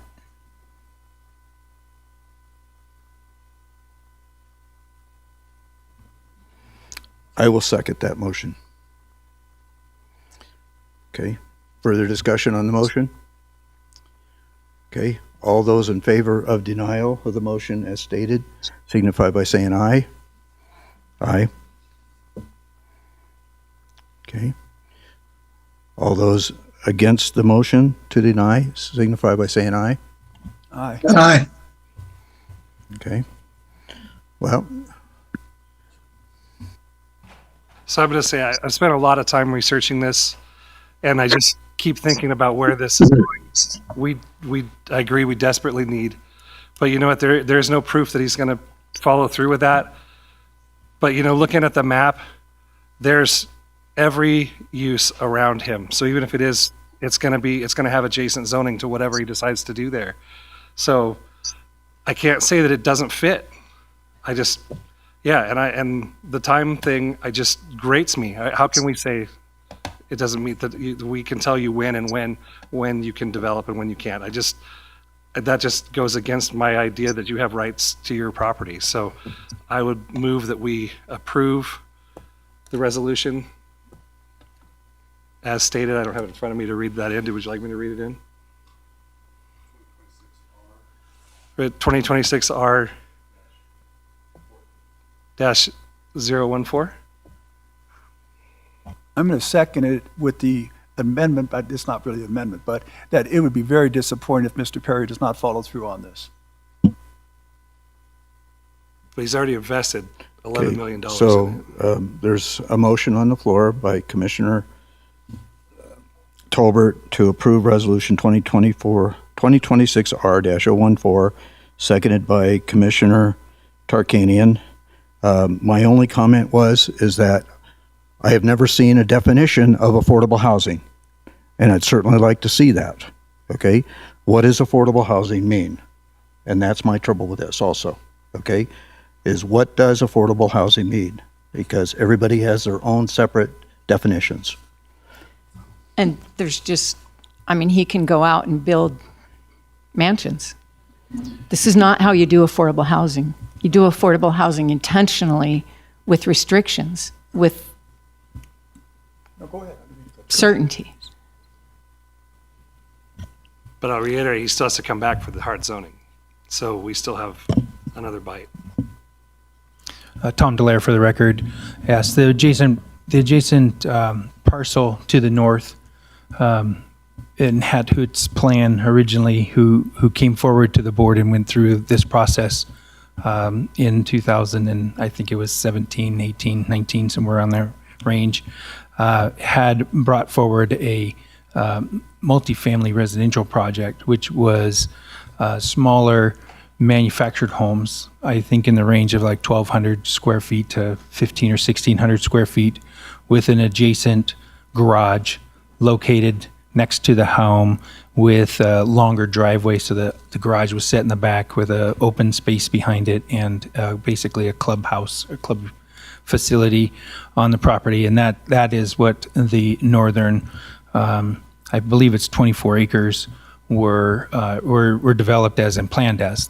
That project was transferred to, I believe, the Sun Coast team or whoever, I can't remember the name of the actual owner now, but Stone Ridge was transferred to a different organization, and they came forward with a SIP, or minor design or a design review, and an SIP where he was in the middle of getting comments, or at the end of getting comments from the town and from the county staff, and we haven't heard back from them on that project. And what I've heard from that outfit is that they needed more land in order to expand that project to make it pencil, and that was the affordable aspect on this that they were pitching at the time. And so I believe that's what they are going to try and do, but this is the first step in that process, and they do have to come back for a zoning change in order for that to continue on with that process, and an overlay as well, if they're going to do a manufactured home product there. So if we Okay, approve, I need to be careful here because we're in board debate here. We're not in public debate or right? So, yeah, I appreciate that you're weighing in on that. However, I have to isolate these comments to the board, okay, on this motion. So anyways, that was more of a rhetorical question, honestly, than anything else, in regards to the board weighing their decision on this. So anyways, we'll go to a vote, and all those in favor of approving, adopting Resolution 2026R-014, please signify by saying aye. aye. Aye.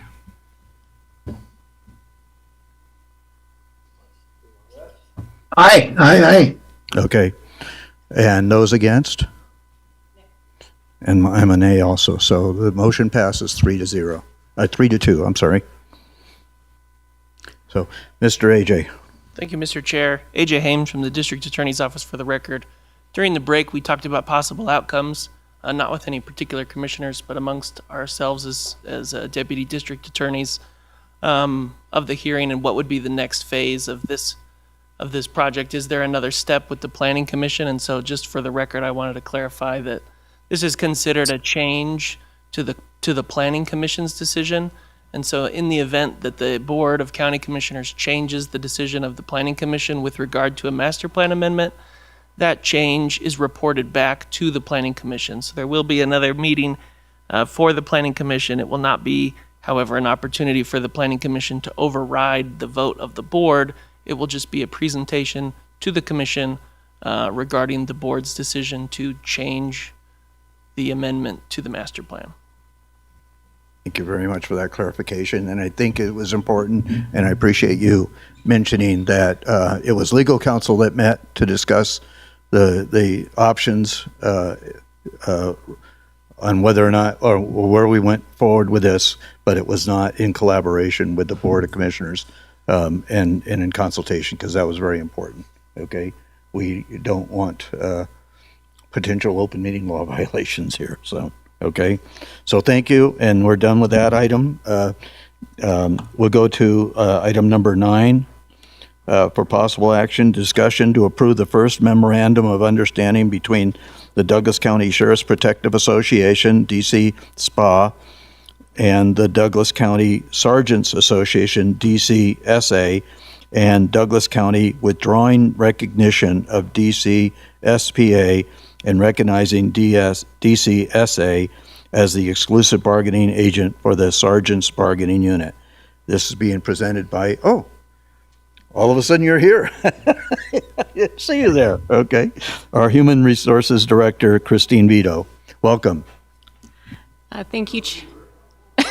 No, you don't. Chairman, members of the Commission, Christine Vito, Human Resources Director for the record. This item is a memorandum of understanding that formalizes a change in bargaining unit representation for Sheriff's Office sergeants. The MOU transitions their exclusive bargaining agent from the Douglas County Sheriff's Protective Association, or DCSPA, to the Douglas County Sergeants Association, or DCSA. I do want to emphasize this is voluntary and cooperative. DCSA has requested this recognition, and DCSPA has agreed to this change. We have worked proactively with both associations to ensure this process aligns with Nevada law, and DCSA has provided the required documentation, including majority support, no strike pledge, and organizational materials. Importantly, nothing in this MOU changes the existing labor agreement for the Sergeants Bargaining Unit. The current contract remains in effect through June 30th, 2028, and DCSA will administer it as is, so there's no impact. Operationally, this is an administrative transition with no disruption to services, and there is no fiscal impact. From a county perspective, this maintains stability, ensures compliance, and avoids potential representation disputes. I do want to acknowledge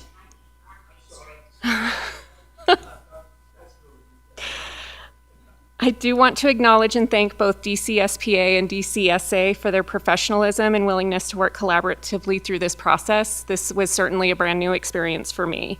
And with that, I do recommend approval of this MOU recognizing DCSA as the exclusive bargaining agent for the Sergeants Bargaining Unit, and I'm happy to answer any questions. Commissioners, questions? Commissioner Rice, anything? Commissioner? No, sir. I'm good with it. Sorry to interrupt. We do have Sergeant Justin Fricke here also, if he'd like to get up and say something to the commission.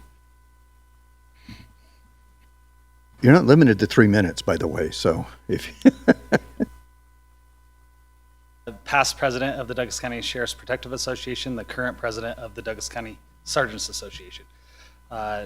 Association's been around for many years. It's done a lot of good things through the community. You know, besides protecting the sworn officers of the sheriff's office here, we also put together scholarships for youth that are going to college. We pick needy families, especially around Christmas time, and donate to them. We support sports leagues, fishing derbies, Austin's House, you name it. If something comes up, we usually put together something. We want to see a good community and work with them. Over the years, the sheriff's office has been part of the association has been deputies, investigators, and sergeants. The sergeants are now separating out. One of the main issues is that they are considered a supervisor, and being within the same association, it has a lot of conflicts. And so I think that we can resolve a lot of those issues by doing this. We appreciate the help from the county. Christine has been very wonderful to work with, so we appreciate you guys seeing this MOU. Thank you. Any questions of Sergeant Fricke? No? Okay, very good. This is for possible action. So without any questions from the board, we'll go to the public for public comment. Seeing no public comment, we'll bring it back to the board. And if there's no further comments or questions or observations, I will entertain a motion. I move that we approve the first memorandum of understanding between Douglas County Sheriff's Protective Association, Douglas County Sergeants Association, and Douglas County, recognizing Douglas County Sergeants Association as the exclusive bargaining agent for Sergeants Bargaining Unit as presented. Second. Motion by Commissioner Hale, seconded by Commissioner Rice, to approve the first memorandum of understanding as presented between DC Spa and Douglas County as presented. Sensing no further discussion, all those in favor signify by saying aye.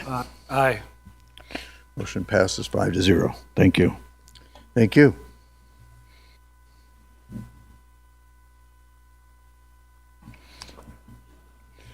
I think we'll get out of here by 5. For Public Works, item number 10, for possible action, discussion to adopt Resolution 2026R-019, a resolution of the Douglas County Board of Commissioners declaring its intention to sell real property at auction. Resolution 2026R-019 pertains to a Douglas County-owned 1-acre parcel, APN 1022-17-002-010. The public internet auction will be held on Tuesday, May 19, 2026, from 10 a.m. until 12 p.m. noon Pacific Daylight Time on the website, and the website's listed there. So this is being presented by Mr. Phil Richter, our Director of Public Works. Commissioners, thank you. Phil Richter, Director of Public Works, for the record. This item, or the potential sale of this property, was brought to this board back on July of 2025, seeking direction for staff to proceed with the sale. What we're bringing forward now is the appraisal's been done, and we're moving forward per NRS with the sale. This is a little different than the tax sales, covered through a different section of NRS. I just want to explain that the resolution today is required to declare the fact that the sale will happen. We will then advertise this for 3 weeks, and then bring forward an auction using an online system that's allowed in NRS on the 19th. The results of that auction need to be then ratified by this board. It's not final until you ratify it. So you will see another agenda item on the May 21st board to essentially either accept the winning bidder or reject it and declare that the property is no longer up for sale. So that's an NRS requirement. So anyway, I just want to make sure you were clear on that today the resolution just says you're declaring to sell it, and then there will be a final approval of the sale on the 21st. Questions, Commissioners? Commissioner Rice? Sure. Okay. Okay, at this time then, without questions, I'll go to public comment. Is there any public comment on item number 10? Okay, seeing no public comment.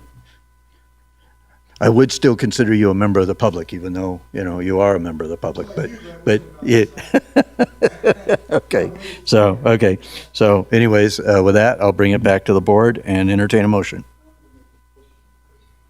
Fellow commissioner asked me to. Just give me a chance to get to the right page, okay? All right. I'm going to make a motion to adopt Resolution 2026R-019, a resolution of the Douglas County Board of Commissioners declaring its intention to sell real property at an auction. Thank you. Second. Okay, motion by Commissioner Tarkanian, seconded by Commissioner Tolbert to adopt Resolution 2026R-019 as presented. Sensing no further discussion, all those in favor signify by saying aye. Aye. Motion passes 5-0. Thank you very much, Mr. Richter. Sorry you had to spend all day waiting for your moment of fame, but Okay, and so we'll now go into item number 11 for presentation only, announcements, reports, updates from county commissioner members, including updates on the various boards and or commissions that they may be a member of or a liaison to, or other meetings, functions that they have attended, and any request by a commissioner for discussion of a future agenda item. Commissioner Rice, you want to go first? I can, because I have really nothing to report. Very good. Commissioner Hales? Yes, I want to spend my time during this agenda item to request 2 agenda items, both having to do with East Valley Road. So we've heard about East Valley Road quite a bit, and I've driven it myself, and it is becoming, it is a difficult road. It is damaged, it's bumpy, some of the shoulders are eroding. And I'm getting more and more reports from residents that there are trucks there that are taking it as a shortcut so they don't have to go through town, but they don't really actually have any business on East Valley Road. So when I started seriously considering this, I talked to many residents. I talked many times to Phil Ritger. I talked with other county staff. I've talked with the sheriff. I've talked with a business that does have trucks that uses East Valley. So I've tried to really consider a lot of things. And so what I propose is that we have an agenda item that would restrict trucks on on East Valley Road, and as well as the Fremont section of East Valley that adjoins Johnson Lane. So that's that one straight line and doesn't do the East Valley jog at the top. And also a separate ordinance that considers reducing the speed limit on that same road. I've talked to several people who routinely drive that road at this, and they've driven it at the speed limit, and they say there are points where it is an unsafe road. So I would like to move this forward as quickly as possible. Thank you. Okay. Mr. Tolbert? With the Western Nevada Development District, we are in the final stages of, let me get this right, we call it CEED, CEDS, but it's the Comprehensive Economic Development Strategy for Northern Nevada. We've been working with various other counties and members of Western Nevada Development District very close to dialing out those new goals and pillars and a lot of great stuff. Other members of the Douglas County staff have been participating in this as well. But they're very nearing completion. We've got drafts and looking for final approval, I think, in the next meeting. So moving forward there. Other than that, nothing huge of note. So on to you. Thank you. So I have very little really, but number one, I share your concerns, Commissioner Hales, regarding speed limits on East Valley. As I do drive it, I am seeing more and more residential development that has driveways going directly onto East Valley, and that is becoming a concern at 35 and 45 miles an hour, and public safety. So I share your concern there, and hopefully we can do something in that regard. I did want to also announce or indicate that in review of the possible NACO WIR conference here in Douglas County, we're revising the MOU with the national organization to something that's a little bit more palatable for Douglas County. And then secondly, I did, in regards to NACO also, I did want to indicate that our executive director, Vince Guthrow, resigned a couple weeks ago in April. Well, was it April? March. And that he has taken on the responsibilities fulfilling the role of the Nevada Department of Conservation and Natural Resources role that James Sotomayor previously had. So we have appointed Amy Hines Sutherland our HHS director or manager to the interim role. We are going to open up the competitive hiring process with the desire to have individuals interested in that position to come back, submit their applications in interest by June 26th, and hopefully we'll have a decision in either our July meeting or our August meeting. So that's where NACO's headed. So other than that, I do have a Visitors Authority meeting in the morning that I will be attending. So Carson Valley Visitors Authority. So anyways, with that, I think that ends our item number 11. We'll go to, at this time, closing public comment. Once again, we ask the public to be reminded that public comment will be taken on those items that are within the jurisdiction and control of the Board of Commissioners, and those agenda items where public comment has not already been taken. So 3-minute time limit once again. Thank you.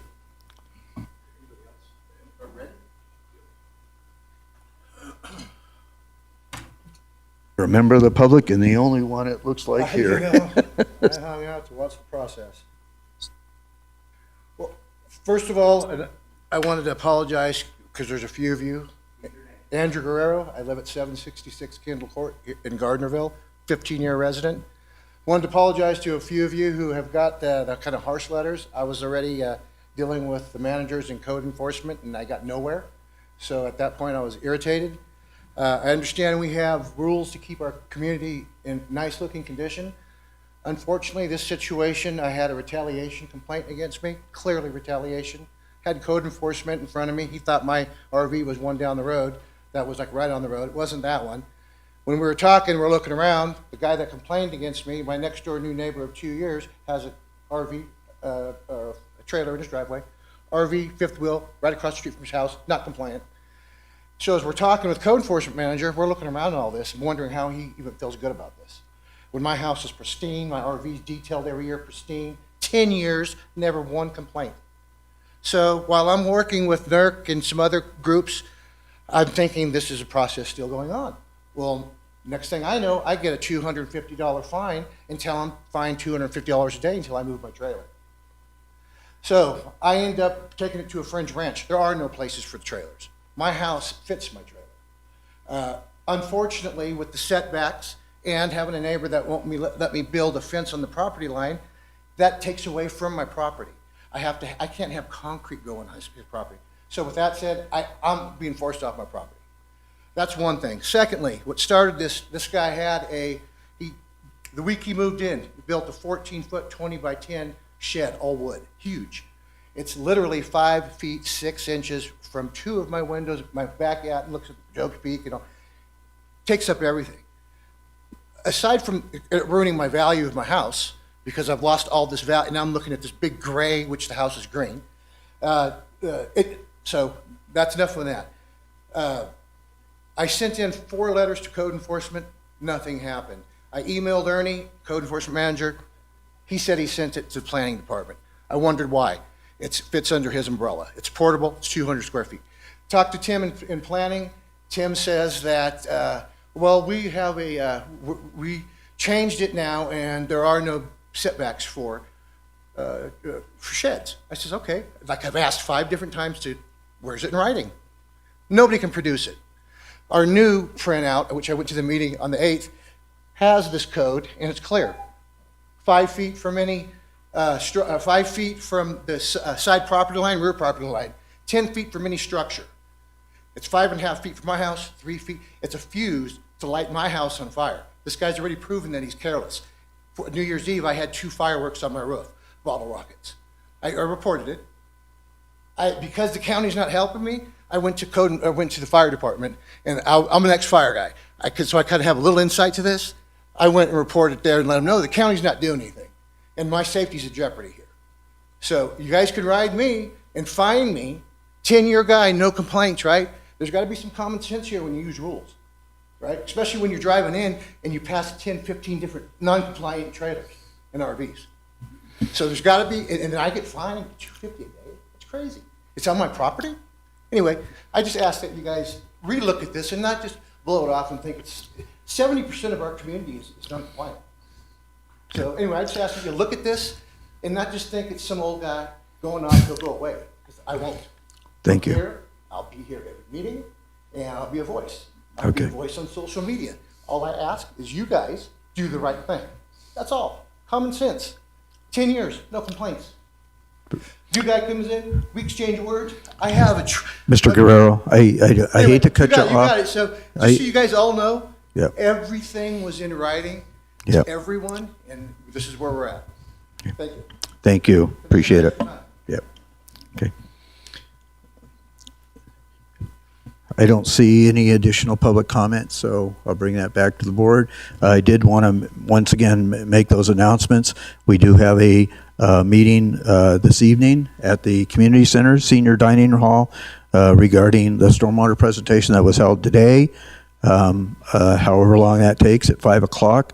Then we have a special meeting on May 5th that will discuss it again. And then on May 27th, we have a special meeting or a Title 20 community update at CVIC Hall at 4:30. And then May 28th, a special budget meeting also, besides our 2 regular board meetings in the month of May. So with that, thank you very much. Appreciate everybody's help.